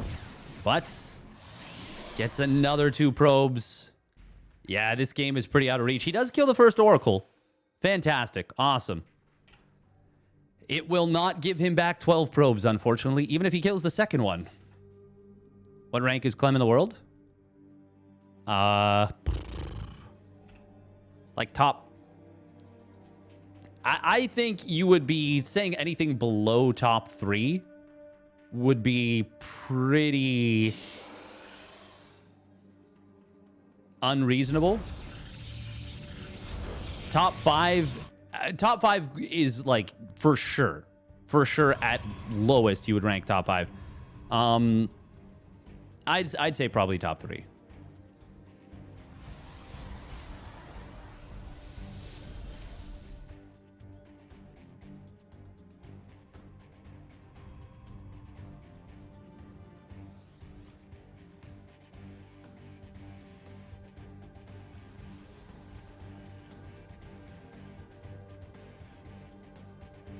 But if we're going to say pizza making skills, it's probably herO Marine.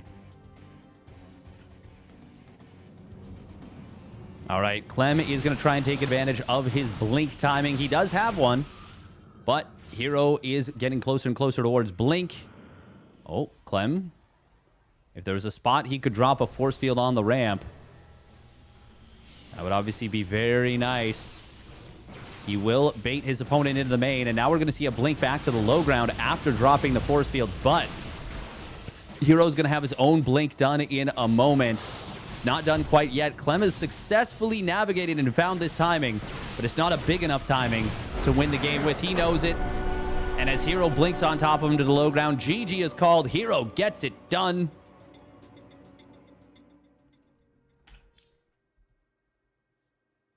Wah, wah, wah, wah, wah, wah, wah, wah, wah. Well done.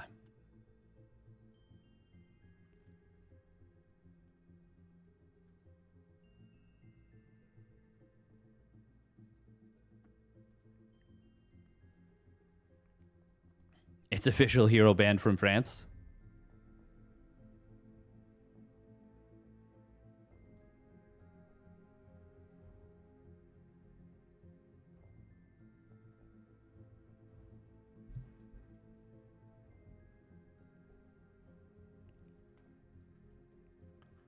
Bum, bum, bum, bum. Do, do, do, do.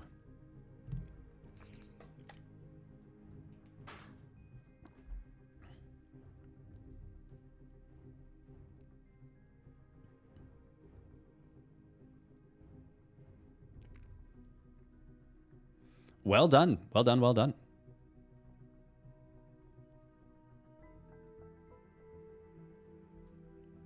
Bum, bum, bum, bum.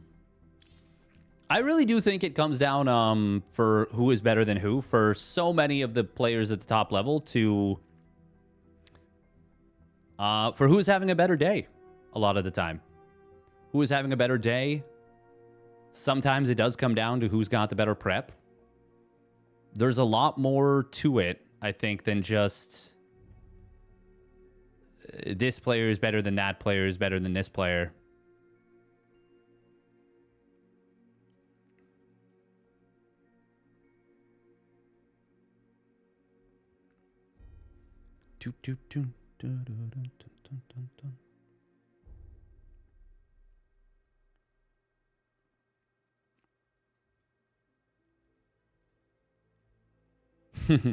Logic word games with Steadfast. Yeah, I probably am going to do a little bit of that. Not for a crazy amount of time, but a little bit. A little bit. We're going to do some Octordal Rescue. We're going to do... What else are we going to do? Strands. Connections. We're going to do our pips.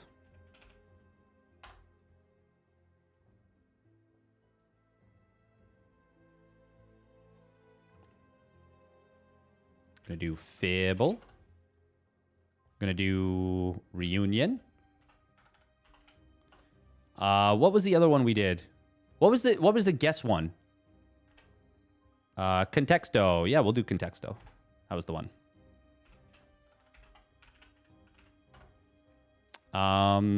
Maybe we'll do the trees. Trees intense. Maybe. Possibly. Wonder how much MMR I'd gain if I started exercising. I just hate it so much. It is tough. It is tough. I mean, the worst part is cardio, for sure. Maru's still GOAT for Terran? I think there's a strong argument to be made. I think he's definitely reasserted himself as, like, the guy, you know, the Terran guy in recent history.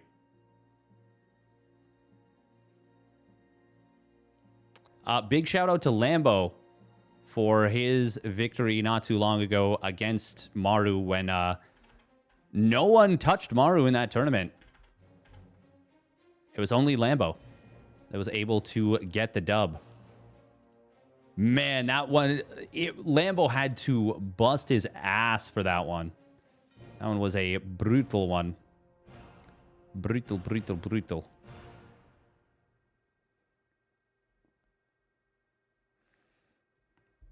Once you get past about 3 weeks of consistency,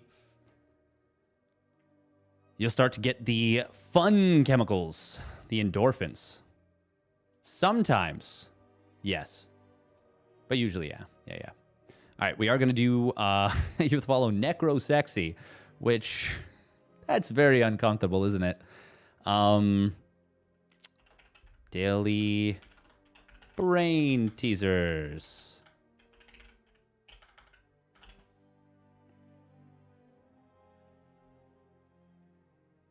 Three years before I started consistently liking exercise.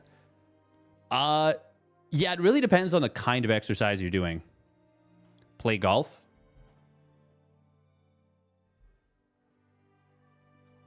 Clem avoiding TVT knocks him down a peg. I mean, hey, that's a subjective opinion, and I don't think it's right or wrong. I think it's something you can believe and you can feel, and yeah. I wouldn't, I don't knock it, but I also am not going to say I agree with it either. I just think it's a thing, it's a choice. He just doesn't want to play it because it doesn't, exactly, it doesn't play to his strengths. Yeah. All right, minute and a half of ads, but we are going to start in on these thingies. Okay. So, oh, this is stare. Almost definitely. Oh, no, it could be scare. Ah, okay. Yeah, the only vowel we have unused is A. Is it... There's no, like, double E word it could be. That's too bad that Clem couldn't get the dub on his birthday. You could tell he wanted it. Could this be... Wait, is knive a word? No, it's not. Surely it's not. Oh, it is. Maybe this is knive then. That feels wrong. That feels wrong. This is just penny, right? There's no...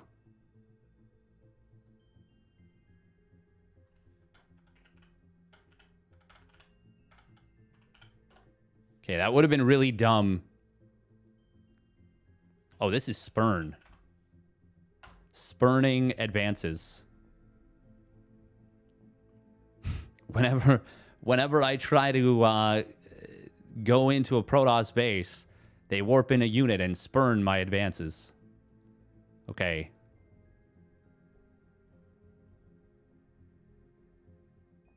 Huh. W-I blank L-E? W-I-L blank E? Oh, no, it's wield. W-I-E-L-D. Ah, we got it. Okay.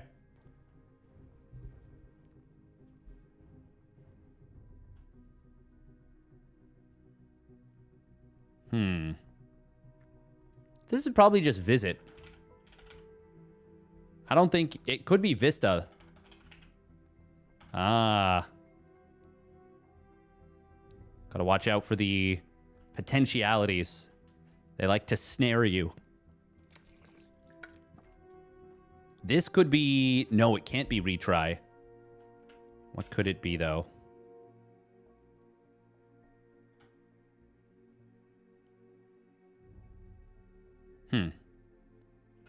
Re-ray. That's most definitely not a word.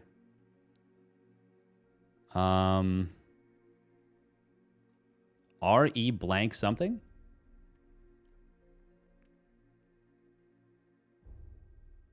What's yellow? It means it's in the word, but not in the position. So obviously we know the E and the Y are second and fifth respectively. And since this can't be in the fourth position, it's either first or third.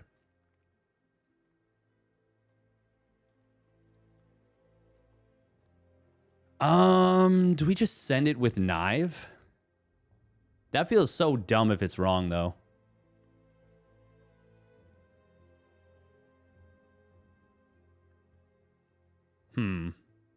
Is there any word it could be where the V is the second letter?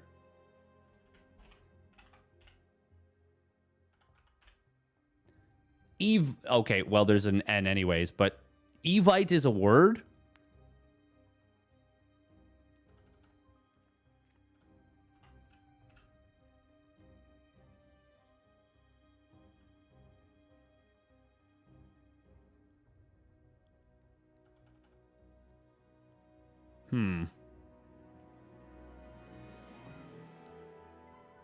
I don't know. Is this Vista or Visit? Dang. I might have to just guess with one of these. I think we're just going to try Stare. Okay, it's Stare, not Scare. Nice. We got lucky. Got lucky on the coin flip. Ah, and that tells us that this is, in fact, Vista. Cool, cool, cool. Okay, this also... We know this has a T now. But unfortunately, we don't know where. This is probably Comet, actually. Nice. Just kind of felt like it was. This is Mercy. As in, you don't always have to show mercy to your enemies. Oh, A-V-I-N-E.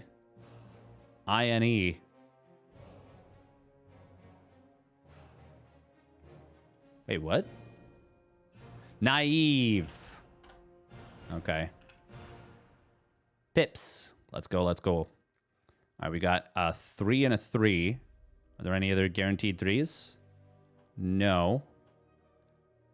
What are the limiting factors? Okay, we only have 2 6s. So...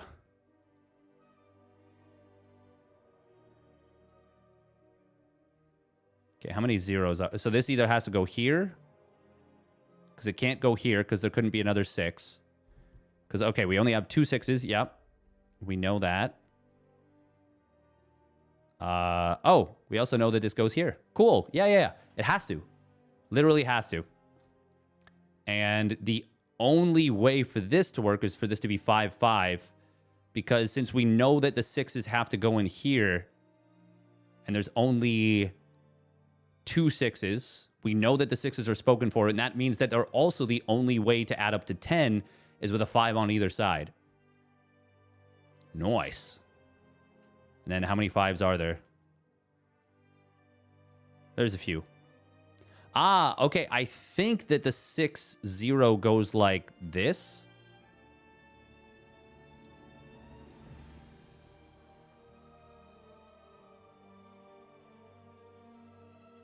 Okay, how many zeros are there? There's 1, 2, 3, 4. And we need 4 thingies for this. What are there 5s of? Or what is there 5 of? I think there's 5 1s. There's 1, 2, 3, 4, 5, 6 1s, in fact. Is there anything else that there's 5 of? Well, there might be 5 5s, but at least 2 of them are spoken for. Actually, sorry, 3 of them. There's 1, 2, 3, 4, 5, 6, 7. There it is. But 3 of them are spoken for, which only leaves us 4, right? 1, 2, 3, 4, 5. Yeah. So I think it has to be 4s then. Pretty sure. 1, 2, 3, 4, 5. 4s or 1s?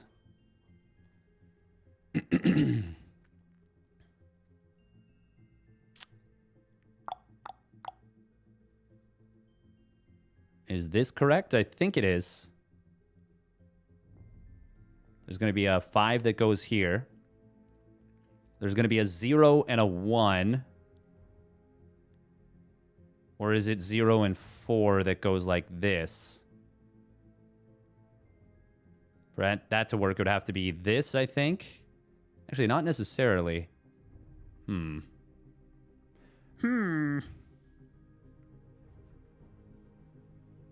How many things that add up to 9 are there?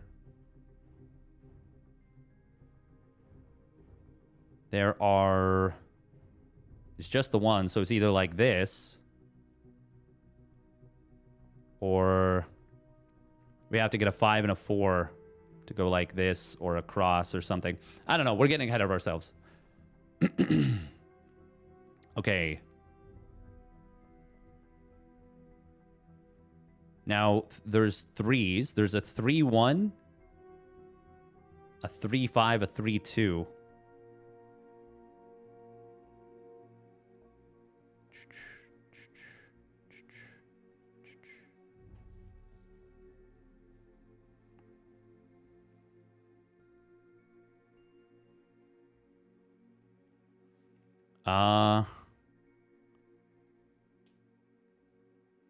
Well, I think it's like this then. If the zeros are correct. Which I...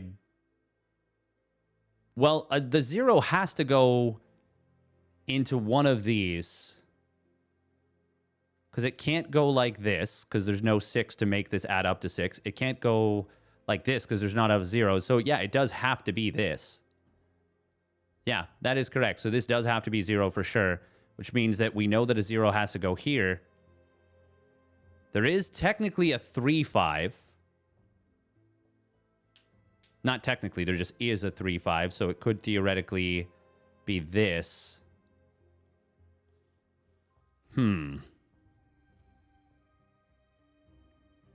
But we also do need a 5 that goes here. Actually, do we? No, we need a 5 that could potentially go across. So for this to work, it would have to be 0-4. Is this possible? If a 4-4 goes like that, we would have to have a 4 that goes like this.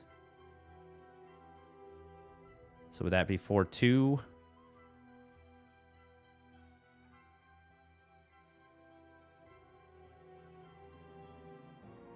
4-5?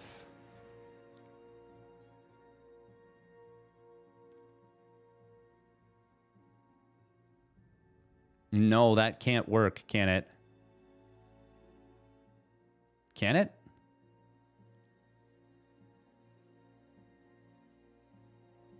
Hang on. What if we do this and then this? Right now we're just testing to see if this is possible.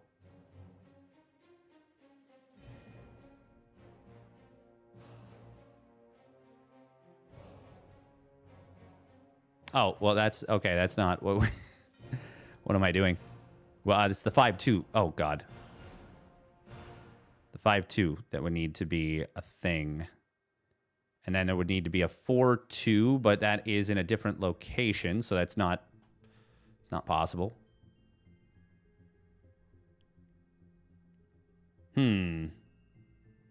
Okay, the more I look at this, the more I think it does have to be ones down here, which would mean that this would have to be a 3-5.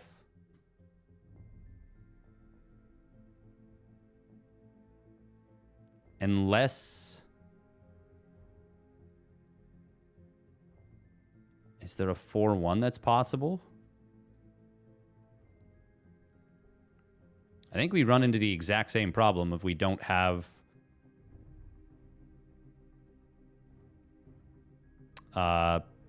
the other requirement, which is basically a duplicate of 4-1 or 5-1.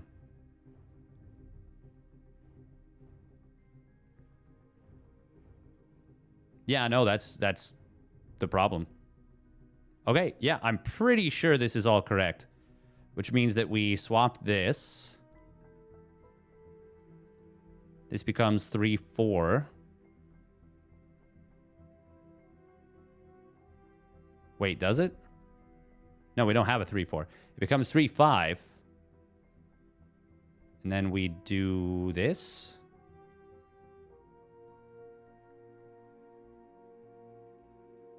Right? Wait, no. What? Huh?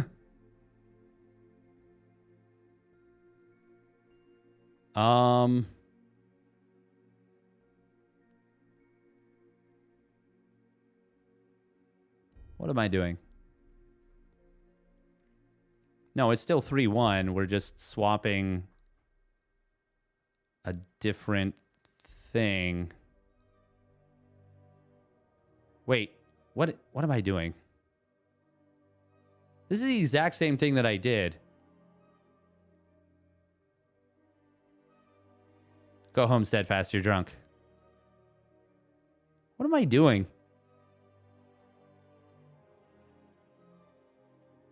We're trying desperately to brain our way through this. Thank you very much, Reg Muffin, for the 2-1 resub. At 59 months, drinking on the job? Burp, burp, burp, burp, burp, burp, burp. Evidently, yes. Evidently. Okay, so then, wait, what is the... What's the freaking solve, huh? What happens if we do 3-2? No, that's not possible because there's no 0-2. Okay, is there a... Yeah, no, this is the only thing that's possible.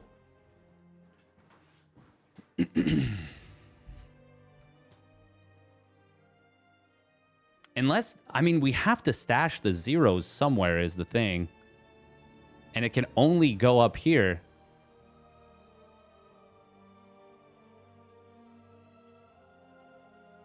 And there's no 4-3, so it has to be this arrangement. Which means we need to find a way to make this work.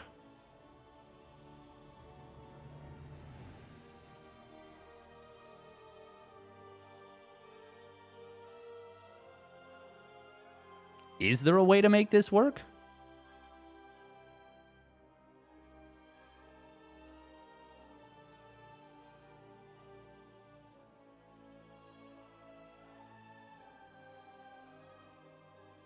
Well, at this point, we need another 4-1.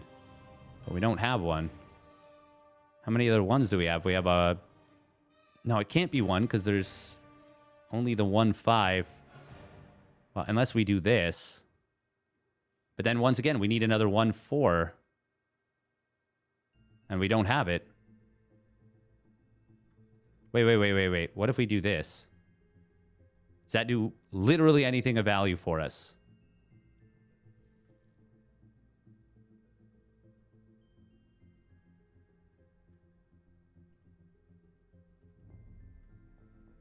Hang on. Are we cooking, chat? No, we're not, because this doesn't go where we need it to.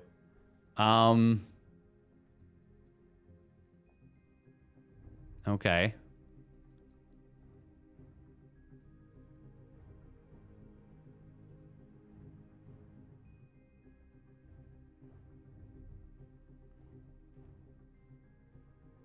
Well,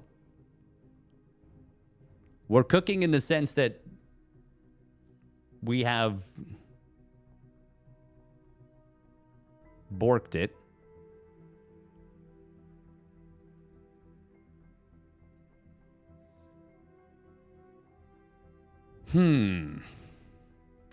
Once again, this is not possible because we need this to be all fours, but it can't.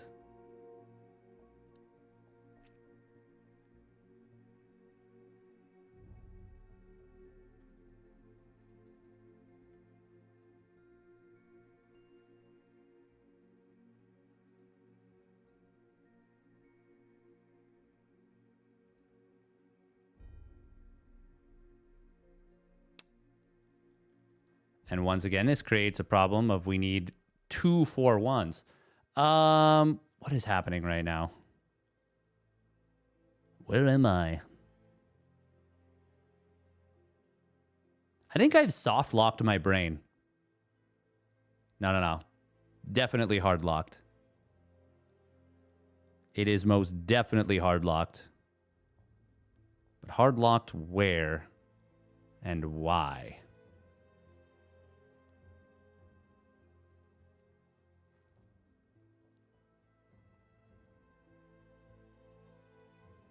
Don't be afraid. Okay. Wait. Is this... Oh. Now are we cooking? Oh, we might be cooking now. We just might be cooking now.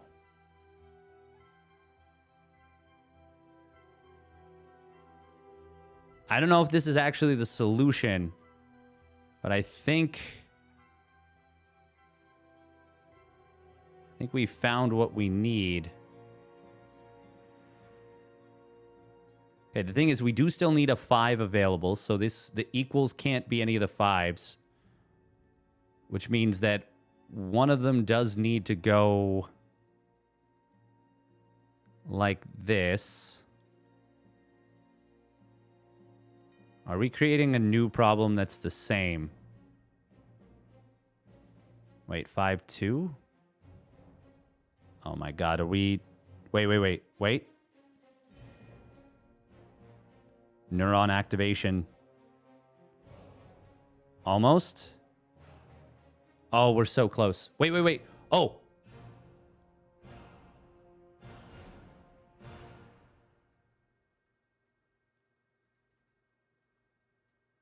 Oh, we got it. I wasn't even sure until the end. We did it, Reddit. We're going undercover. Blanket. Throw. Afghan. These are types of pillows.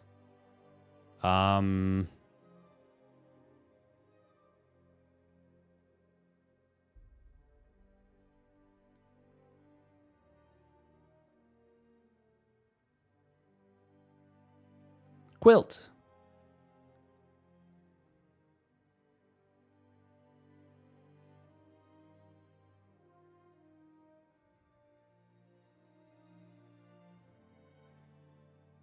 Ah, bedcloth. Bedclothes.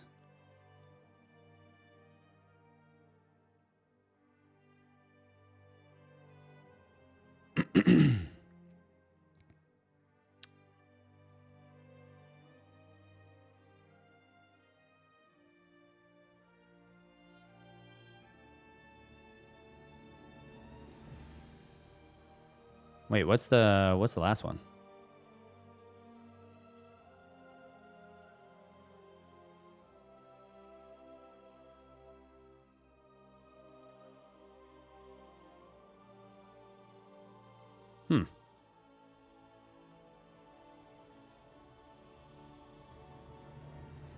Wait, what?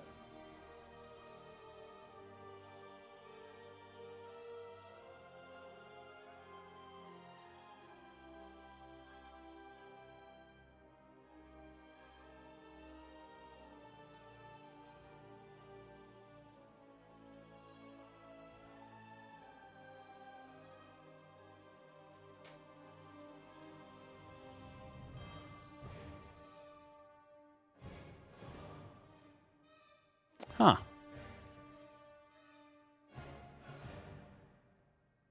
Dun, dun, dun.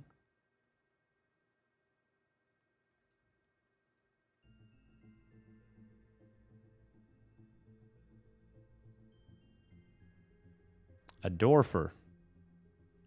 Fedora. Can't actually make it, but...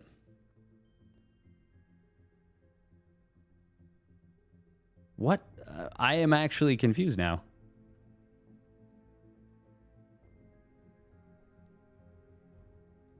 Readorm? Readorm? Nope.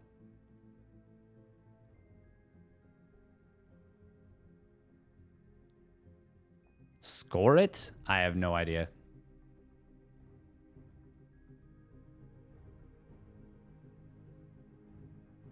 Afghan blanket throw quilt. Oh, it's definitely comforter. You're right. God, okay. Spread. Bedspread. Cringe. Cringe. We couldn't get it. Spectacle. Peer look.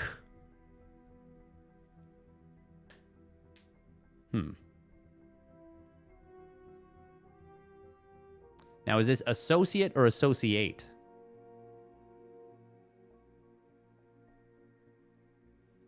Associate, peer, colleague, monkey. Heh. But there are also different ways of saying look. Peer, look.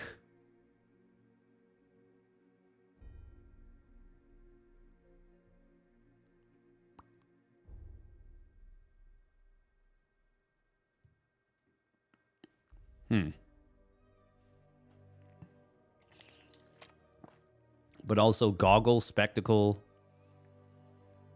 contact.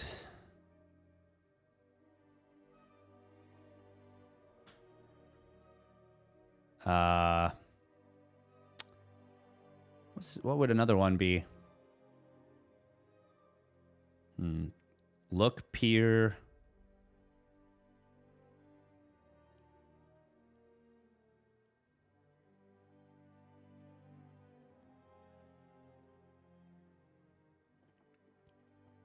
Okay, I think it's peer, associate, colleague, contact? Is it? Could be fellow.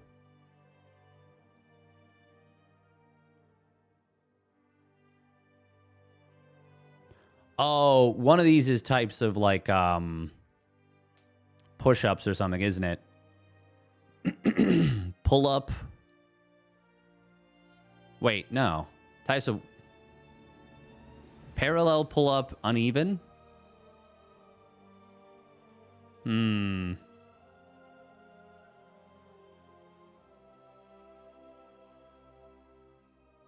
Okay, cohort member. Nice.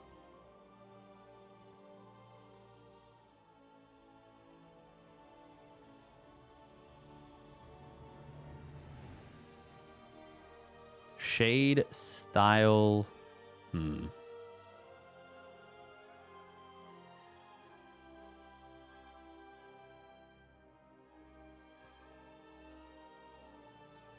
I'm thinking monkey, parallel, pull up, uneven. I don't know why, but I'm thinking these are something to do with like workout. Pull up bar, monkey bar, parallel bar, uneven bar.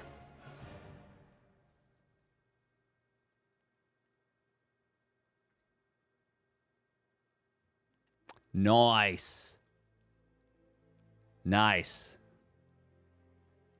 Oh, that's satisfying. Look. Wait, shade, goggle, contact, spectacle. Shades. Yep. Eyewear in the singular. Design, look, style, scheme. Appearance. Like, the look of something, the style of something, the design of something, the scheme. Blueprints? Plans, aesthetic. Yeah. Close enough. Close enough.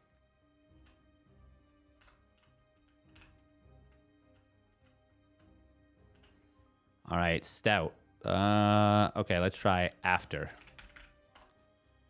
Okay, let's try dirty. Oh, okay. So unless the T is the lie here, and also one of these is a lie, this T has to be a lie.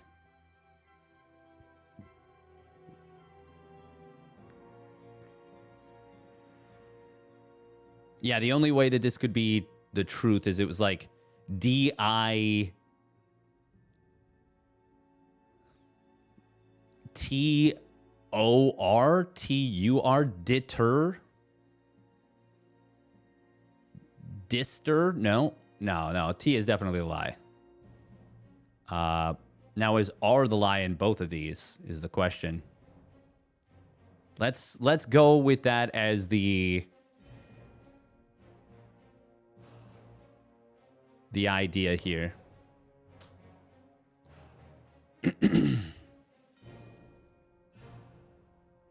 The thing is, one of these could easily be the lie, and this could just be true.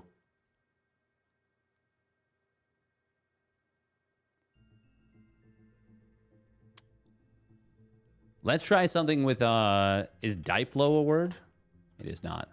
Is that a musical performer? Digit. Okay. So then one of these is the lie, obviously.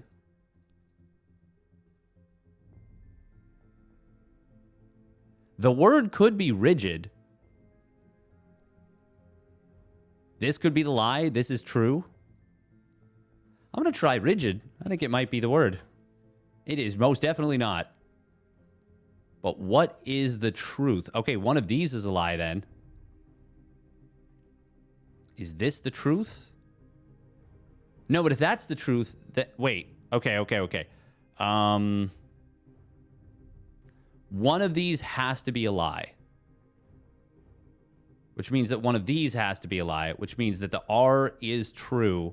The I is true.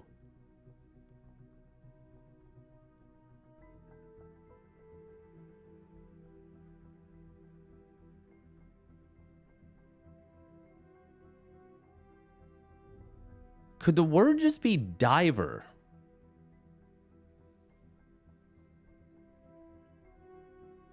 And then this is the lie. But then if that were the case, this would have to be...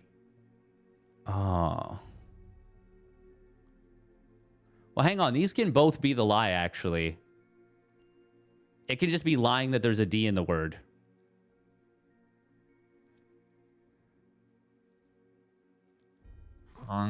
It just means they can't both be true.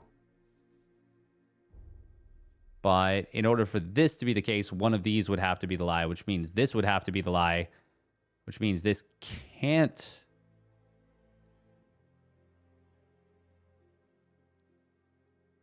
Okay, so this is the lie, which means that that's the lie, which means that the D does not go here, but it is in the word.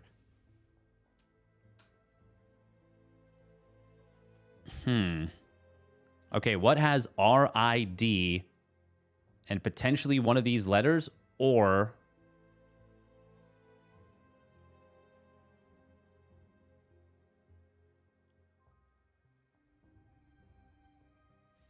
No, Fiverr?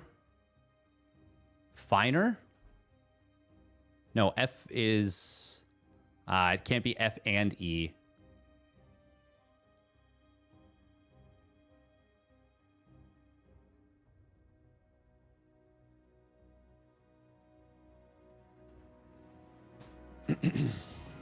Now this... Can this be the lie?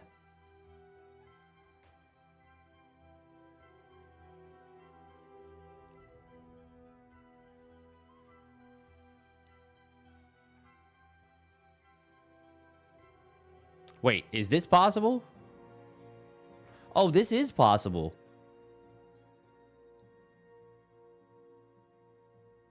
Yeah, the D could just not be in the word at all. And then it would be...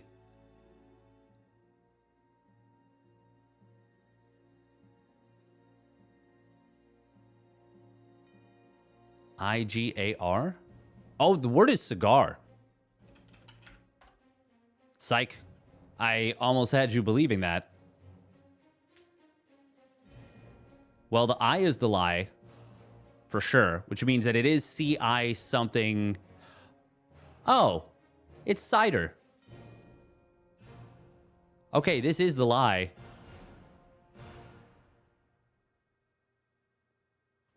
I mean, we didn't get the solve off that, but I'm pretty sure... Yeah. Yeah, okay. We got the solve indirectly. If not right away. That's pretty slick. That was a cool one. Really enjoyed that. I do enjoy doing brain teasers. They're fun. They are fun. They are fun. For me. Now the rage bait wordle. Yep. Okay. So there's an X somewhere.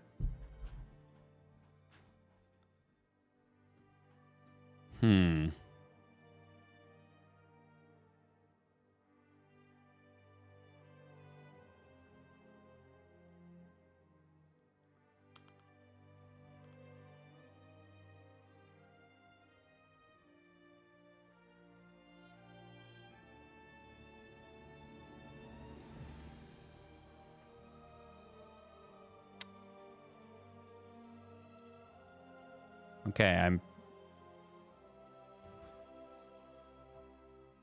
I actually don't know. Does the X go here? Because if it does, it's got to be like hex. Or hexed. Hexer. But there's... Oh, no, there's no available H. There's only one, and it's already locked in.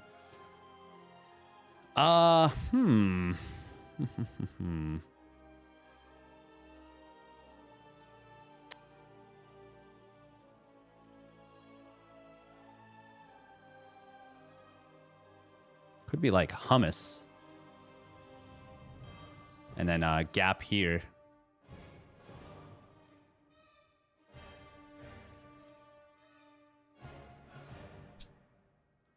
Okay, well, that did tell us a little something. But did it actually help us in any way? Not a ton. Okay, this does tell us a ton. This actually tells us that it's both of these go here.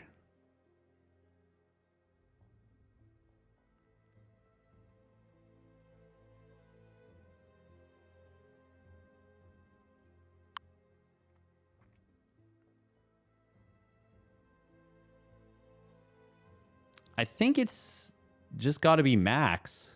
Yeah. And then this goes not wait.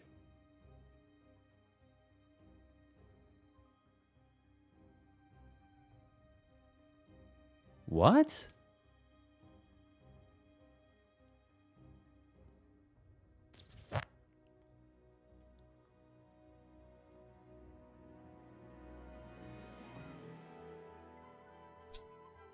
Heh. Heh.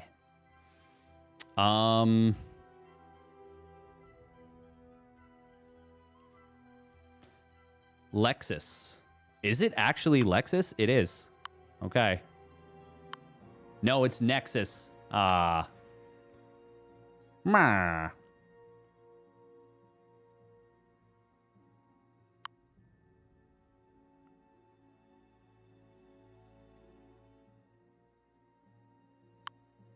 The word is actually ugh. That's funny. So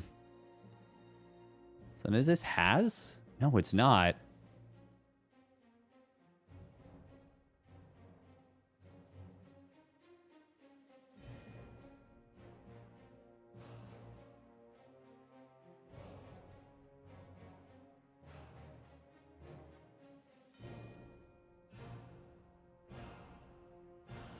Okay, so the F has to go this row. Is it something... I'm trying to discern if... Because I'm pretty sure this goes here. But I'm trying to discern if the other gap goes here, here, or here. Because it has to be touching it. Can we figure this out? E blank GN. Is this... Oh, this is foreign. The word is foreign. Yeah.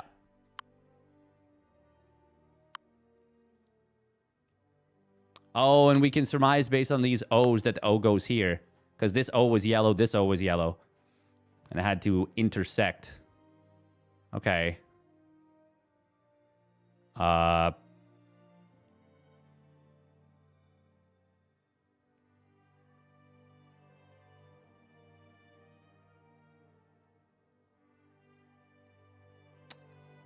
Oh, it's fluff.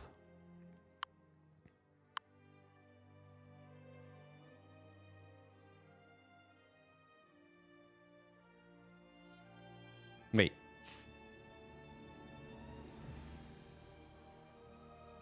Fibrous. Okay. Oh, rehab. Ism. The word is ism. Wow, people had a tough time with this one. 27. Okay, I feel pretty good about my 23. I was like, I don't know about that one. But 27 is really high for other people. Imagine Alexis ads, though. That would be kind of funny. I was going to say coach, but this H is not lit up, so... That's not locus either, because the U would be right there.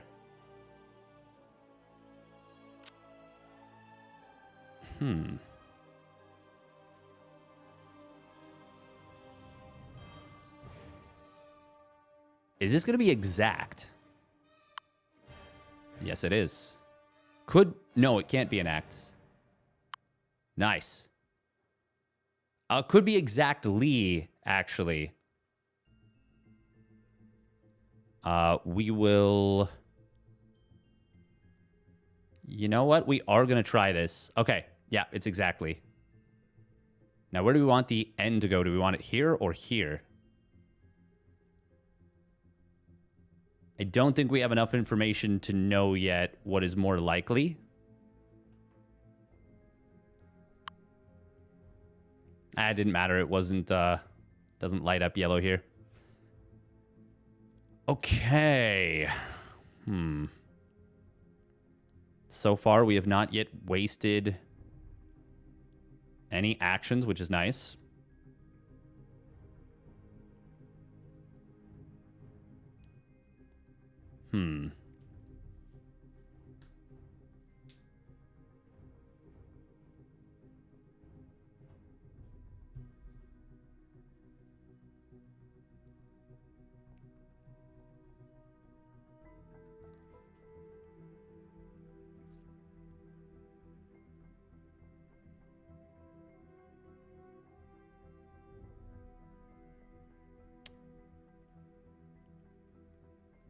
Is there anything here that would be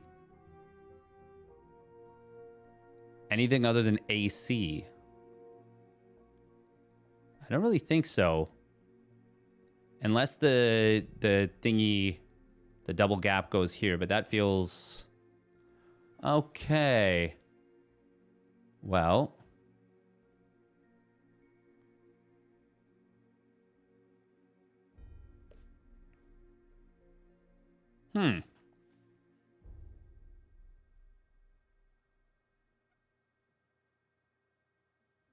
Maybe that is where the gap goes.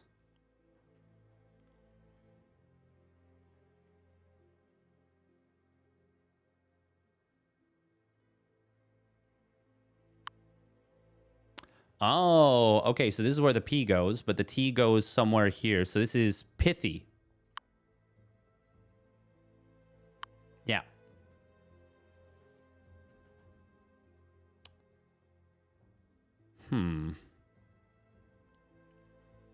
Bunt? No. And in fact, the A goes somewhere here. It's not enact, is it? No, the A was literally right there.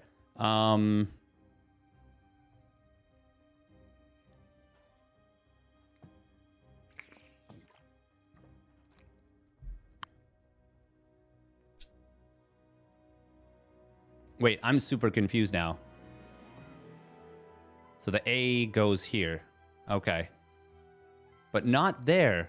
Just somewhere along this. What word is this? Huh?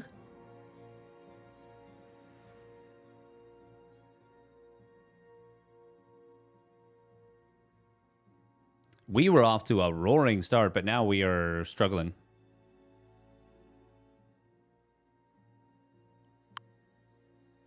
I have no idea.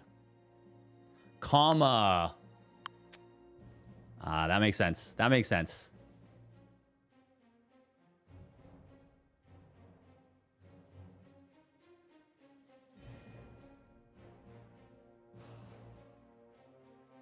Lambent.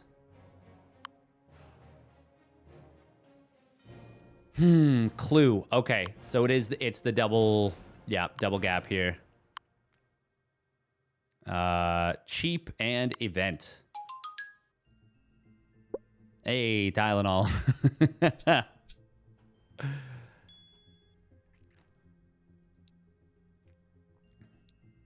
Any Tylenol Berts in the chat? There should always be Tylenol Berts in the chat. There must always be a Tylenol Bert. I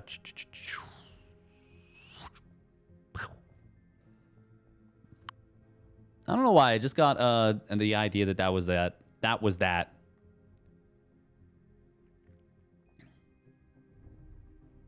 Misty?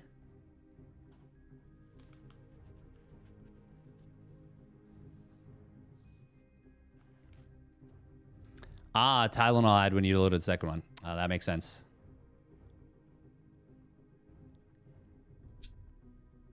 Okay, well.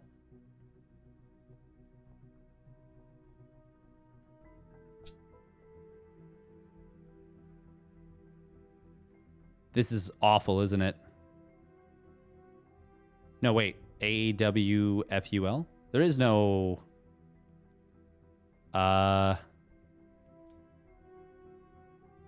So it lit up here.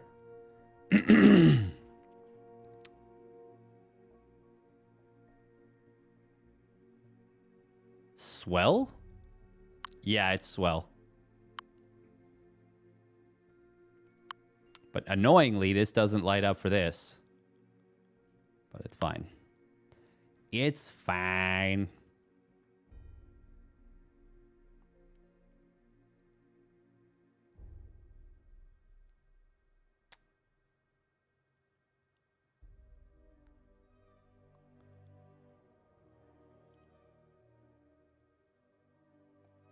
Is it mists? No, it's not. Okay.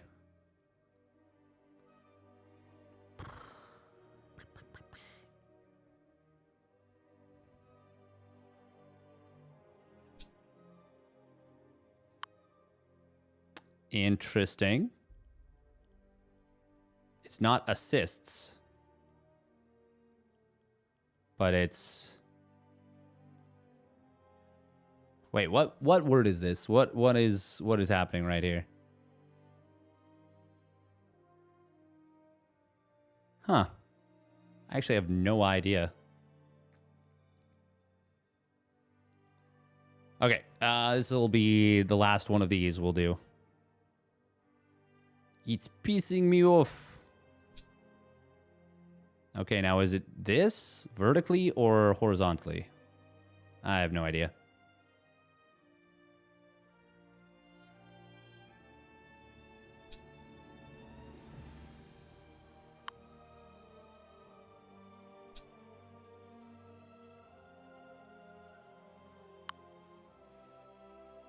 Yeah, we're kind of just throwing letters around at this point.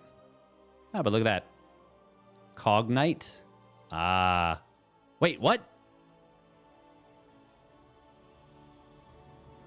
Cognate? What is cognate?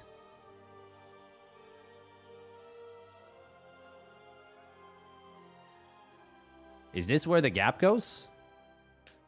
There's no SEA blank N. Yeah, I don't think so. I'm pretty sure this just has to be like this then. Oh. Yearn. Sigma. Oh my god. That means this is itchy. And this is insight. Insists. Wow, what a clunky set of words. 29.9. People really struggled with this one too. Goddamn. All right. Play today's contexto. Baseball. Sport. Ooh. Run. Running. Marathon.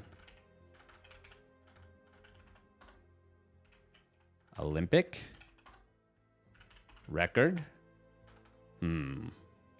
Running. Computer. Cardio. Gym. Triathlon.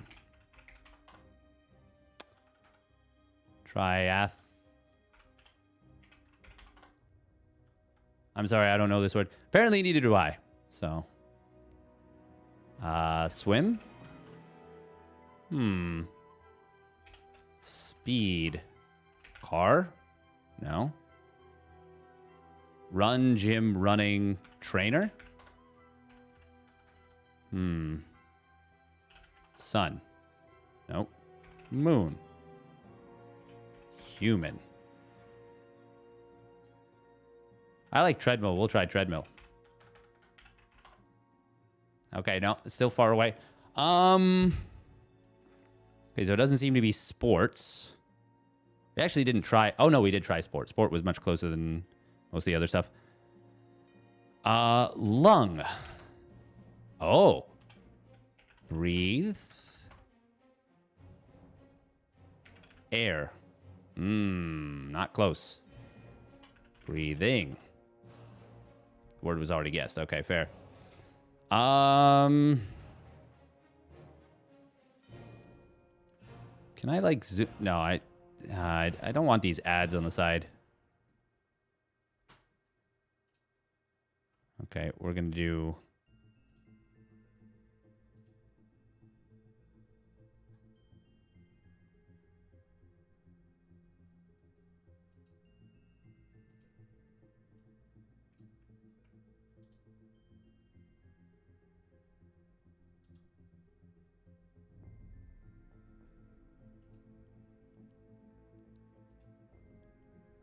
It's fine. It's being... yeah, I like oxygen. Cell. Body. Oh, okay. Body. Heart. Muscle. Ooh. Surely brain's not going to be it. Bicep. Tricep. Skeleton? Okay, muscle is by far the closest. Metabolize? Oh, wow, not even close. Food, not even close either. So we're really close with muscle, but farther away with heart. Still pretty close with bicep. Leg? Ooh. So that's why run and running are on there. Stretch, surely not. But it's pretty close. Jump? No.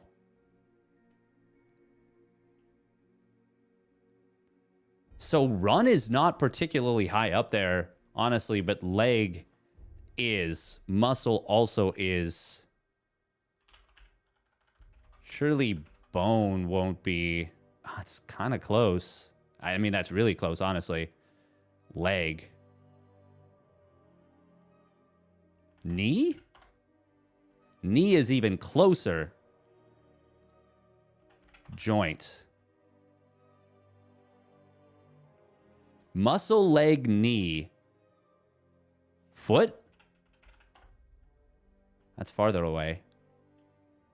Pants? Pant. Oh, it's the same thing, evidently. Bend.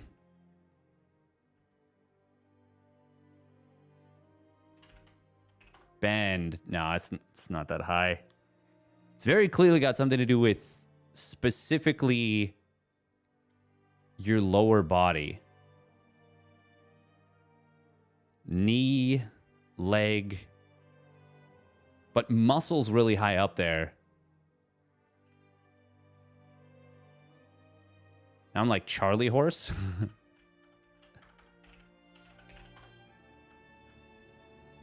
I don't even know if that's how you spell Charlie horse. I just kind of assumed. Never looked it up.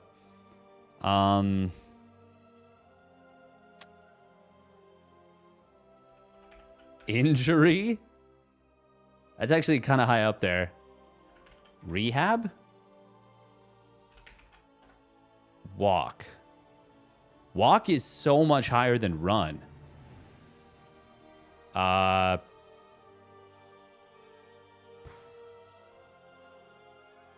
Squat?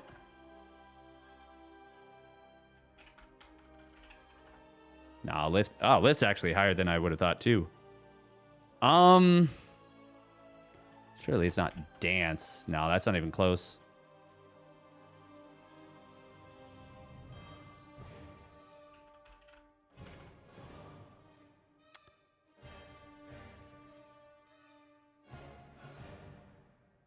It's not going to be something like wheelchair or something, is it?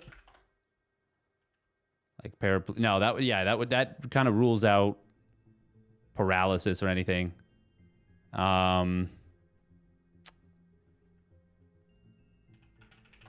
Stiff. Old. Age? No.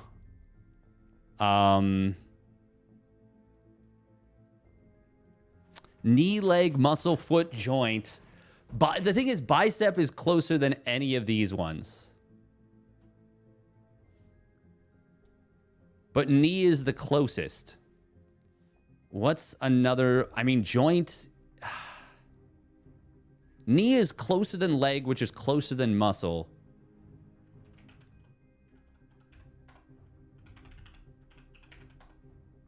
Kneecap is its own word, but it's not particularly close. It's like it's the last yellow before they become blue. It's not jump either. Yeah, jump was already... Yeah. Fall?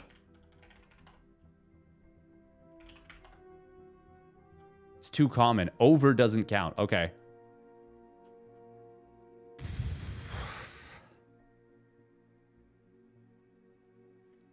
It's not kick. It's not even close to kick. How is muscle, leg, and knee there, but not kick? But pants are pretty far away, too. It's not going to be underwear, is it?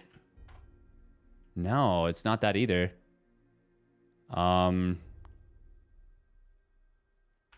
Tibia?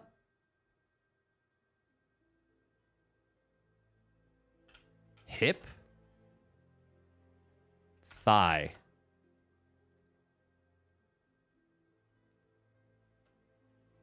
Ankle? Shin?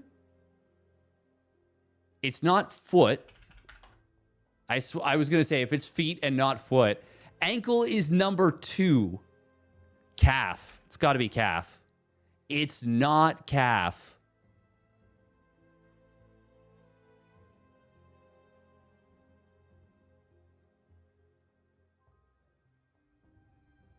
Toe?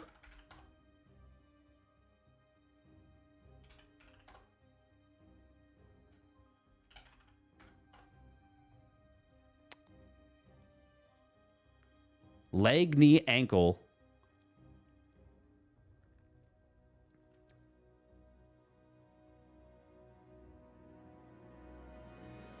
Shin, calf, Ragnarok. Heh. I'm literally trying to think of like what are the parts of your body.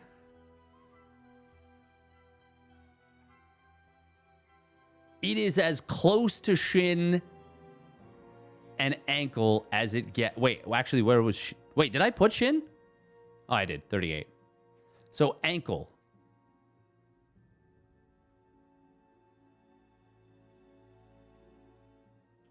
What happens when you put elbow? Socket? No. I already put joint.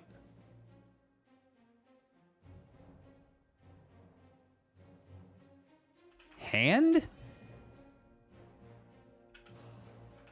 If it's finger.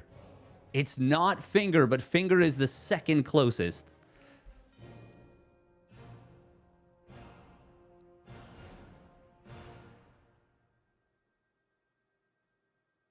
Knuckle? No. Fist? No.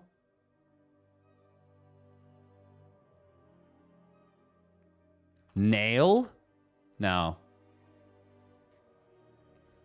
Elbow, hand. I already did body, surely. Yeah. If it's body part. Okay. Ankle is higher than finger, but finger is higher than knee. But toe is lower than all of them. Forearm? Forearm's right there in the middle. Is it arm? No. We have leg, we have arm. We have elbow. We have hip.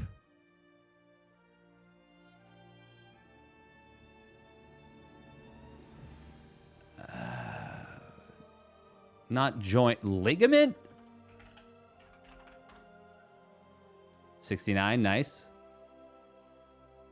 Original funny number. Oh my God, we're like flirting with it. We have 2, 3, and 4. And 8, 9, 10, 11, and 12. Holy crap. We have so many without getting the actual word.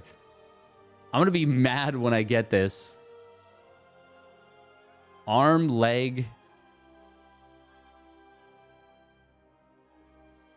Skeleton, body. If it was musculature...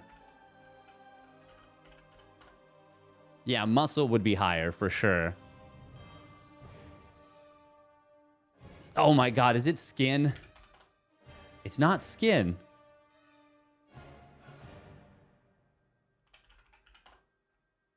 Belly's not particularly close. Shouldn't be stomach either, but that's a lot closer. If it's blood, it's not. Dermis? I don't even know if that's the, like, dermatology.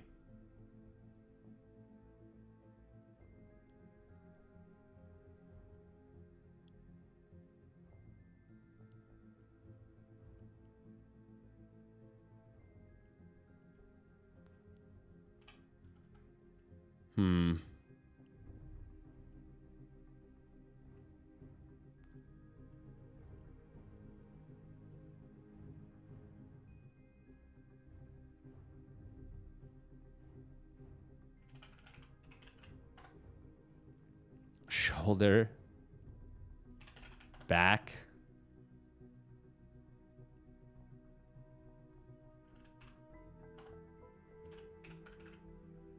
pectoral,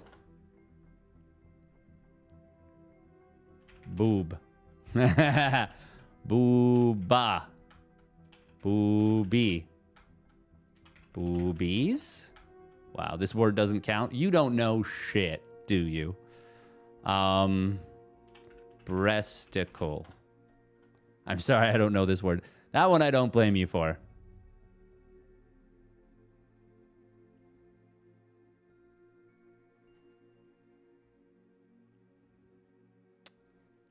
Protein. It's actually really far down.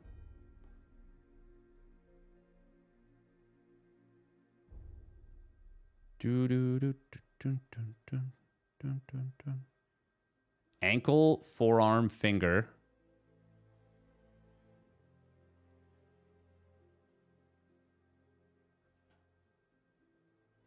And it's not... Wait, did we... We did put foot. Feet? Okay, feet and foot are the same.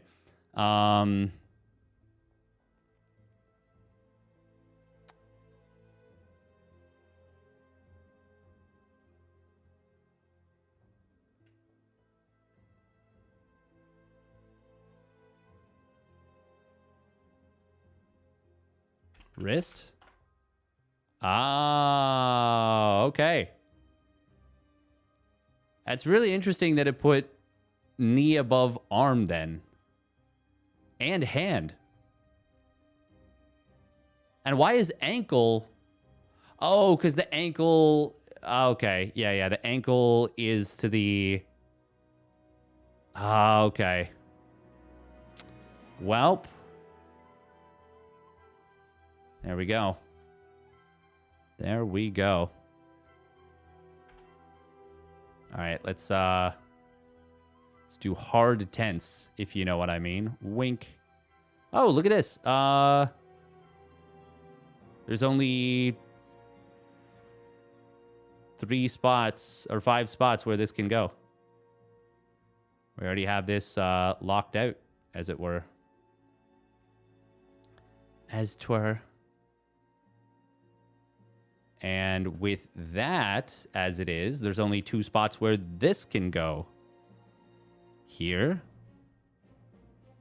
And here.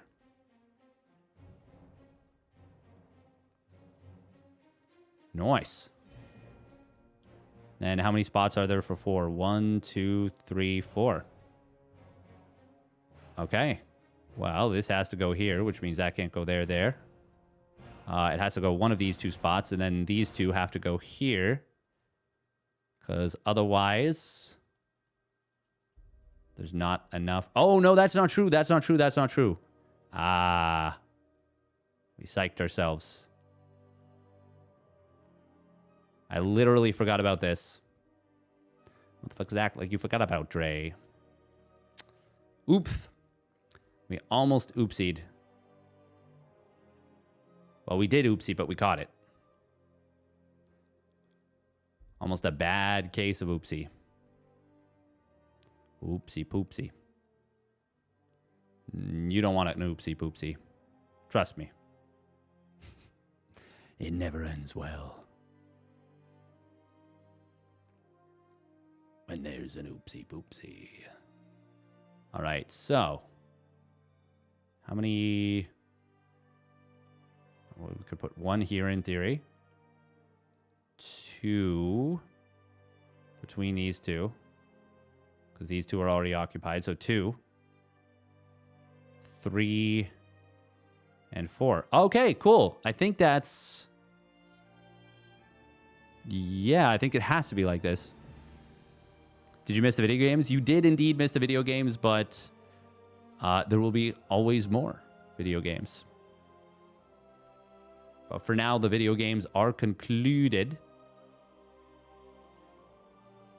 We're now just doing some brain tease redos.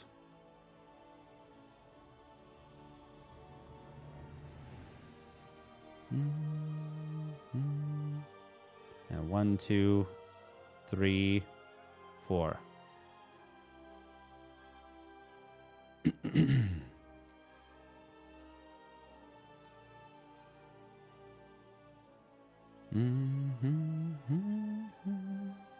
La la la la.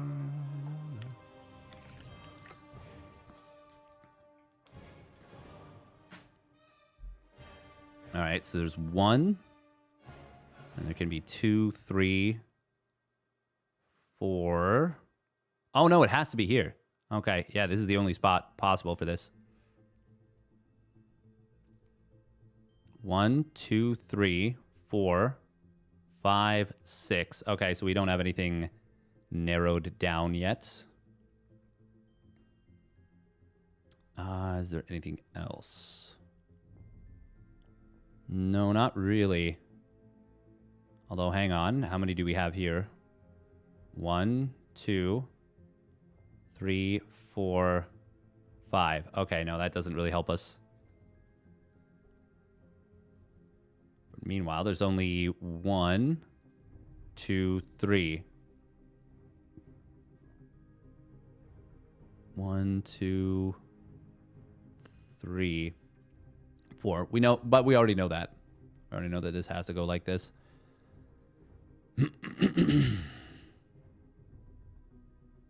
1, 2, 3, 4. One of those. Okay, that doesn't really help us either.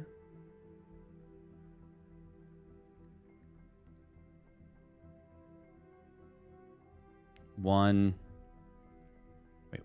2, 3, 4, 5, 6. Still doesn't help us either. We're trying to whittle down possibilities. 1. Are those Canadian teepees? They kind of look like it, but they are in fact tents. 1, 2, 3, 4, 5, 6. Yeah, that doesn't help us either. Snake jazz.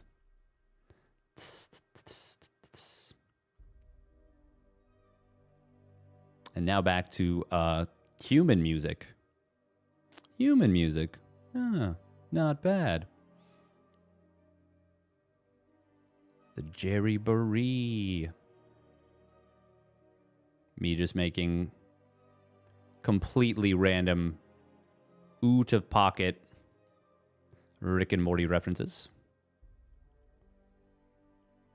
Turn yourself into a car, Morty. I installed car parts on you. Quick, turn yourself into a car. The 5 row in the middle. This one? Or this one? Because this one... There's one here. And then a second, potentially. Then a third. A fourth. Fifth. And a sixth. So we don't really have any way to whittle it down yet, unfortunately.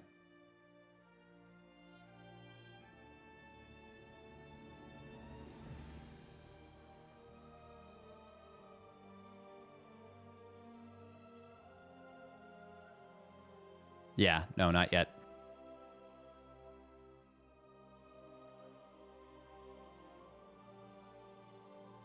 One, 2, 3.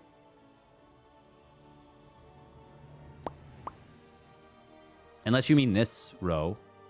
But even that one, there's still 1, 2, 3, 4, 5, 6 as possibilities.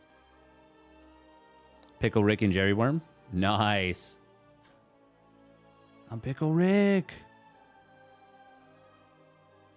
Ha, remember that? Yeah. We all remember that. I remember. Oh, this cannot be here for this one, because it would mean that there was nowhere for this to go. Oh, okay.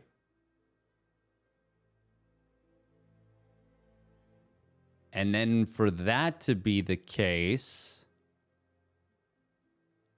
Hang on. Brain power. Activate.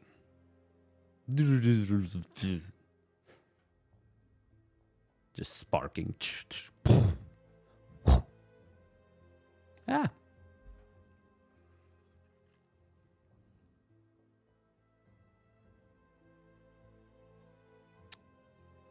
So if it were to be here,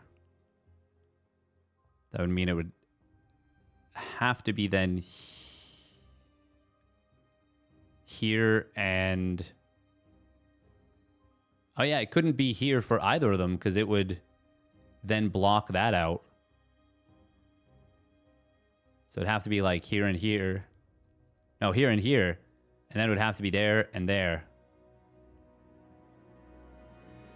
Now, on the other side of the coin, this is possible. This for this, this for this. And then...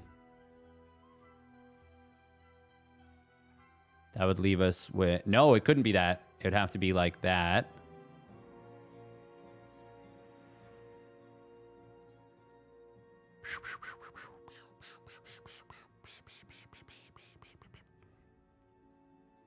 For this to be the case, that would have to go like this.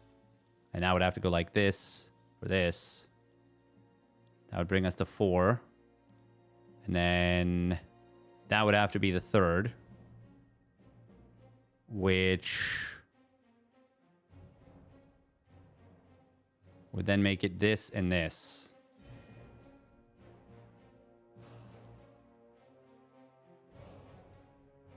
So this is legal, but I don't know if it's correct.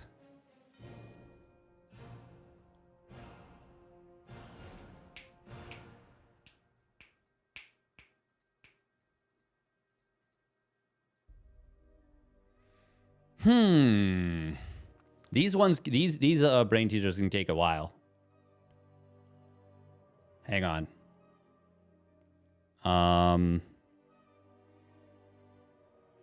Oh, there's something here. There's definitely something here. So this can only go in one of two places for this one. If it goes here, then nothing could go there, which would mean that this one would have to go here, and that's impossible. Okay.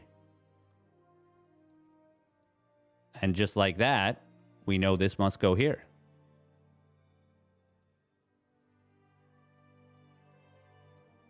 Which means that has to go there. Which means that has to go there. Which means that has to go there.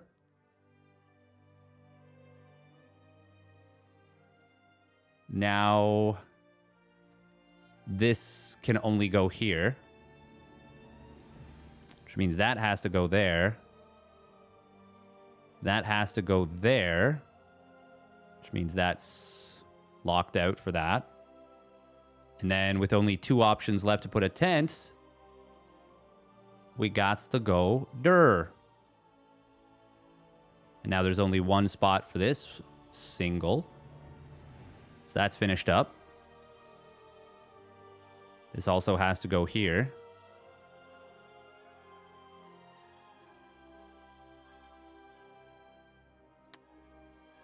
And with only one possible spot for a 3 tent here. That goes there. And then this is the only spot that the last 5 tent can go. Which means it goes there. And then... well, we've definitely blown this wide open. We don't have the solve yet, but we are closing in on it. We're hunting it. You should have hunted me. Were you significant in some way? Hunt me. You should have hunted me. Oh, okay. Now that this cannot be a thing, we know it has to go boom, boom, boom. In order to satisfy these 3 trees. The ent meat, if I may.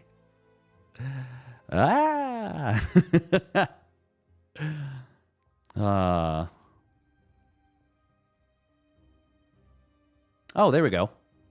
Well, that's done. That's done. This is now done. This is done. 3 pattern discovered. Yeah. Oh, this can't be. a spot. We already know that because there's nothing that can go there, but still, it's good to, like, put it in. That's what she said. Oh my god, that's so funny. Okay, so it has to be like this and like this, which means that this has to go here. And these two are now done. Oh, this is done. This is 0. Only one can go across here. Oh, this is done. That means that goes like this, which means this. No, not necessarily. Not necessarily. But we do know this goes here, and this must go here in order to fill that out.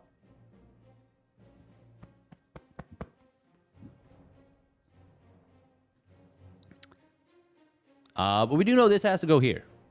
And this has to go here. We just don't know what goes here. Yeah. Cool. Oh, no, we do know what goes here in order to get 4 tents along the bottom. Cool. Oh, we also know that this is done now, which means this here and this here. And that row is done.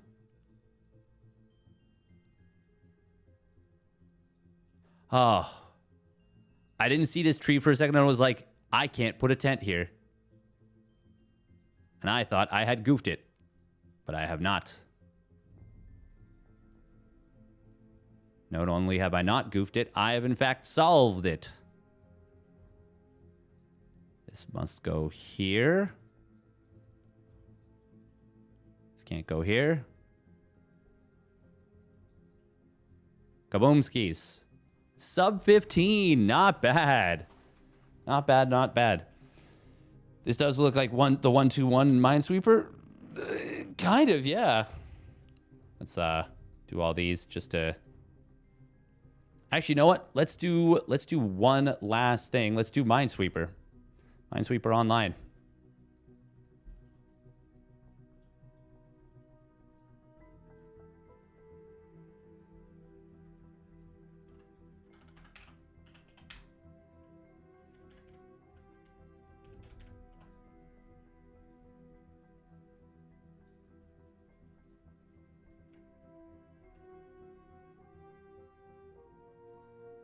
Oh.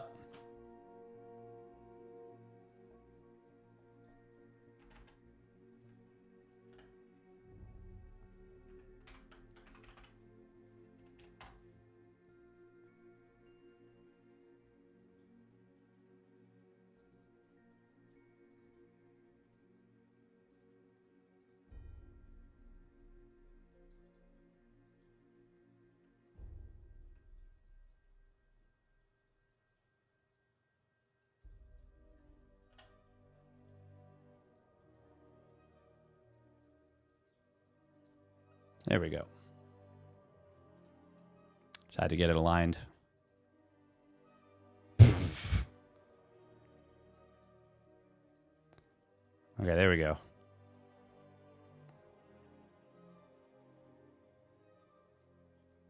Ba-dum.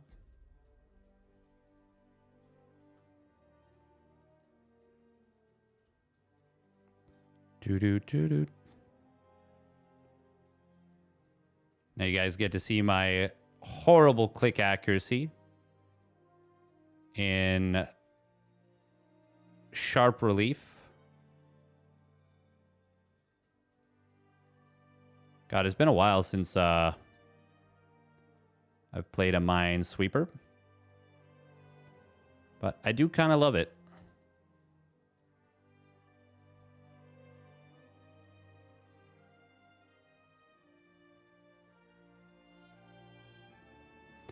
My favorite thing about Minesweeper is there was once a young lady who, when I was in my single days, before I met Fiancé Fast, who was enamored with my Minesweeper skills.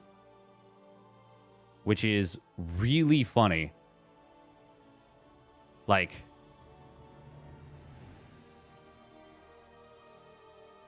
who would have thought that Minesweeper aptitude would lead to enamorment? That's not a word for sure. And yet, is it? Oh, we do have an ingress point. A beachhead opportunity.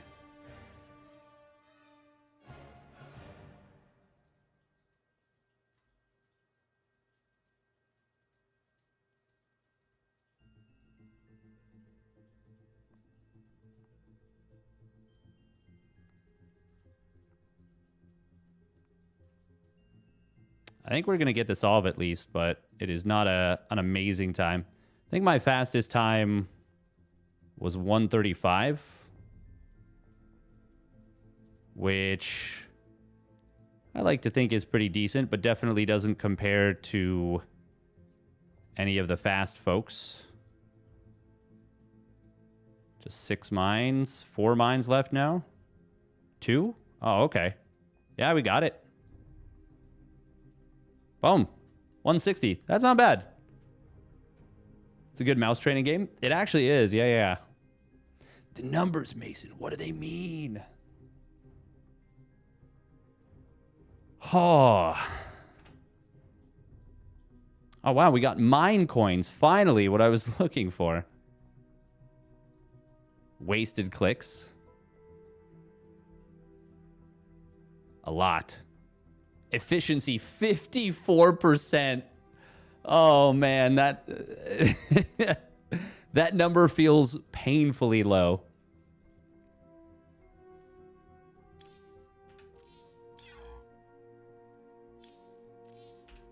That just sounds atrocious. Oh. How many from chat is invited for the wedding? I mean, honestly, it is going to be such a small wedding. But obviously, all of you, you know. My fastest 10-minute, 35-second on 220 bombs. What is that? 220 bombs? On Zarbama?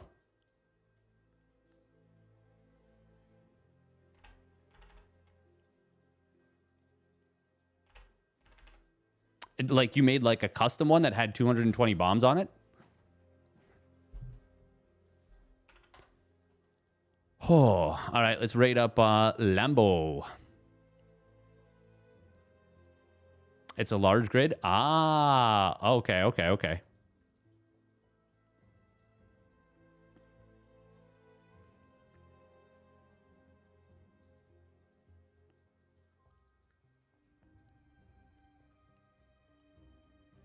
Oh, nice. Minesweeper apps. Sick. All right. That is going to do it for me on the day. I do have a replay to show y'all at some point. But we'll wait till later.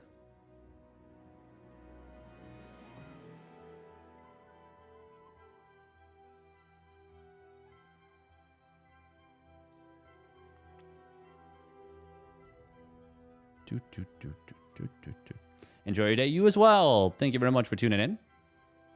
Everyone who stuck around to watch me fiddle around with